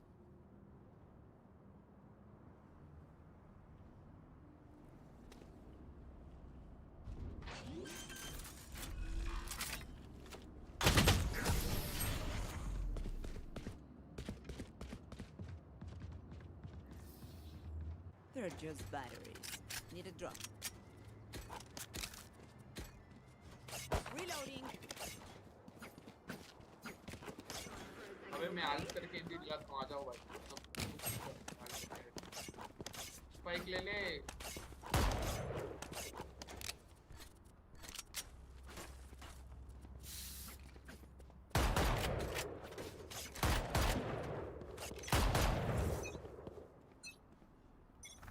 Shadows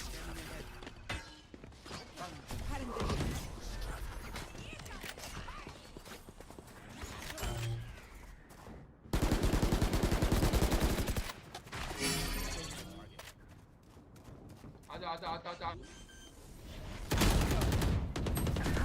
अबे घुस गया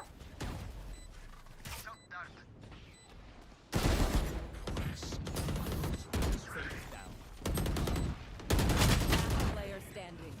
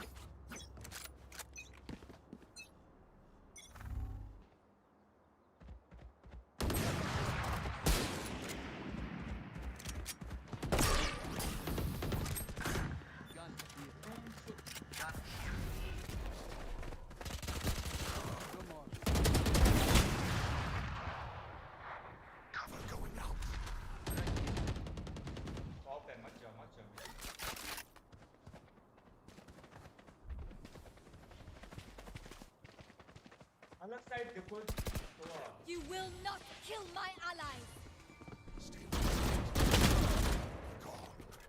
साइड चेंज कर side change Enemy remaining. Last player standing. Charges. Watch them run.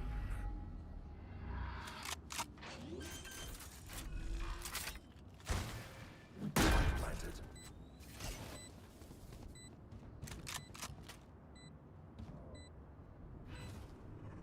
Cover going out. Shadows traveling.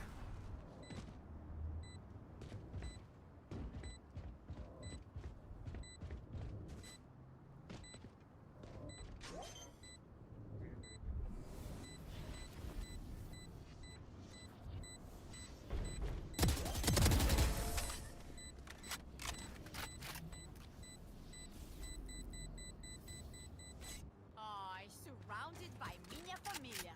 We won't lose.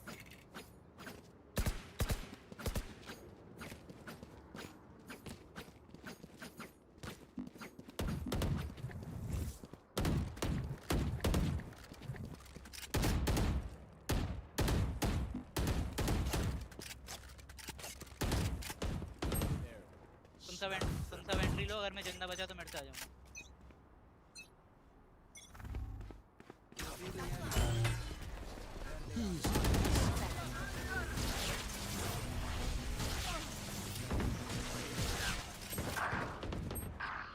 Joke's over! You're dead!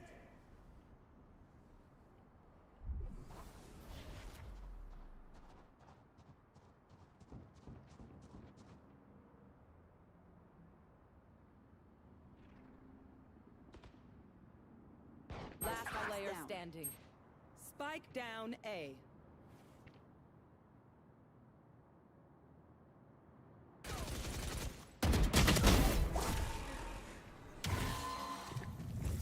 Cutting their vision. One enemy remaining.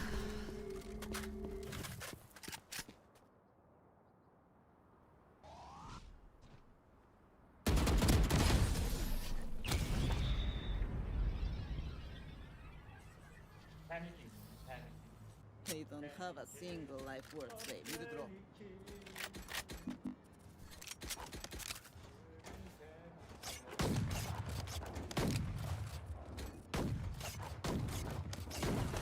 Reloading.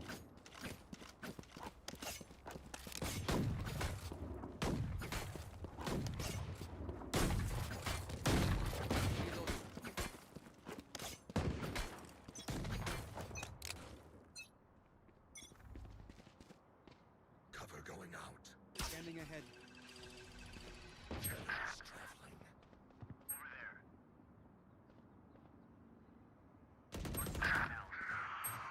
Spike down A.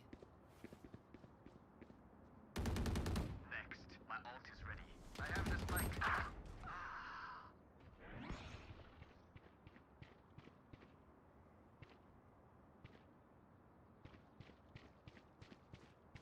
Last player standing.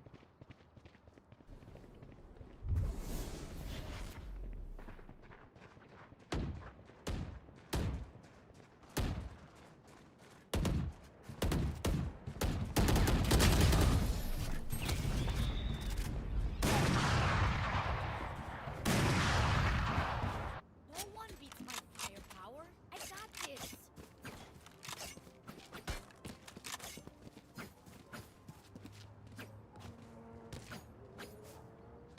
Reloading.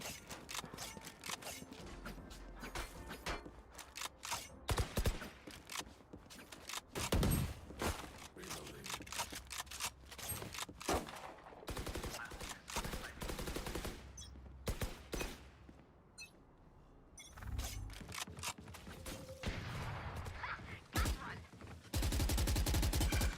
Cover going out.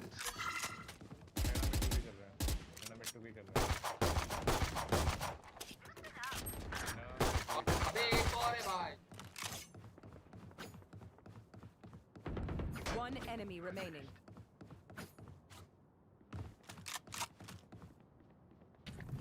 Cutting their vision.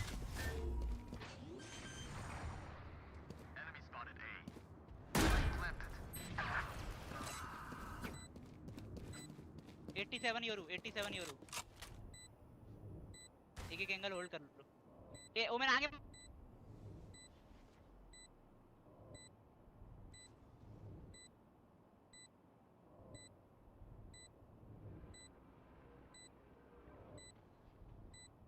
Raina main से आएगा Raina main से आएगा ये chance लग रहा है main से करो भाई फिर से आगे ऑफ उठाओ उसकी छोड़ के आया ताकि अपन लोग नहीं ले पाए भाई दिमाग वाला है अबे कोई ड्रॉप दे दो भाई पक्का ड्रॉप रख भाई ये स्पॉन कर दो भाई अब ओवर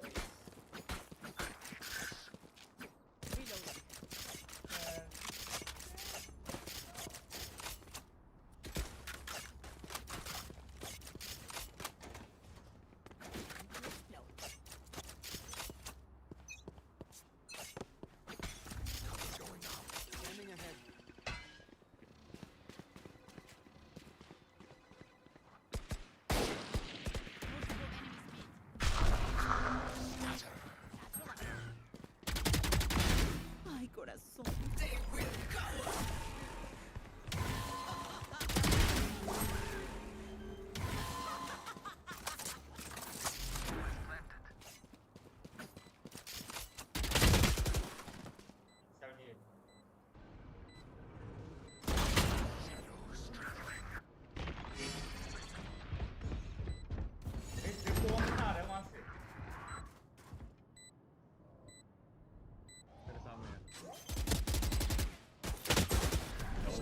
नहीं होगा डिफ Contract complete.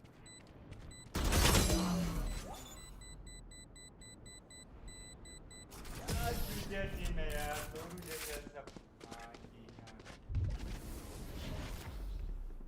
Switching sides. Breathe. Then commit.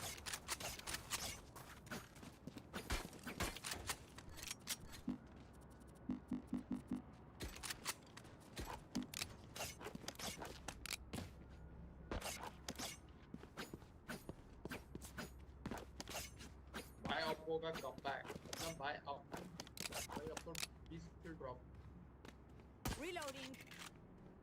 इनकी फट चाहिए भाई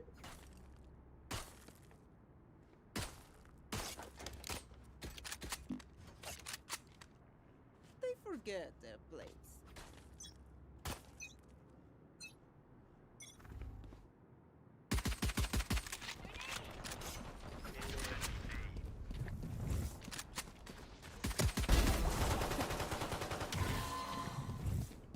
Still in sight.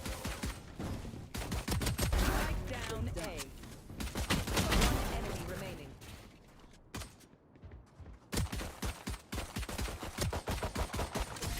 Be at rest. क्या भाई मैं तो अनइंस्टॉल कर दूं +1 भाई Enemies कर close. मैं भी करता हूं तू भी कर भाई अपना का 140 पी के भाई 50 कैरी अबे रेना गार्डियन का स्किन है क्या भाई कुछ स्किन है किसके पास हम सबको गार्डियन का स्किन है तो है लेकिन बैटल पास वाला है अबे फैंटम का और vandal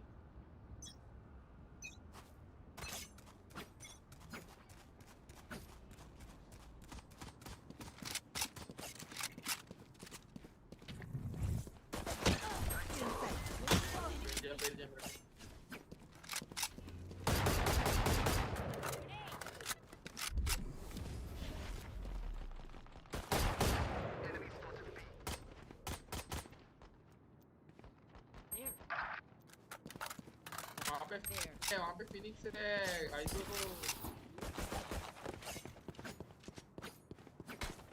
Spike planted.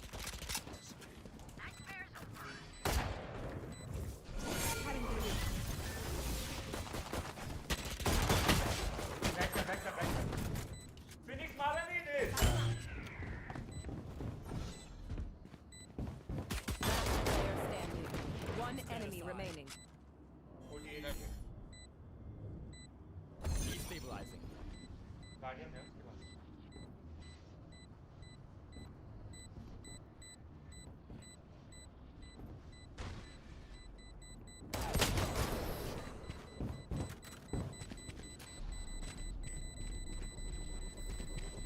Paint?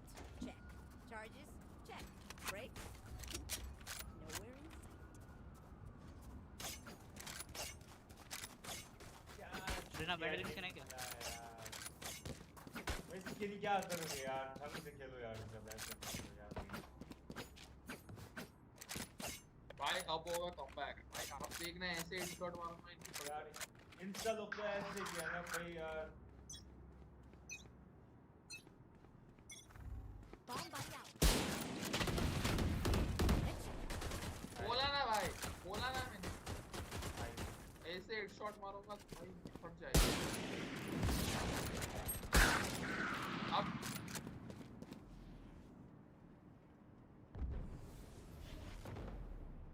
Mid mid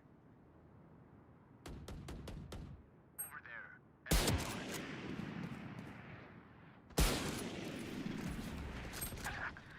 अबे भाई mid mid mid mid Boba Boba Boba Enemy spotted B.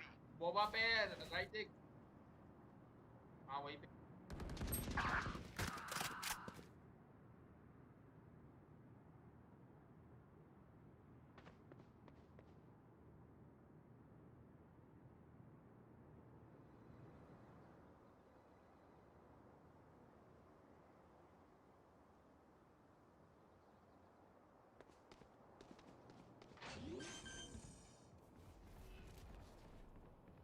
Spike planted.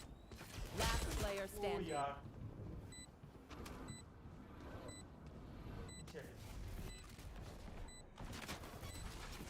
Shot done. One enemy remaining.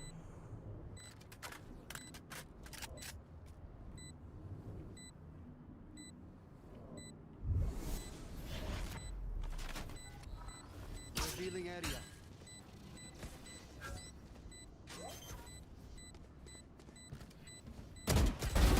Concentrate, Sova.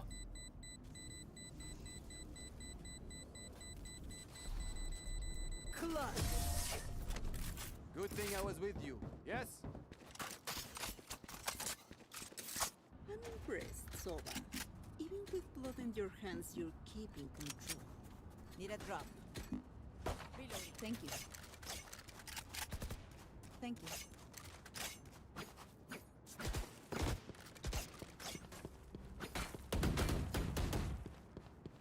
भाई आप ऐसे मारूंगा भाई देख। रेज है पर एक साइड पे क्या? यार Let's start this party. Light से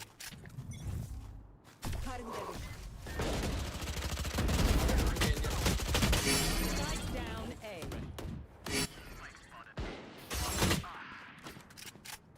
मिड पे फिनिक्स है, मिड पे फिनिक्स है। मार्शल चला रहा है। मोमेंट 34 है। मोमेंट हील दे मेरे को। Spike down A. Enemy remaining. भाई वही यार क्या क्या Just as my Bayless ends. अबे मेरा वैंडल ले लेना क्या? Watch them run when lit by my sonar. That's when we strike.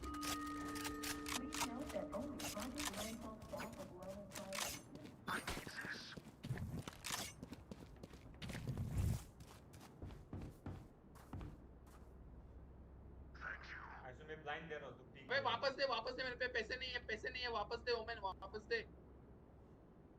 अगर तू तुझे पुश कर रहा है तो प्लेट देना, ठीक है?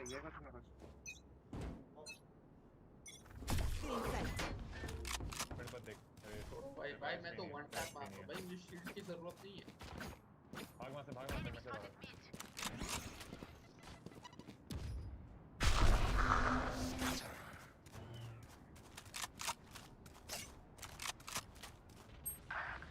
अबे कहां से?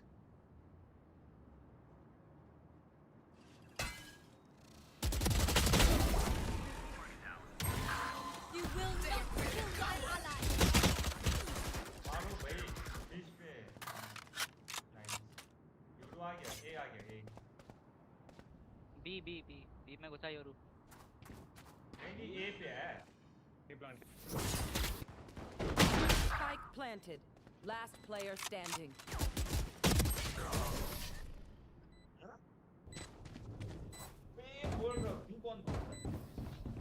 The enemy only looks composed.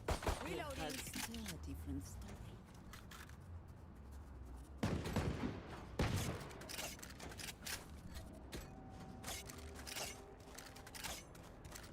यार नेट ऐसे क्यों करते हैं यार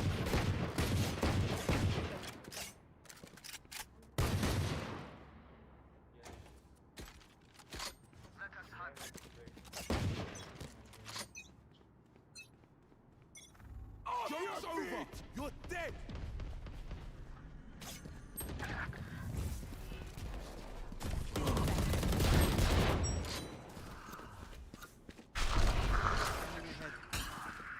Found them. Doug, my ult is ready. Spike planted.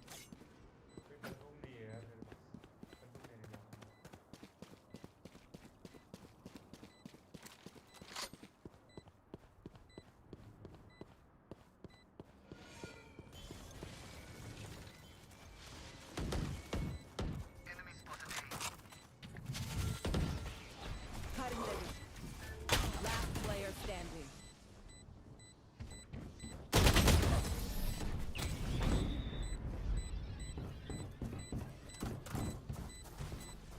Their lives are so meaningless.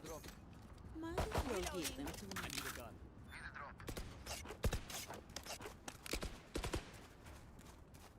Thank you. Thank you. Thank you. Thank you.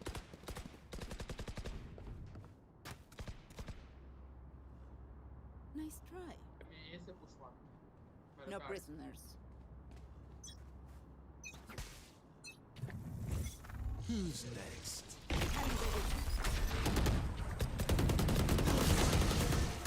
मारो भाई Spike GG down. भाई A. GG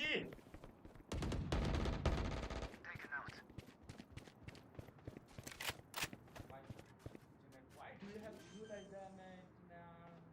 Why do you like that? Spike planted. Gun here. So dirty, little prick.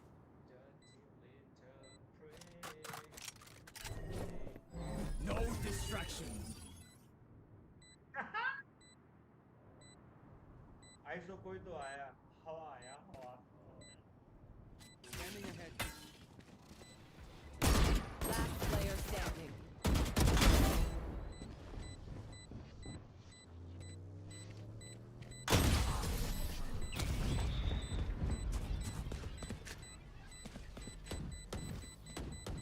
Match point. None of my stuff has malfunctioned yet. Can we sell it? Unless specially authorized, no staff are permitted to give any statements to members of the press. For specific information, reach out to our press outreach team. My thing is really bad and I wanna lose this game so bad I wanna lose this game so bad my ping is bad Inside. Cutting the reach.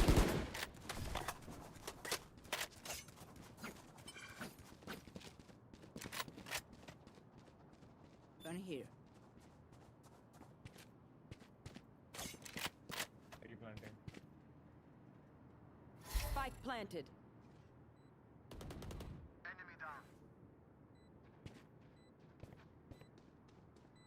खाली आजा आजा आजा